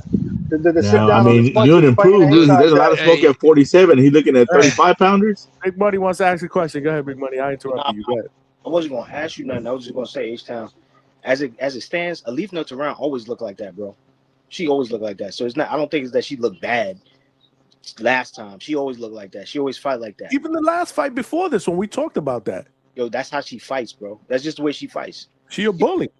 You know. Yo, H-Town, it's a lot of game planning with that camp. H-Town, it's a lot of game planning. What's going to happen? It's a lot of game planning with that camp though. So like fighting them two smaller men, that's making him just fight one real fight at 147 to possibly undispute. So it's a smart move by him. Stay busy. By the time he come around, somebody's gonna have. Man, it's ridiculous. You let the 147 pounders fight each other, and you fight 35 pounders, dude. That's just wild, bro. And y'all people let this man get away with this shit.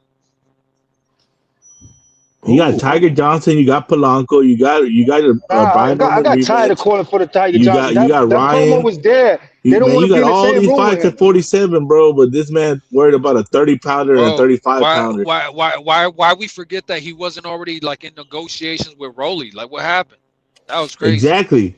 No, I wanted to see that fight. I wanted to see that fight. I wanted to see that. You got all sorts of smoke at 47, bro. But y'all let the Devin media squad deter y'all from reality to this bullshit with 30 pounders and 35 pounders. And then y'all calling the 30 pounders and 35 pounders cowards for not jumping up to fight this dude that's got smoke at 147. Bro. Yeah, when A-Sean says he's talking to the world, not the panel. I just gotta remind everybody. I feel you, but people think that Prime ain't giving them no money. And when they tried to shop that shit over there to sell it in Turkey, they was like, no, they don't want that fight. Because I'm saying that's a whole trend right now. Because you got David, whose name is David, and he's not calling no Goliaths out. He's calling smaller weight fighters too. That's like the trend they're trying to set. This shit is crazy, but it's man, good. But his job monster looking for the little guys. Who you talking about? David, his name is David. Why he's not chasing the Goliaths of the world? He's calling out smaller fighters too. Come up to my weight class. Like, you know what I'm saying? Come on, he's a cruiserweight. He calling out motherfucking light heavyweights and all that. It's all good though. The real one's about to pull up. Naji Lopez is not moving like that. That's what you just did, right? Naji Lopez. You just set these guys off. That's what you just did. Hey, whoa. Naji, not the same shit that Canelo did to Benavidez. Benavidez is gonna do the fucking Naji Lopez. So go ahead with that shit, G-Ball. Go ahead with that shit. You know that. In 2 years, he's playing the same fucking games. Get the fuck out of here. They know the real. They know the real. They know the real guy. Naji Lopez, nigga. Jaguar. I already see it. I already see it, bro. I've been telling these guys. It is what it is. You know what I mean? Like when people get in the driver's seat and they become the man, they all start moving. They all start moving funny. Hold on. Oh, there we go. What? Because we speaking facts like this, but this is the type of shit that I be talking about when I be like, how am I a hater for pointing out the facts? We act like fucking David is not finalizing a deal. DHS, we back. I'm gonna holler at y'all later. We back. The Knicks brought the vibe back. We back, DHS. Y'all stay up. Yeah, look. Hey man. Somebody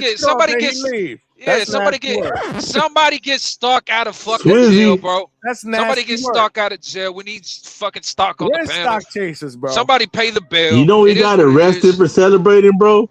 Damn, man. You know what's fucked up? He got arrested right before the parade. The parade is tomorrow. Stock gonna miss that shit. It's probably what's best for the city, man. It's probably best for the city. I just talked to him this afternoon. So he's Yeah, not yeah, Hey, bro.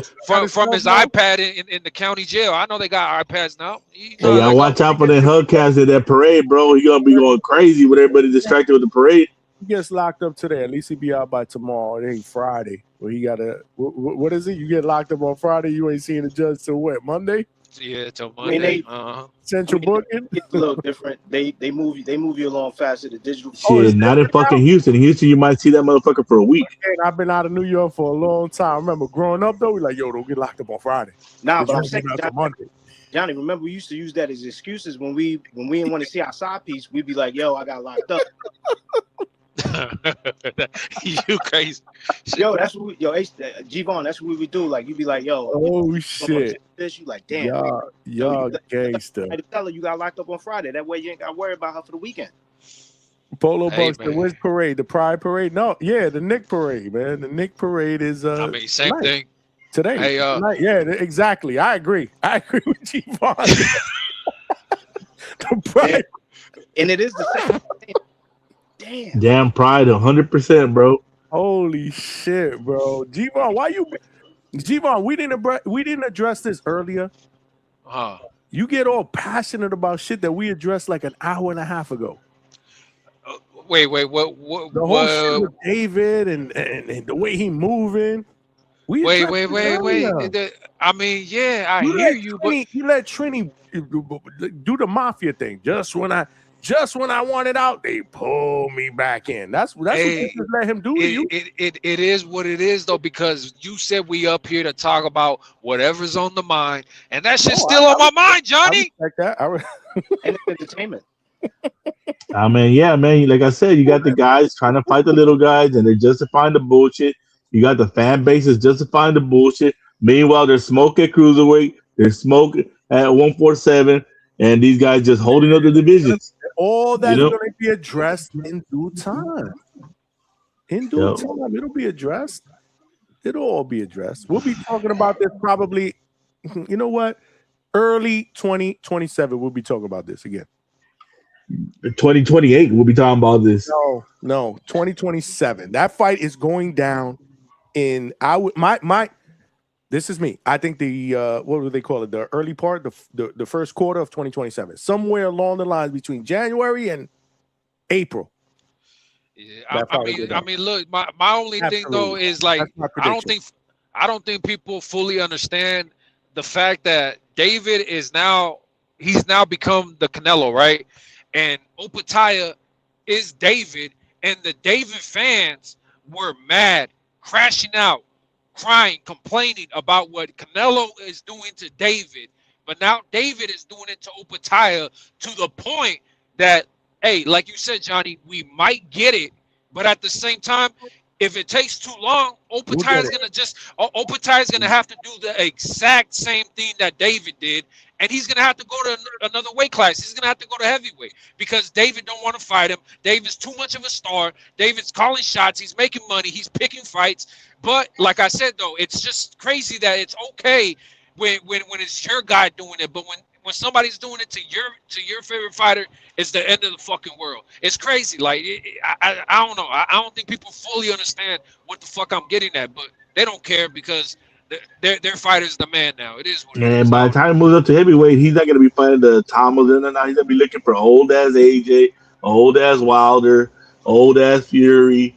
Opataya is going to have to go to heavyweight, bro. Like if David don't want to fight him, like what the fuck? He's gonna have all the belts. Look, think about it. If he fights right now with the WBC champion, if he doesn't fight Opataya after that, he's holding up to the fucking division.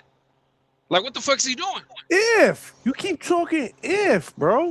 Hey, all I'm saying is, didn't that happen? All I'm saying is, didn't that happen with Canelo? Let's have this. Let's put a pin in it. Put a pin in it. Let's talk about this next year. You're gonna see it's gonna be the same shit. Man, you guys are terrible, man. History repeats. All I know is we're midway. We're halfway through the year, dog, and we ain't got no big fight for Huggy Bear. Don't let H-Town pull you into it just when you thought I was out. They pull me back in because that's what H-Town does. That's what Trini just did. Johnny, put that on the screen again. What Trini said. I wanted to see that shit. Hold on. What did he just say? Which one? The one that you put up. You fly through the booking when you got a lawyer. Oh, that good. That one. That's spoken like a man that's been to 100 Center Street. Mm-hmm. If you know, you know. Been there, done that. Real lawyer or a court appointed? Either one. Either one. Okay. I don't know. But right now the jails are packed, right? How many Knicks fans got arrested during this finals run? They probably still in there. Losers. Hopefully they don't allow them in the parade, man. They only allow the hardcores up in there. They've been suffering for decades, man. Not none of these losers that are going to start. Man, they should have an age limit, dog. 28 and up. Women probably, because that's what they're going to fucking do. No, real shit. If you ain't down there right now to get position, it's a wrap. Right now, 1 o'clock in the morning. I'm telling you. And you got the World Cup in the city too. I guarantee you, people lining up right. Hey, I don't know why everybody's trying to put it on the young dude. I don't know why everybody's trying to put it only on the young dudes. I see a bunch of old dudes out there throwing hands too. I don't know what to tell you, man. It's everybody out there throwing. No, that's the Knicks fans like Stock and all these dudes. It ain't just YNs, bro. I agree. There's a bunch of retard. I'm not gonna say that word, but so you trying to say Stock is an old head YN? Stock still a knucklehead. What did this dude say? What did Steven Jackson say, bro? Damn, did I erase that clip? You talking about when he said what would happen? Yeah, he said them New York fans are miserable, man. Hold on, let me see if I can find that right here. Y'all fans throwing shit at Wemby and doing all that. You can tell y'all ain't used to winning shit. Y'all some miserable people in New York. Miserable. Y'all chose the right time, because if it was us, y'all would have got fucked up. I believe that. That Indiana Pacers team would have started fucking motherfuckers up, bro. You know they had the Pistons. What was that? That was the Pacers. Nah, that was the Pacers. He was with the Pacers, bro. Pistons, right? Was it? Yeah, he was with the Pacers. He was on the Yeah, he was in the stands. Malice at the Palace, I think they called it. Yeah, Malice at the Palace. See, I don't even watch basketball, and I know about that. But hey, K Money, you already know, Johnny. I do my thing. I read the chats. Hey, hold on, get my nigga Johnny Pay. Get Johnny Pay. Put some money in his pocket. Yeah, pack me up, nigga. Pack me up. It's a 50 ball. It's a 50 ball. Go ask your daughter for some money, nigga. Anyways, look, man. What I will tell you though is, right? Because earlier this other dude, Yo post sticker, I don't know what his dude's name is, when he was like, "Oh, you talking reckless?" He's on here. When he was trying to say I'm just some internet dude talking reckless about Goyas and all this shit. Whatever it is, what it is, bro. But all I know is he said I sound like a Spurs fan. No, all that shit is let's be PG-13 about it, right? All that shit is fruity to me, bro. I don't give no fucks about none of fucking dudes who fucking dunking wouldn't. I don't care about nobody putting nuts on the fucking other man's head to put a ball through a fucking hoop. That shit. Come on, bro. You're getting X-rated now, man. Nah, these dudes putting nuts in each other's face. And he thinks I give a fuck about that. How do you read the chat? How do you read the chat when you driving? Hey Johnny, I'm the watcher. I see it all, man. How? I just don't get it. That motherfucker got one of them big old Obama phones, bro. You know, the old people phone with the big old letters and shit. Holy, like, what are you watching? What do you got on the screen? Like a fucking iPad or something? Nah, I have 50 screens going on. Lord have mercy, bro. Always reading the chat and fighting with people on the chat. Johnny, you call it a problem. I call it a gift. Yeah, I'm over here fighting with my little boy. This fool don't want to go to bed. Usually H-Town is fighting with his little boy. Yes, we hear it in the background a lot. Salute to you, man. Dad of the year, man. I will always say that, man. H-Town handle his business, man. H-Town handle his business, bro. G-Von always fighting with the chat. Hey, Johnny, I got to keep it alive, man. Like, nobody wants to talk about Goya, so I'm telling you, bro. I swear to you, nobody wants to talk about that, man. Tonight's show is about the fights this weekend. We're going to talk about Goyazo. Yeah, I hear you, but you're not even talking about him. Well, I'm waiting for tonight. Oh, yeah, you waiting for somebody to want to talk about him. Yeah, I know. Shit. Johnny Moon walked into that corner. Hey, did y'all see the AJ interview with Drake? It's gonna be a struggle. I already know it. It's gonna be a struggle. It's gonna be a struggle. There's other people fighting though. Money. Yeah. You see the AJ interview with Drake?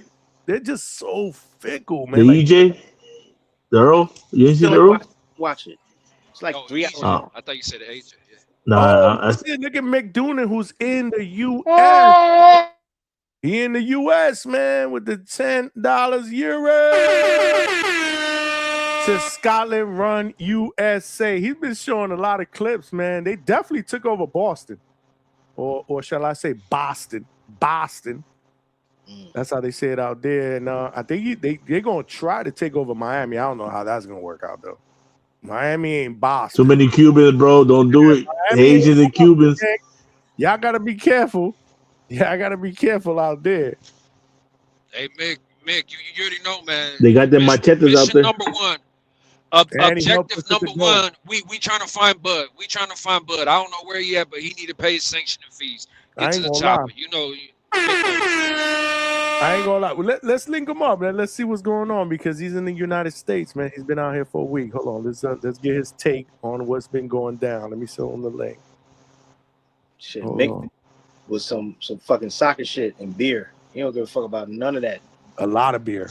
And a matter of fact, where White Mike at? Because ever since Tone Show, he talking about let's place this bet, talking about Boots and Zayas, and I'm like, yeah, hit my fucking DM, and all he did was view my stories and shit, and ain't sent me not one message. What the fuck is the bet? Oh shit, he still ain't. I thought he hit you. Nah, he didn't hit me. Yeah, but he be on the Discord. You don't be on the Discord like that. That's not even it, Johnny. He already went to the IG. He in my stories. I got you. He wouldn't go like your pigs, bro. It's all good. Yeah. He was pressing you about the bet. I remember that. He was pressing about the bet. Oh, and then he went silent. He quiet. Yeah. Where's he at? He wasn't. Well, he's been in the chat all night. I haven't seen him in a while though. In the chat, but once I came on the panel, where'd he go? They don't know that G-Von Scooch McDuck, bro. That's a good question. That I don't know. I know he was in the chat earlier. Oh shit! No Scotland, no party. He no definitely Scotland, no party. He definitely What's up, said my it man? What's up, guys? What up? Where you at? Where you at? You still in Boston? Hey, how you loving the greatest country in the world? No, we've made it the greatest country in the world. No, get the fuck out of here. How can you be the greatest country in the world if you run out of fucking beer? Oh shit. Yeah. What you mean? Fucking Boston's no beer left. The word beer. They're fucking done. No beer left. Because you ain't in Texas, my friend. They drank all the beer. What the fuck? I drank everything. Bars are out for 2 days. They told Come us down to Texas, buddy. We got enough on beer the for you 4th to pass out. we've done 4 times as much as the 4th of July weekend and a weekend. Shit. Really? That's what they said on Boston News, yeah? Wow. Yeah, it says Boston's little. Boston's little, bro. It ain't no Houston or Dallas. I'm actually in Rhode Island because we've drank that's Boston. Why. That's why. No. There's nothing going on over there, bro. What you doing in Miami, bro? I'm coming to Miami. I'm going to Miami Marlins on Monday. We turn to Fenway Park. When are you going to be in Miami? Monday. Monday to Friday. Wow. Yeah, So game's on the you're gonna be out 24th. here a few weeks. That's dope, man. That's dope. That's dope. Playing round out to drink on the way here. Fucking drank the bars dry. Damn. Fucking came to Fenway Park in our fucking skirts. Right? And do you know what the Boston people are saying? You should all come back. Definitely come back. Well, see the people in Boston. See if you weren't charging $20 a beer and we still drank you out, we would maybe come back. That's why they want y'all to come back. Wait till you get to Miami. See how expensive that shit is. What are you drinking? Let me hold on. What are you drinking out of there? Sam Adams? So they got us they got the imported Tenants, which is a Scottish beer, and they ran out of that in 2 hours, right? Damn. They done 55 kegs in one of the Scottish bars in a day. Right? And then they were drinking full something. I fucking can't remember. 55 kegs in 2 days. Yo, is it me or the beer makes mixed English sound better? Exactly. We broke the decibel. Yeah, he sounds way better in America. You sound clearly out here in America under the influence of beer. Is that almost like Johnny? Is that almost like Johnny's? My Spanish is better in person. Yeah. Is English better in America? Look at that. No, that's on H-Town husband. He's Tinder. Looks better in person. Yeah. Wow. But I you can know, understand. I can understand him clearly. you know what the song goes like, is Scotland. This is the song. Scotland boys, we are here, shagging all your women and drinking all your beer. It is fucking easy to us. Scotland have taken over. You know the line man. with the fucking lip dick motherfuckers. Sing that. Do you got a kilt on? Aye. Do you got a skirt on when you sing that? I told you, Johnny, I put the videos in and they're like, oh, the women are like, oh, look at all the kilts. It's got Johnny was getting his Roddy Piper fucking Halloween costume out again, bro. He was getting it back out, bro. Hey, Roman soldiers used to wear skirts too, man. I don't know what to tell you. This shit crazy. Yeah, and the only country. They also used to fuck each other, so yeah. Yeah, the only country Rome didn't. You gotta get X-rated, bro. The only country Rome didn't take over was Scotland. But H-Town just like Coach. What was he saying yesterday? Tender dick. Oh man, fucking Coach. He always got to do it. Always late night too. Yeah. Anyway, H-Town, I'll phone ice. I've got one speed dial out here, bro, and it's no for my beer. Yeah. Call them, bro. They gotta take you back, bitch ass back to Scotland. No, do you know what? Right? 55 kegs, bro. Yeah, that shit crazy. It's a fucking we came out of the Fenway Park. Bro, that's a weekend at a Texas football game, bro. How was that? Yeah, in fact, Texas was playing. How was that at Fenway? Because I've been to Fenway. I didn't go because the baseball was boring. Their fan base is crazy. They said that they've never seen it. Texas were playing. Texas Rangers were playing fucking the Red Sox. And every one of the Rangers players said, we have never experienced anything like that. Ever. It was like a Game 7 game. If they would have played the Yankees, oh Lord, I've been there for the Yankees Red Sox. Some of them came out of the Yankees as well, yeah. But if y'all make it to the next round and y'all play in Texas, you'll see the difference. Yeah, but against Texas again. Friday. Your next game is Friday, right? Tomorrow. Yeah. We broke the record for the loudest decibel for when we sung our national anthem. It's a world record fucking for that stadium. But they're saying they've had Super Bowls, they've had NBA championships, they've had everything in Boston, but they have ran out of beer and they've not seen anything like it. Yeah, but that's a small place. I'm telling you, dude, Houston, we got our own breweries here. We don't run out of beer. You bet if you were there. It's crazy because they got the Sam Adams, which is basically based out of Boston out there, the brewery. That's like one. That's it. Big, yeah, but that's big time, bro. Bro. Sam Adams. You ain't never been to Houston either, huh? One time a long time ago for a couple. Man, Johnny, it's different down here. Texas is different. I'm telling you. Yeah, I would say no, because it's been probably like 15 years. Bro. I mean, I'm telling you, man, we see in fucking high school parties we drink like 10 kegs. High school parties. Fuck off. No chance. There's no Mexicans can afford 10 kegs. Motherfucker. They used to be $50 a keg to fill it. You only paying $50 to fill it. Well, listen to the Texan players. Johnny, I put the link in the back. Play that. They said they've never experienced anything like it. Crazy. And we weren't even supporting it. We didn't even know what the fucking score was. Not a clue. That's crazy. He came just to get drunk. He said, fuck the game. Totally. Fuck the game. But crazy. Man, it's look, America's expensive. Half the people didn't know there was a World Cup on.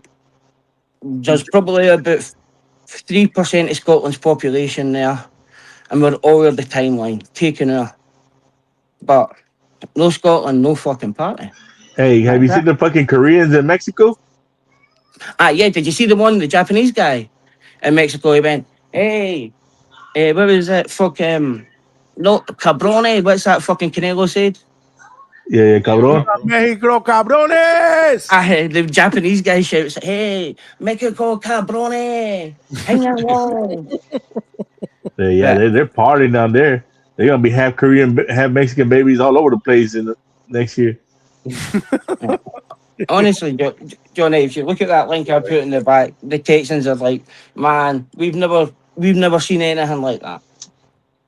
anything. So sorry. Yeah, I saw that. And two-tone. In 10 years, 15 years from now, when we see some Mexican, Korean boxers, and you're like, man, that motherfucker's name is Son. How he Mexican? Is David Benavidez Mexican? I'm like, nah, bro. See, that's really Mexican. He's from Mexico.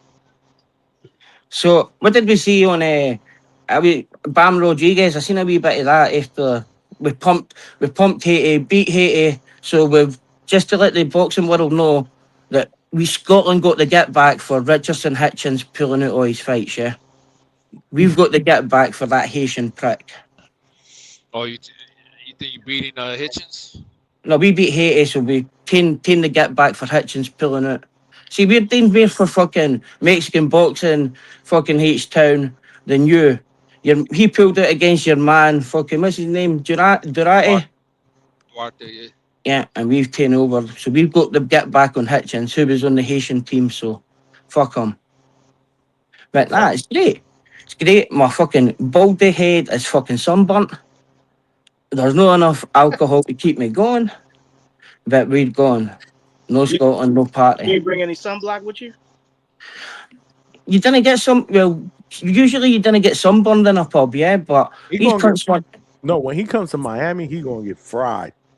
Oh yeah, because the sun out here is insane during the day, man. I went out there for a little while, and I was like, yo, I can't be out here. Yeah, that's all right. I mean, look at my face.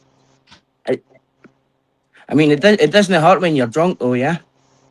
That just makes it worse because you want to stand out there and just take it. But I was thinking my bro Tip Bayless would have sent me a do-rag, but he's let me down. Do-rags ain't gonna help. Tip's let me down with the do-rag, bro. What'd you say? I said the do-rag ain't gonna help him. He needs some SPF 8 million. That shit don't do nothing out here in this Florida sun. You crazy? Maybe need a Johnny hair transplant. Watch out for the fucking snakes and the alligators. Money got on a bucket hat. Like I got different. Like I got all kind of shit out here. Like when I used to go out there and mow my own lawn, which I don't fucking do anymore. Hell no, bro. You fry. Oh, now you got a Mexican mowing your lawn, Johnny? Now you got a Mexican mowing your lawn? Hell fucking yeah. Racist ass motherfucker. You asked. I can't have a Puerto Rican mow my lawn because they don't work. But hey, H-Town. Damn, Johnny. It is what it is. No, you wrong. They work. They're just not reliable. H-Town's just hit Johnny in the DMs. I mean, they may work this week and not next week. The Mexicans, they reliable, bro. They there every week. So H-Town's just saying, bro. I'm sorry, but I don't mean that as a diss. I'm just saying. H-Town sent Johnny a DM to try and undercut your Mexican gardener. Yeah. H-Town will date for $10 less. But no. Yeah, that's the way you do it. Hey, if I could get enough fucking clients, I'd fucking cut lawns. Man, I know a guy that makes hella money cutting lawns. Hell yeah. You come out here, you make a killing out here. That and then you go report the money you want. It's year round. And then in the summer, it's weekly because it rains a lot. Right? So here in Central Florida, it rains a lot. So it's weekly. And then off season, not in the summer, it's every other week. But it's year round. Well, that's how Houston is. It's the bayou city. We're on a bayou. So it's humid almost year round around here. Mm-hmm. So the grass stays growing, bro. If you don't cut your grass, like, especially in this season, hurricane season, in 2 weeks, you have 3 foot grass. That's what I'm saying. The same thing out here. You need somebody reliable, somebody that you know is going to be here every other week or every week in the summer. That's crazy because in Cali, like, you got to have money to have a green lawn. I ain't going to lie. In the summertime, for you to have a green lawn, you got money because you paying for that water. Hold on. Damn, he on the panel and he sent a super chat. Make with the $20 euro.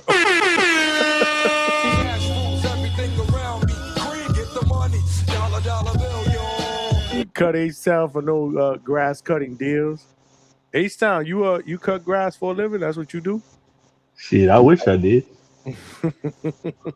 You should start H-Town. In Texas, everybody got they got good sized lawns, even the little lawns, you know. So you're gonna need actual lawn equipment to do that, motherfucker. You can't just go with a regular mower. I'm not doing. Yeah, with my yard, I'd have to get a rider. There's no way, man. I see these dudes out here doing this shit with a push mower lawn, and they there for hours. I'm like, yo, I don't know how the hell they do it. I couldn't do it. There's just no way. It's just too damn hot. You gotta either do it super early or. I mean, Johnny, they do it all day.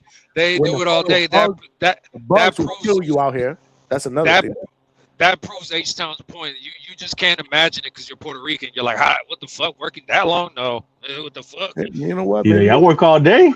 That's crazy. I'm not gonna say you're wrong, but I'm just saying it's crazy. Yeah, but you guys try to mow a lawn here where it's fucking 95 degrees. The humidity makes it feel like 105, and then the fucking bugs. Man, you talking about Houston, baby? Because every day out here it's hurricane season. Every day we get at least one thunderstorm. If not every day. We on flood watch already for tomorrow. Are you? Yeah. Well, yeah. Usually we're on that, even though where I live at it's not bad. But and then after it rains and the thunderstorm and it gets hot and humid, the bugs come out. It's disgusting, man. We can't even go out and walk the dogs. Let alone you think I'm gonna go out there for an hour and a half and mow the lawn? That's when the bugs really come out. The most heat exhaustion shit that I used to do was I used to do slurry work, like where we use macro pavers to lay down slurry on the pavement, whether it be residential or highways, freeways, whatever the case might be. And all day I was behind the truck with a squeegee, laying down the seams, laying down the edges, cul-de-sacs, filling in the gaps and shit. Grunt work like that. So all day for you never done roofing, G1? Running behind a truck. Yeah, Johnny. If you made that grass cutting sound any harder, Bermudez will be putting Polanco in with him next. Polanco versus the grass cutting. Yeah, they don't want to work either. They're Dominican, bro. I'm sorry, bro. They don't want to work either. They worse than the Ricans, bro. I'm sorry. I got a homeboy named Santana and a homeboy named Yoell. They're Dominican and Puerto Rican, right? And man, I ain't worked with them in a while, but they used to work with me all the time. And one time we're humping, dog, getting shit done, and they both started complaining. I said, hey man, quit fucking crying and just let's get it done. And they both started talking to me how they'll fuck me up, this and that. I said, bro, you rather fucking fight than fucking work? I said, dude, shut the fuck up and put that energy into the fucking job. And then both of the motherfuckers started laughing and like, yeah, you kind of right. We want to fight. I'm like, motherfucker, y'all crying, dude. Just get it done. You know who else are hard workers? I remember from New York City too. When I lived in Pennsylvania, Ecuadorians. They work, man. Yeah. Guatemalans too. The Guatemalan motherfuckers, they be getting it. Yes, I actually had a neighbor, and we used to crack jokes on him. He was actually cool. We used to crack jokes on him on that, man. That's what we do. Like the way we do it here, we used to just crack jokes on each other. But I mean, Guatemalans, they built for fucking work. Hey, they built. Hey, I said it how I said. All I know is they built for work. They built like cavemen, man. They motherfuckers built for work. I don't know, dog. You better keep the Guatemalans away from them black folk, dog. They'll get eaten up. I hope we don't have anybody that's watching. That shit crazy. We just lost like 5 subscribers probably from Guatemala. G1, if you say that in a louder, if you say that in a louder, if you say that in a louder, Pro Box will be up to $10 to watch Lester Martinez fight next year. Yeah, he's a beast. It's not worth $5 to watch a month though. Fuck that. And I want Lester to fight Pacheco, dog. Him and Najee Lopez are headlining the Pro Box card in August. That's going to start the $5 subscriptions. Hey, but, I bet you didn't even make it onto the fire stick. Nobody wants to hear about that, but I just figured I'd throw that out there. Hey, you ain't never had any actual Jamaican and actual Nigerian homeboys, like really Jamaican, really Nigerian, actually from there? Them motherfuckers be working too. Them motherfuckers be on like 3, 4, 5 jobs at once. The Nigerian dude I know is a college graduate, so he's in cybersecurity. That's a little different. Yeah. Nah, man. I mean, well, my homie Ike, he was working and going to school. I didn't know how he used to be crazy. He'd get off of work at night and go straight to school, go after school, and then go straight to work. He said Ike. Yeah, well, his name's Ikaniki. But, he called me Ike. Work, school, and emailing people that they've won the fucking lottery. Florida's different though, man, because people out here they down there, right? What? It's cicada season down there. Y'all got cicadas. Locusts. Johnny don't even know what that is. Listen, bro, there's everything out here. What you mean? He'll know what a fucking cicada is. That's just crazy. There's everything He's out from here. the city, bro. He don't know that shit. There's bugs that I've seen out here, different colors, different shapes that I've never fucking seen in my entire life that I've seen in my yard. And I'm like, what the fuck is that? Normally they clicking. They make that clicking sound and they'll be outside your windows. The love bugs. I don't know if you ever heard of love bugs. You ever heard of love bugs? Seen them. They out here, it's insane. Insane. They get into your house. How about the geckos? Oh, yeah. Out here all the time. We see them all the time. Snakes, little snakes, garter snakes. You know, I've seen them. I've been to Florida a few times. I've been to Florida a few times, and every time I think of Florida, I always remember the time when I was out there when I was trucking and shit, and fucking there was an alligator in the middle of the fucking parking lot, and I had to use the restroom and shit. So I get down and I didn't notice it until I started walking, and then I thought to myself, I don't even have to use it that bad. I turned back around. I was like, man, I don't know what the fuck. I don't even have to go to the bathroom that bad. I could wait.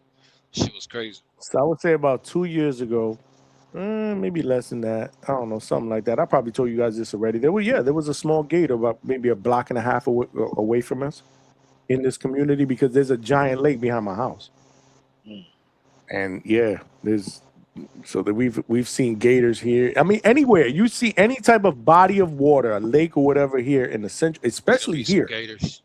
Where I live at Winter Haven, it's called the city of Chain of Lakes. There's 38 lakes here. There's gators all over the fucking place here.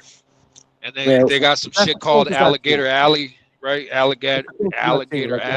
Send me a picture. Like my neighbor took a picture, or whatever. It's like maybe about a block and a half, 2 blocks away from here. But it was walking around. They just walk around.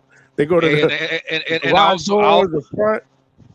Yeah. I'll also always remember the Cubans out there. The Cubans out there, like, bro, why do they talk Spanish like that, bro? I still remember one time when I was trying to park my truck. They actually charged, like only certain places charge to park the truck, and they fucking charge the park. So I'm just trying to ask, like, how much to fucking park, and I see that he's talking to everybody else in line in Spanish. So when I get up there, I just tell him, cuánto pa parquear, and then this motherfucker, blah, blah, blah, blah, blah, blah. I'm like, bro, what? How much to park? Like, what the fuck? This shit went crazy. Like, I don't know what he said. And he's like, you don't understand me? I said, no, man. The fuck? I don't know.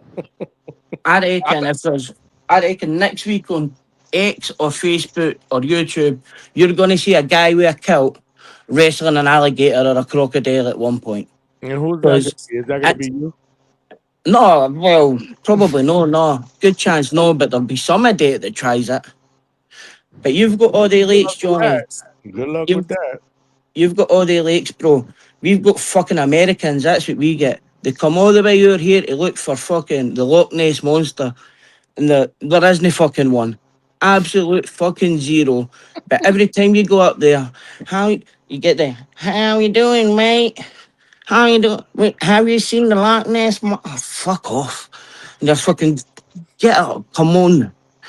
And I'm like, we're from America, we have Scottish ancestors. The great granny in like 1832 was there. And we're over to get our heritage. Get to fuck. There's no a monster in there. Scottish people didn't even go looking for it.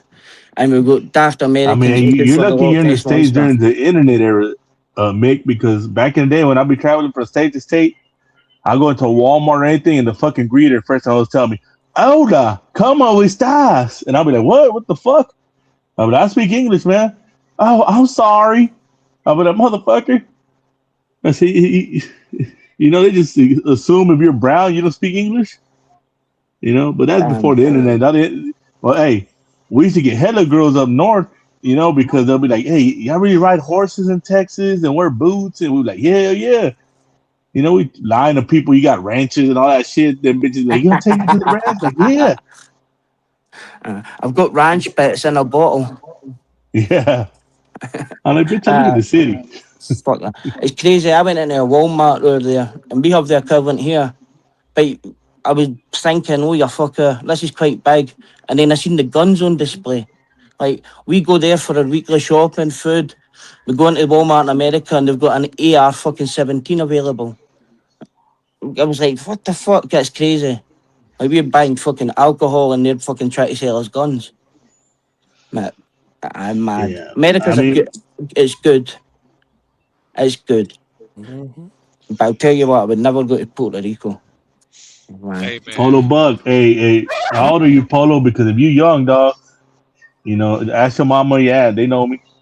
So T Malcolm talking about they pressing for the receipts at Walmart, bro. That should be crazy because sometimes I'll go into that bitch 6 o'clock in the morning right after they open up, and the fucking dumb woman right at the fucking door, she'll see I'm at the only register that's open. I'm the only person in the store.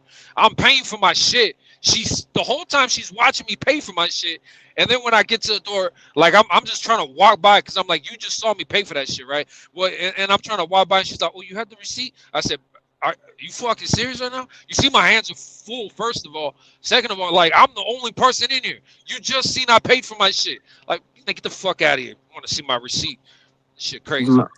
that never happened to me, but that might have been my white privilege, G-phone. They just let me. Yeah. White privilege, hey man, get to the chopper. Get the chopper. Where's Bud Crawford? Where's the sanctioning fees, bro? Facts. That's what I was telling them. Hey, why are you ducking McGregor for $200 million? We ain't talking about that. I know while Mick is here in the United States, he's gonna do God's work and find Bud Crawford and make him pay those sanctioning fees. That's a fact.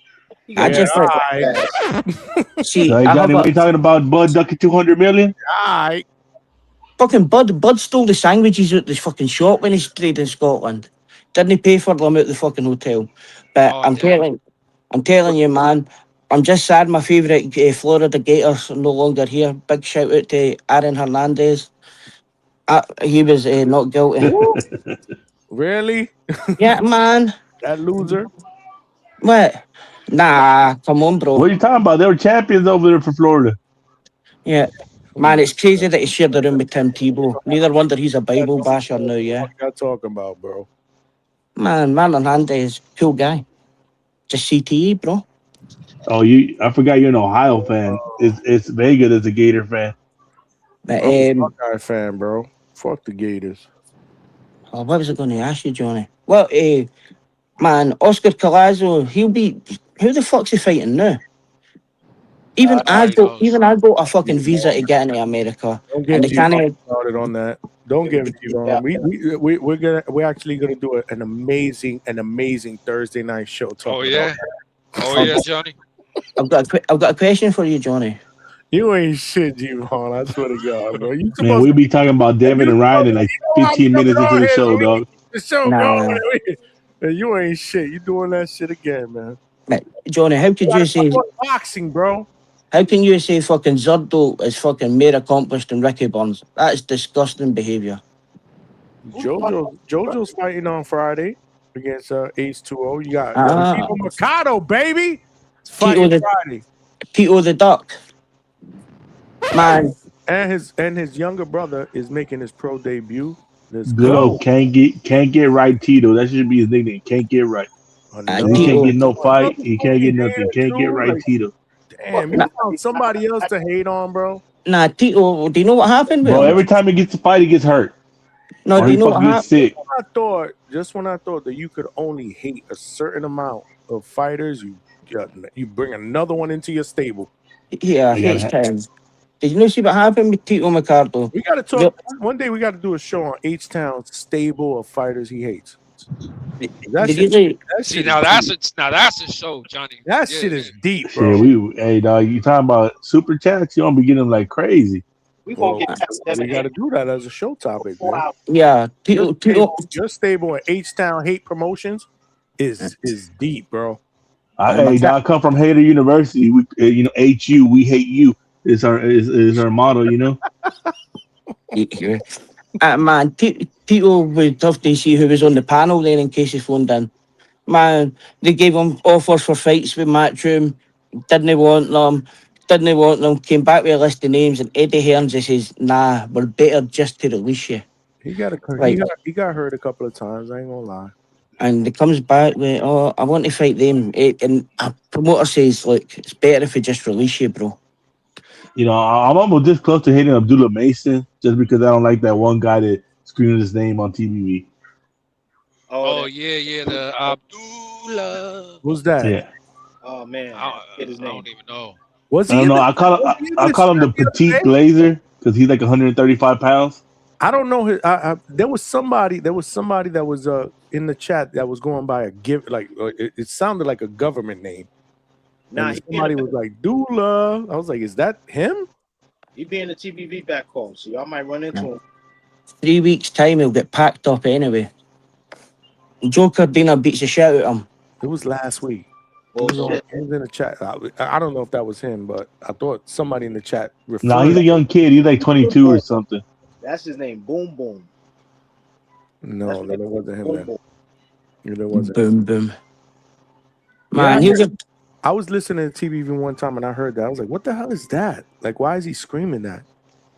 he'll get packed up by fucking Cardina. Cardina's going to He's beat the actually shit out square of him. business. Plus money, plus Yeah, 500. that's his name, Bands. Ryan got it. Yeah.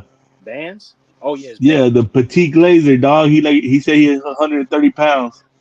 Yeah, he was on camera. He is. He's skinny as a motherfucker. Was he Motherfucker look like he just came from Somalia. Oh, you guys talking about a back caller? He wasn't on the panel here, right? Nah. Nah. He's on. He's over on TVV all the time. Oh yeah. I remember that show, like some of his bad work, right? And then Ness was like, I see why you like these little guys. He's like, you a little guy. Yeah. That motherfucker. So this is he's talking about he's cut up. I said, no, mom, Craig, you're malnutrition. So just to clarify, this is the guy that you guys, this Bands guy is the guy that you talking about that screams that doing stuff? Yeah, that's the guy. Oh. Yeah. He gonna be happy he was mentioned, dog. He's a cool little kid. He's cool. He's gonna be say that because he be hating on Devin. I mean, those Somalian kids, they cool kids, man. They just good Yeah, kids. man. Yeah. I used to send $1 back in the day. I wonder if I helped them out. Man, I hope it didn't help him out. I hope it didn't help get him here. Anyways, but look, man, bro, this shit wild. Nobody wants to talk about fucking Koyasu, man. Shit. Tonight, we saving it all for tonight. That's why. Hey, Toledo tries. Cordina might fuck up your boy, bro. You know what I'm saying? We talk that shit up. Tonight's show is gonna be fucking lit. Let him know, Mick. Cardina will beat the shit out of him. Pop off. I'm telling you, something's gonna pop off and make tonight's show. I can't believe Cardina's a plus 500 underdog against Abdullah Mason. And if Shakur and Devin sign that shit, we changing the show topic. Jesus Christ. Nah, we'll change it to how many rounds would you give Devin? 1, 2, 3? I mean, but man, you guys really think that fight's gonna be made? Like, in all honesty, I don't think it's gonna be made at all. I don't think they'll ever fight each other, really. Not tomorrow. I don't think they're ever gonna fight each other. Or tonight. The fight doesn't make any money. It's not gonna make the money that Devin commands. So it's not gonna be able to be made because it's not a fan friendly fight. It's a fight for the hardcores. You know, we already know it's going 12 rounds, and we already know it's gonna be just a tactical fight. You know, there's more chance of me leaving America with a green card, 3 kids, Scotland winning the World Cup, a Puerto Rican boxer beating a Scottish boxer, and fucking H-Town having a steady job. There is more chance of that than fucking David Haney versus fucking Shakur. That parlay is not about to hit. There's fucking zero chance. No. No. Ness will still have a 5-year show talking about it. That's a janky ass parlay though. You janky. If you put $5 on that, you'll lose $5. Bro, fuck that shit. Throw in fucking make heavy hair. Devin just needs to defend his belt. Man, his last defense is fucking Bill was saying Bill was saying today they don't care if they lose the WBO. Yeah. Because they don't want no smoke with nobody at 47, bro. I'm telling you. But it was all about unifying and chasing greatness and chasing titles, and but let's unify with Rolly because that gets me out of my Bill's a bullshitter. He's a liar, and because Bill follows the Nation of Islam, he should be put to full Sharia law and get his tongue cut out for lying. Yes, yes, Inshallah. yes. I'm with you, Mick. Inshallah. Man. Allah Akbar. Allah Akbar. With this panel, man. Amadou Hala. Yeah. Abdul Wahid. Abdul Wahid's coming, bro. What's he coming to do? He's being mandated. He's being mandated. Did you see? Hey, Big Money, you can't mandate a boss. Wahid. He said, Yeah. Wahid. Did you see Bill? Bill was on his burner account tweeting Gustavo, the president of the WBO. Did Jay Prince pressure you into this? And they were like, no, mandatory is next. And then the next time was off the account. Shakur's ducking Devin at 144 because they're putting Keyshawn as mandatory. Shut the fuck y'all up. motherfuckers got a lot of faith in the motherfucker from Houston, thinking he's gonna mandate the cartel to do something. Dude, he's top. The WBO belt is their belt. That's whatever Bob wants. So that makes more sense than Jay Prince. Yeah. I'm just glad that the WBO president didn't just duck me. He also ducked Najee tonight, right? He was supposed to be on Cigar Talk. He was supposed to be on Najee, yeah. He ducked him too, right? I don't know. Najee was on when we jumped on. Maybe he got busy, man. man. I was watching Najee, bro, for a little while. So why you? Maybe he got lost in number. That's what maybe he got does. lost. Maybe he got lost in everybody. conversation about Goyaso. That maybe somewhere he was talking about Goyaso and got lost in conversation. My man. Oh. So tomorrow night, I'm gonna give you 5 minutes of talking about Koyazo.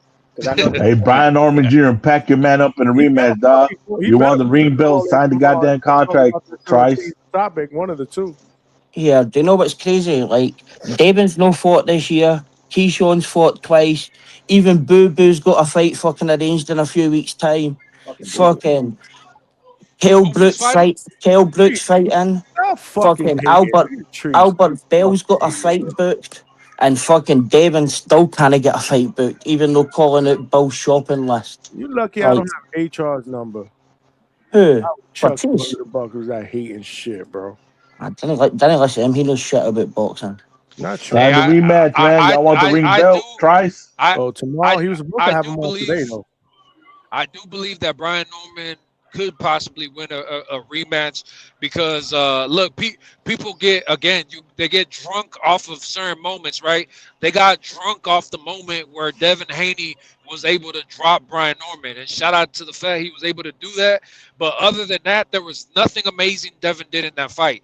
Nothing. It was actually a close fight, a matter of fact. And on top of that, too, like people. They say, oh, man, you know, it was like similar to the Regis situation. No, the Regis situation, I truly actually do believe that Devin could have stopped Regis if he would have stepped on the gas. But Bill did tell him, calm down, relax, don't get excited, yada, yada. But with this Brian Norman shit, bro, when Brian Norman got back up, Devin Haney, I saw him swing like a toddler. I've never seen him swing like this because Devin thought, I have this man hurt. I'm gonna put him out. And guess what? 30 to 40 seconds after that, he realized, nah, he's not going back down. So then he started boxing again. Play this shit back if you fucking think I'm lying. So all I'm saying is Brian Norman, if he gets another shot, I think Brian Norman could win that. I feel like no chance. Zero. Like I think he could win it. Like Devin landed 55 punches that fight, and it looked unanimous to me. And if he's landing if he's landing an average 5 punches around, and it looked unanimous, then he's got fucking no chance. Zero. No, man, But people got drunk off that knockdown, dude. That's that knockdown. You already knew, like, people were on their bullshit. I knew go back and watch that fight. That fight was close as hell. You know, it is what it is, though. But you know, you want the ring belt? Come see Junior, dog. I'll bet you Junior put him in the dirt. You know, he ain't gonna be with the jet lag. He ain't gonna be looking sleepy. All the shit that Bill told you. See, this is why people discredit Devin, because Bill tells you how it was a setup. Bill tells you how the guy was sleeping, looked like he wasn't ready. He motherfucker tells us the sauce. You know what I mean? Then you want it to be like, oh, he beat him at 100%. Nah, man, this was planned out. He let us know it was planned out. He even let us know that TBV was part of the plan. They said we picked him. Bill said it. Dad, remember when we picked him? Technically, Devin's last two defenses he lost. He got beat off at Lomachenko and he got beat off at Ryan. Like, his only real credible defense is fucking Kambosos, who's 1 for 5 in world title fights. That's it. He's fucking overhyped, overrated, yeah. Definite. And Please, nobody's ever picked Conor Ben for shit, bro. Quit the cap. I just believe Johnny's never asked Norman Senior. Are you reading the chat again? Who is that? Toledo? Conor been shit as well. You're the same people who told me Conor. Hey, go hop in the bathroom and get on the panel, Trees. Trees, tell us a kickboxer that beat the shit out of Conor Ben. Ryan from the 6, my guy, said, I don't even know how Keyshawn was going to be mandated without having a single fight at 147. Ryan, welcome to the sport of boxing in the year 2023. Like, you know the answer. That's that bullshit, Ryan. That's that bullshit. We get it, but come on, you can't be surprised. I can tell you why. Yeah. It's the way shit works, man. It's not cool, but yeah. You got Rolly, you got Polanco, you got Tiger, you got Ryan, you got all these dudes at 147 and motherfucker trying to fight 135 pounders. Ryan fought twice at 147 and fought 2 title fights without even winning either. So, like, Gustavo explained that pretty clearly when Bill's Burner asked him why. He says, Keyshawn's an undefeated ex-WBO champion and he can ask to move up to the next division and be the mandate. They call that the fucking Juan Manuel Marquez rule because that's all he done his whole career. Once soon as he got a challenger in the mandatory position in the division below, he moved up to the next division and fought straight away for the WBO belt. Listen, every single time. Frank did him a solid. They said, yo, you fight fucking Albright again, and we'll give you what you want. Ta-da. Yeah, I don't know. I mean, that's the sport of boxing. Like, people forget David Benavidez lost his belt for being overweight, right? And then he lost his belt twice, and then somehow both times ended up back to the belt. I don't know, man. Look, but what I will tell you is when Treese talking about that, Treese is on that bullshit. When he's talking about you guys are the same ones that thought Conor Ben was going to stop Regis, bro. Obviously, anybody who picked that, which even me, myself, I thought Conor Ben was going to stop Regis, there was some logic behind that. You're not telling me JoJo, a guy who said that he's actually too small for even 135, is punching harder than Conor Ben. There's no way you legitimately think that JoJo is punching harder than Conor Ben. And JoJo had Regis on wobbly legs multiple times. So for someone to say Conor Ben is going to be able to go in there and fucking hurt Regis, possibly knock him out, makes logical sense, Treese. I don't know what to tell you. All I do know what to tell you is Albert Bell, guess what, man? He's still not a champion. That's all I can say. And never will be. Why he got to catch a stray, bro? Hey, it just be like that. And like I said, his name will never be Albert Campana until he starts fighting like a Mexican. Keep that shit out of his mouth. Campana. His name's Albert Bell. Albert Bell. The Cubans we call him Taco Bell. You know, the Cubans gonna leave him like fucking the Bay pigs. Albert Bell will be forgot about, and he'll start talking about kickboxers again. That's basically it. Yeah, he's gave up Brandon Adams because he couldn't weigh in. Now he's Albert Bell. He doesn't have many left. Maybe Rico version 2. But nah, Cheese, get up, bro. Get up, bro, and tell me the best do-rag I can get, yeah, because this fucking head's sore. Somebody said the baseball player Albert Bell. Yeah, for the Pirates, that is a beast. He wasn't on the Pirates, bro. He was on the Indians, bro. What the hell's wrong with you? Albert Bell was. Oh no, Josh Bell. Excuse me. Josh Bell. Albert Yeah. Bell was on the Pirates and on the Orioles, if I'm not mistaken. It'll be worth it. Not the Pirates. The Indians and Indians. the Orioles. White Sox. And White Sox. Yes. No, he was on the Orioles. He wasn't on the Orioles at one point during the ending part of his career. No. I think he Yeah, was. I was thinking about today's MLB with Josh Bell. Orioles too, yeah. Low key said Orioles too, yeah. He was on those 3 teams. I remember. That's like Albert Bell's last 32 opponents, like a pack of Orioles. Absolutely fucking nobody's fault. And he's going to get exposed. Man, Andy Cruz will expose him. And then we'll never hear about Albert Bell again.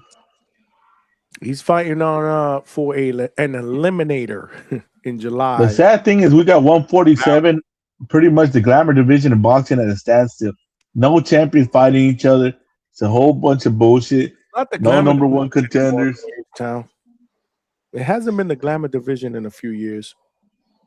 But right now it's the glamour division. All the names are in it. Who, 147? Yeah. Who? Devin Ryan? Mario Barrios. Devin Ryan, Rolly. Those are the names of boxing. As much as you want to hate it. Rolly. Those 3 guys make it the glamour division. What's wrong with you, man? Well, they're the guys that bring the money in and boxing right now. You got better names at 140. You got Brian Norman Jr. there too, bro. Come on now. You got Tiger Johnson. You got Polanco. Hey, you lying, Johnny. What better names are at 140? They're all moving up. And you got Tio at 147. Yeah, well, they're all moving up to 147. Is that what you're saying? That's why. I mean, everybody's at 147. Shit, it was popping. And you got a Connor Ben at 147. Yeah, but Yvonne, you also talking about a bunch of people that hasn't even fought at 147 yet, like Tio. Hey, Tio will probably get a championship first fight at 47. Again, welcome to the world of boxing in the year 2026. Nah, because they're going to mandate off of a loss. We've seen it before. That's exactly my point. I mean, so did Devin. Like, Devin would have fought Tio if he was allowed a voluntary, and somebody would have paid it. But that's how big money they guys are. They wouldn't even pay for Devin versus Rolly. Nobody. Oh, shit. 0. Hey, did you see what Tree said, Mick? Albert Bell well, I can tell you there's about 100,000 there in Boston, and I reckon Albert Bell probably wouldn't beat anybody, even after a week of drinking, bro. Trees, that's not a fair fight. There is no fighters in Scotland right now. Man, Albert Bell won't even beat nobody at the bar. Right now, man. Let's be honest. Who's the best name? In Scotland, probably nobody. Who? Nobody, but I'd probably put them up before Albert Bell. Exactly my point. You can't even mention one name. Ain't nobody coming up in the Scotland Golden Gloves? Nah. Nobody really that's that good. You couldn't even mention one guy. Oh no, I can tell you. Can the fighter Najee Lopez is ducking, yeah? The slick white fighter, Willie Hutchison, yeah? Oh shit. Oh, come on, man. What are we doing? Here? The slick white fighter Willie Hutchison that's all ranked higher than Najee. I'm telling you, man. He'll pack Najee up badly. Willie Hutchison packs up Najee Lopez. That's what you just said. Yeah. And you're gonna sit there and tell us that you're not drunk. I'm telling you, he's beat better fighters in the amateurs than fucking what Najee's beating his professional career. That's not. I don't care what I'm talking about today. As professionals, who will win if they fought tomorrow? Willie Hutchison. Mm-hmm. If it 12 rounds, it'll be at least 10-2. Okay. At least. Keep drinking out. Keep drinking beer. Is Najee Lopez Puerto Rican? He's half Puerto. Yeah, he's Puerto Rican. Oh God, that'll be 15-1 for Scotland against Puerto Rico if Najee Lopez fights Willie Hutchinson, because I can't think of a Puerto Rican that's ever beat a Scottish fighter. But I can name loads of Scottish fighters that beat Puerto Ricans. I don't know any Scottish fighters. What about when Ken Buchanan made Carlos Ortiz quit on his stool like that? That fucking Hall of Famer Carlos Ortiz made him quit on his stool, retired him. What about when Ricky Burns taking the zero Rocky Martinez Where's Vega? winning champion? You need What about Vega. We need What? Vega for this, yeah, because I'm This not is who he was sure when it comes to Scottish fighters against Puerto Rican fighters. That I don't know. Oh, packed them all up. I'm not equipped to have that debate.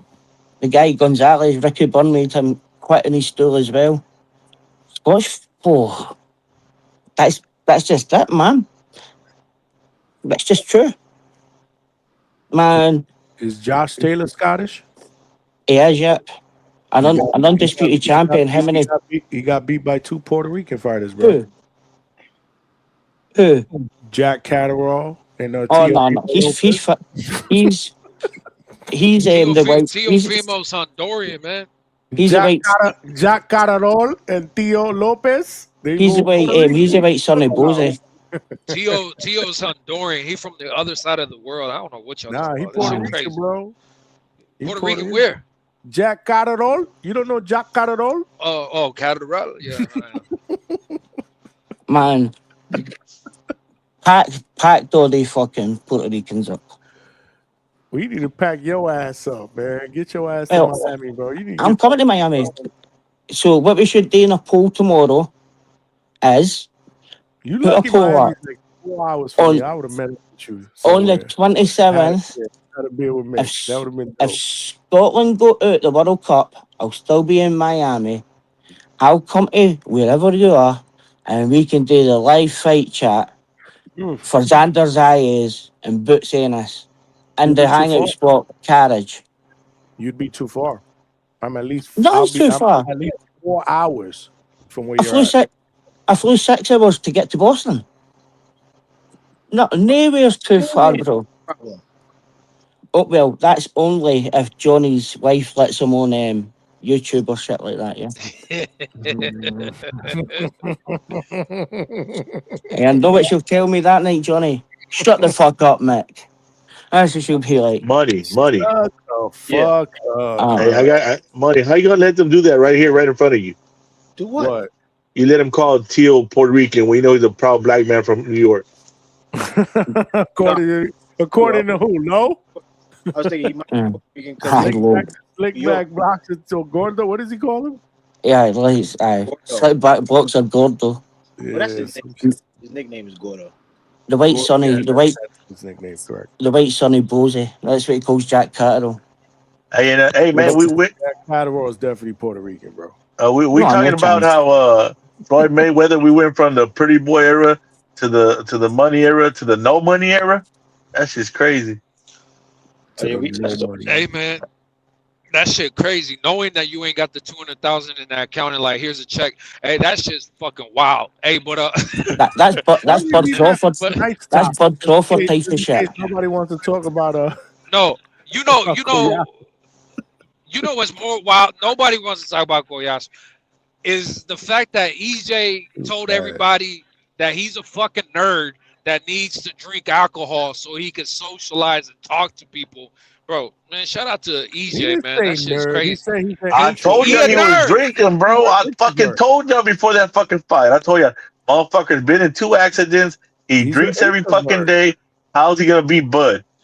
No, hey, you know what's the craziest thing? I didn't know the motherfucker had dentures. Bro, what the fuck? This man is a fucking walking corpse. The front. He got dentures, bro. That was from the accident. Blasted out. He lost his teeth in the accident, bro. I know, but what I'm saying is shout out to Tone because he ain't lying when he says that Bud all his best wins are when he gets somebody at the perfect moment. Jose Benavidez got shot up by AK-47s and Mac 11s and Glock 9s and shit and 50 times, right? And fucking and then EJ goes through 25 fucking cars and shit. And then come to find out he has no teeth. He has no eyeballs. Like, bro, this motherfucker's high off of fucking marijuana and edibles. And he got a broken rib. This shit is fucking crazy, bro. But No, what it's about crazy. When he what did about Crawford's gloves though? Right. What about the gloves? and he gave him those edibles and that weed, I didn't want to think that he actually smoked that shit or took it. But now I'm like, maybe he fucking did. And the man told you he was drinking every fucking day, bro. And you know what's crazy? He said they had no sparring. After the accident. He said they had no sparring. That was crazy to me. And didn't spar for what, 6 weeks? He said didn't spar for 6 weeks. Yeah, I mean, but it makes sense because he is like I said, he's a walking corpse. So like, bro, like they in their mind, it's crazy that you're that damaged that they're pretty much thinking, let's preserve you for the fight. You get what I'm saying? Like you're supposed to be training, but no, let's preserve whatever we got of you for this fight. Like they knew it was all against all odds. And all I'm saying is shout out to the Bud fans that look, I'm not denying that Bud is a special talent because he is, but bro, you can't deny like he dug McGregor, bro. He dug McGregor. I can't give him that shit no more. I mean, fuck McGregor. You guys going on your Bud hating rant now, right? No, hey, look, Johnny, again, Johnny. Facts are facts. Did Jose Benavidez not get shot 6 months before fighting Bud? Yes, it's true. Did EJ not go through multiple car wrecks, have retina surgery, all kinds of crazy shit? Yes, it's true. Was Canelo not on a fucking? Is he still not on a fucking decline? Yes, it's true. Like, bro. True facts are facts. Right. Hop on here and let Johnny know that they couldn't leave the bag on the table because they knew EJ's career was coming to an end, and that was gonna be the biggest bag he ever got. Yeah. Did he not pay his sanctioning fees? Facts. No, but did Bud also get shot in the head? Yeah, when he was 12. Well, let's go count. Imagine how good he would have been if he didn't. Man, he doesn't pay sanctioning fees. He got hit with a bat in the head. That don't mean no fucking difference. He got grazed by a bullet, and that's nothing like fucking. You need your legs for fucking boxing. It is what it is. Hey man, what I do know is Bud also has Bo, because Bo Mac is like Bill Haney. Remember, Bill Haney even told Bud, hey, right now is the perfect time to fight Canelo. You're getting him at the right time. Shout out to Bill because he knows when something is ripe. And shout out to Bomac because, I mean, bro, we all know he knows food. Come on. We all know he knows food. And this motherfucker's like, he knows when the food is ripe, right? And he took one look at David Benavidez and he said, nah, that one right now is a little too sour. That's a little too spicy, Bud. We can't do that. And then they retired instead of trying shout out to Bud for telling you, hey, but when I saw him face to face, I'm like, Canelo's little. Oh, I can fight him. They'll keep telling you Canelo's a giant. But what they say about David Benavidez, Bomac like, nah, hell nah, nigga, motherfucker too big. Well, look, I think Crawford's that good that Bomac's actually a hindrance. He got the first Eubank beat off a Ben out of fucking 30 years. He got T-Rex arms, Torres packed up in a minute and a half for a guy with no legs. He actually got beat off a Butterbean during his career. Man, that just shows how Bud was so good that he managed to win belts even with Bomac. Bomac's got nothing else apart from Bud. Zero. Shout out to EJ for lasting 9 rounds with pound for pound one of the best fighters in the whole fucking world, and he was half himself. He was half his own self. Yeah, you got to respect that. Yo, he's a bad motherfucker. And there was no lampposts in sight. Yeah, I call Errol Spence disabled Optimus Prime. Yeah, man, he was off the Tito's, dog. That Tito's is a hell of a drug. Yeah, but what we heard though, Johnny, was. I think Virgil should fight fucking Errol because Errol's back after 3 years. But he was fit 70% Errol, 25% Errol. Man, Errol just got his ass beat and just dude, Bud did the most coward shit, bro. You got a dude to agree to a fucking fight. He agreed with you, got you your payday, got you your glory. You agreed to fight him at 54 afterwards, and then you put some coward shit and said, nah, if you want the rematch, got to be back at 47. Man, that's disgusting. That's just some coward shit, bro. I'm sorry, bro. I can't excuse that. That's bullshit. He knew neither one could make 47 again. That's why he did exactly. And Bud, the only thing Bud done in his whole career was pay the judges when he won his title against Ricky Burns. That was about it.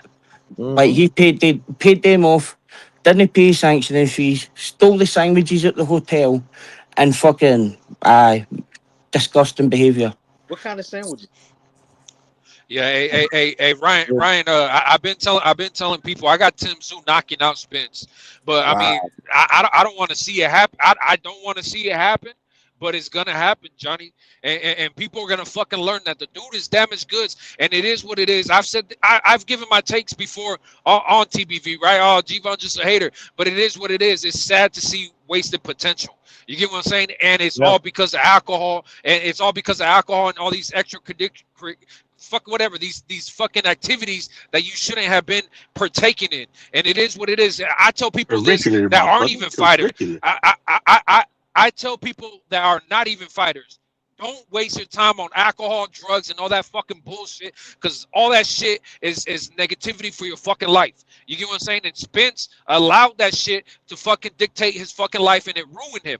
And it is what it is, bro. Like, shout out to Spence, because I give him even more respect knowing now all the shit that he knew. He knew he was fucked before the bell even rang, but he still got in the ring. And shout out to anybody who's also giving him the same amount of respect. I hope that you can give Ryan the same amount of respect, because he knew he had to go in fucking weight drain, and there was a rehydration clause, and he already knew his rib was cracked, but he still went in there and fought Tank Davis. So it is what it is, man. Shout out to the ones who still get in there, know what the fuck it is. But, you know, sometimes people say they sell out for the money, but these dudes got kids. I mean, they got families, and they're going to do what the fuck they got to do. And at the end of the day, don't get me wrong, I think Spence still thought somehow I could pull it off. I think Ryan thought to himself, somehow I could pull it off, because that's the fighter mentality. Of course they did. Of course they did, bro, because, you know, them motherfuckers been fighting their whole lives, so they think they could win. Yeah, of course. They're built different, man. They're not going to think they're not going to be able to win. They but whatever they bring to the table is enough to be able to beat this guy or EJ, that guy. I think he can do it, because Dennis Nerger should not have taken fucking Tim Tszyu.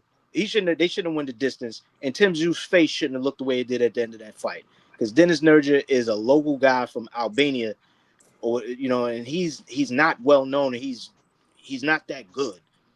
So if EJ can last 9 rounds with the pound for pound best in the world, I think he has a really good shot at a Tim Tszyu. I agree with Money, because I mean, Tim Tszyu's been in some battles his last couple fights. He's been beaten pretty bad. Even when he wins, he's been beaten pretty bad, taking a lot of damage. So I mean, we'll see, man. Is it the rest is going to help Spence, or is it going to be Rust? Rest versus Rust. You know, that's the age-old question. You know, but we know that Tree said Tim Tszyu is not good. Errol could have liquor in his water bottle. Yeah, and beat this it guy. didn't help Thurman against Fundora. 3 years but rest. Fundora's a monster, bro. Like and Tim Tszyu is not Fundora, bro. Tim Tszyu beat him as well, yeah. Yeah, man. Tim Tszyu might be damaged goods too. I mean, Fundora would beat the shit out of Spence too. I think he would beat the shit out of Bud. Bro, this shit crazy, but it is what it is. No, but shout out to Spence for coming back, and even if he beats Tim Tszyu, if he fights one of these young guys, that's great, because they get a great name on their resume, and it builds their resume and gives them a legitimate, you know, reason to be called face of boxing if he fights these guys. So shout out to Spence for actually putting his name out there like the greats did, you know, to build the sport, to help the sport grow. Not the guys that got the ball and went home, you know. Yeah, he went right after Fundora. Remember that he wanted that fight. Yeah, that's why I can't be mad at Keith, because Keith went in there and he gave his name to Fundora, you know. Mm-hmm. Bam. That shit look crazy though. Like, fuck, bro. It was embarrassing. Fucking the way he was leaping in trying to catch him, I don't know. Four more minutes with the what? Oops, sorry. 4 more minutes. Sorry, I can't hear you. Fucking some cunts playing the bag fucking pipes in the background. I need to get fucking over that shit. I can hear it too. It's like 2 in the morning. Fucking They drunk, man, just like you. No, the greatest thing about America is nothing shuts. So, no party, no Scotland, no party, no Scotland, no Puerto Ricans, and no sanctioning fees, no belt. Yeah, Trees, I've we got hear to catch you, bagpipes in bros. the I'll catch you. background. This is bad podcasting. We hear bagpipes in the background. We're gonna outlast the bagpipes. We're gonna be on here all night. No, we not, because we about to I cut thought it. Roddy Piper was about to come in. I was like, oh shit. We about to go to bed, man. Let's Yeah, man. Johnny, break out that Roddy Piper fucking outfit, right? Get in that thingy, get your cosplay Roddy Piper out. Catch you guys, and fuck the Miami Marlins on Monday. Catch you. Big money, take it easy, H-Town. Hold it down. Move on. Hey, Get the sanctioning fees, bro. Mick, I'm riding with y'all, man. Let's go Scotland, man. Let's go Scotland. Let's go. No Scotland, no party. Catch you. Hell yeah, man. All right, man. You need to be careful with the funny boys out there in Miami too. They catch a drug, they'll get that booty. I'm telling you, man, it's different, but hopefully all is well, man. Fucking Mick, man. Good shit. Good stuff, man. But yeah, I gotta pack it up, man, because we are 5 hours and 15 minutes, man, and we got a show tonight, and I gotta work in the morning. So you know what we need, Johnny? What up? The G-Von closeout. G-Von, what you got for us before we pack it up? No, hey, look, I don't even know if my signal's gonna be good enough. I don't got no closeout. All I gotta say is thank you for having me on, Johnny. Shout out Big Money, H-Town, everybody who came on the panel, everybody who's in the fucking comments, even you motherfuckers who don't hop on the panel, but all you do is stay hanging on my fucking nuts like Tarzan and shit, baby Tarzans. Y'all motherfuckers ain't even got the nuts to be called Tarzan. Hey, it is what it is. Look, this is what you wanted, Johnny. You wanted a G-Von closeout. Hey, man, all I got to say is, right, nobody wants to talk about Goyaso, so be here tomorrow when we talk about David, when we talk about Opatayo, when we talk about Devin, when we talk about Shakur, when we talk about everybody else besides fucking Goyaso, right? And look, man, all I got to say is thank you for having me on, man. Look, at the end of the day, don't let 1% of the fucking population of the whole fucking world allow for your history to be rewritten. Don't you ever forget that Jesus Christ is King. It is what it is, man. We out of this shit. Amen. Salute. We rather talk about a regular asshole than Koyaso. Another fucking hater. Here we go, bro. Bye, all of y'all. Lord, man. I guess we ain't having a show tonight because these we having a show, bro. We having a show. Fucked everything up already. Hey, we could talk about EJ. We could talk about. We gotta find some other shit to talk about. Exactly, man. But we do got boxing this weekend, man. You know? Yeah, we got. But G-Von, H-Town, Johnny. All right, man. Peace. All right, man. Salute, y'all. Yeah, salute, Money. Hey, man. Salute, G. Salute, Johnny. You know, it's always a pleasure being on here. We brother, family. Man. We family. And, you know, we a fucked up family. We family, though. It's all good. Right. It's dysfunctional families are the best. You know what they say, Johnny? You can pick your friends, but you can't pick your family. I'm out. I like that. I actually like that. All right, G-Von, get home safe, my brother. Well, he definitely left, man. Salute, man. Great fucking show, man. This is how we do, man. We are the late night spot for the second shift and third shift overnight workers. Ain't nobody doing it better than us at DHS, baby. King Kong ain't got shit on me. Yeah. Let's go, man. Tonight, man, we are back at it tonight, 9 p.m. Eastern Standard Time. We got the nephew of Robert the Ghost Guerrero, Victor Guerrero. He's going to jump on the panel at 9:15. You know, we'll do a little nice quick interview, and then we'll open up the panel, man, and hopefully talk about some boxing over the weekend, man. Yeah, we got Oscar Collazo, my guy. Puerto Rico. Puerto Rico. Yeah.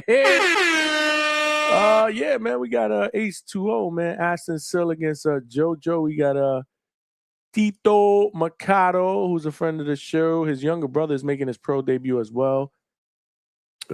Daniel Mercado, who he has told us on the show that he the real deal, man. Jahan Ingram. That's my guy too, the boogeyman, undefeated lightweight prospect. He gonna be fighting on Friday. And we got some fights on Saturday. So there's a lot of things for us to talk about. Not to mention, shit that's going on in the boxing world, man. Rumors. Spence, Benavidez, Opataya, Devin, Shakur, Keyshawn. I mean, there's just so Ryan, Connor Ben. There's just so many other different things to talk about. Hopefully, from here till 9 o'clock, something pops off where we could be like, yo, that's what we gonna get into, man. But let's see, man. Like I said, man, boxing has a tendency to just throw shit at us, man, at the drop of the dime, man. And everybody loves controversy, rumors, or sudden fight announcements, man. So you never know what's gonna happen tonight. Either way, get some sleep, y'all. I'm about to get some sleep. That way I can get up in the morning, do the day job, and then get ready to do the night job. This is where it's at, man. DHS, man. Salute to all of y'all that rocked out tonight.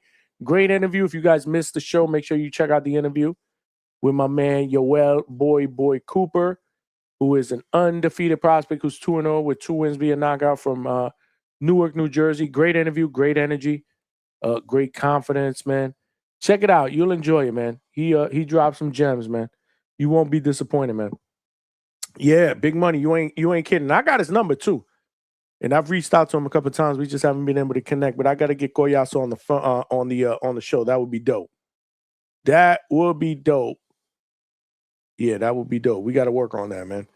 But man, salute to all of y'all. Appreciate y'all. Polo Bug, you know the deal. All the regulars, Toledo, Treese, Malcolm, my brother Square Business, my other brother, Malcolm from AZ, Ryan from the 6, you know the deal. You family, man.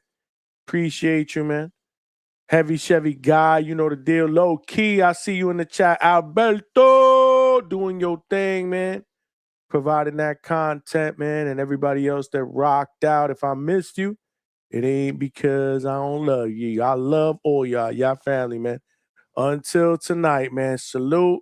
And we'll be back at 9 p.m., man. Peace.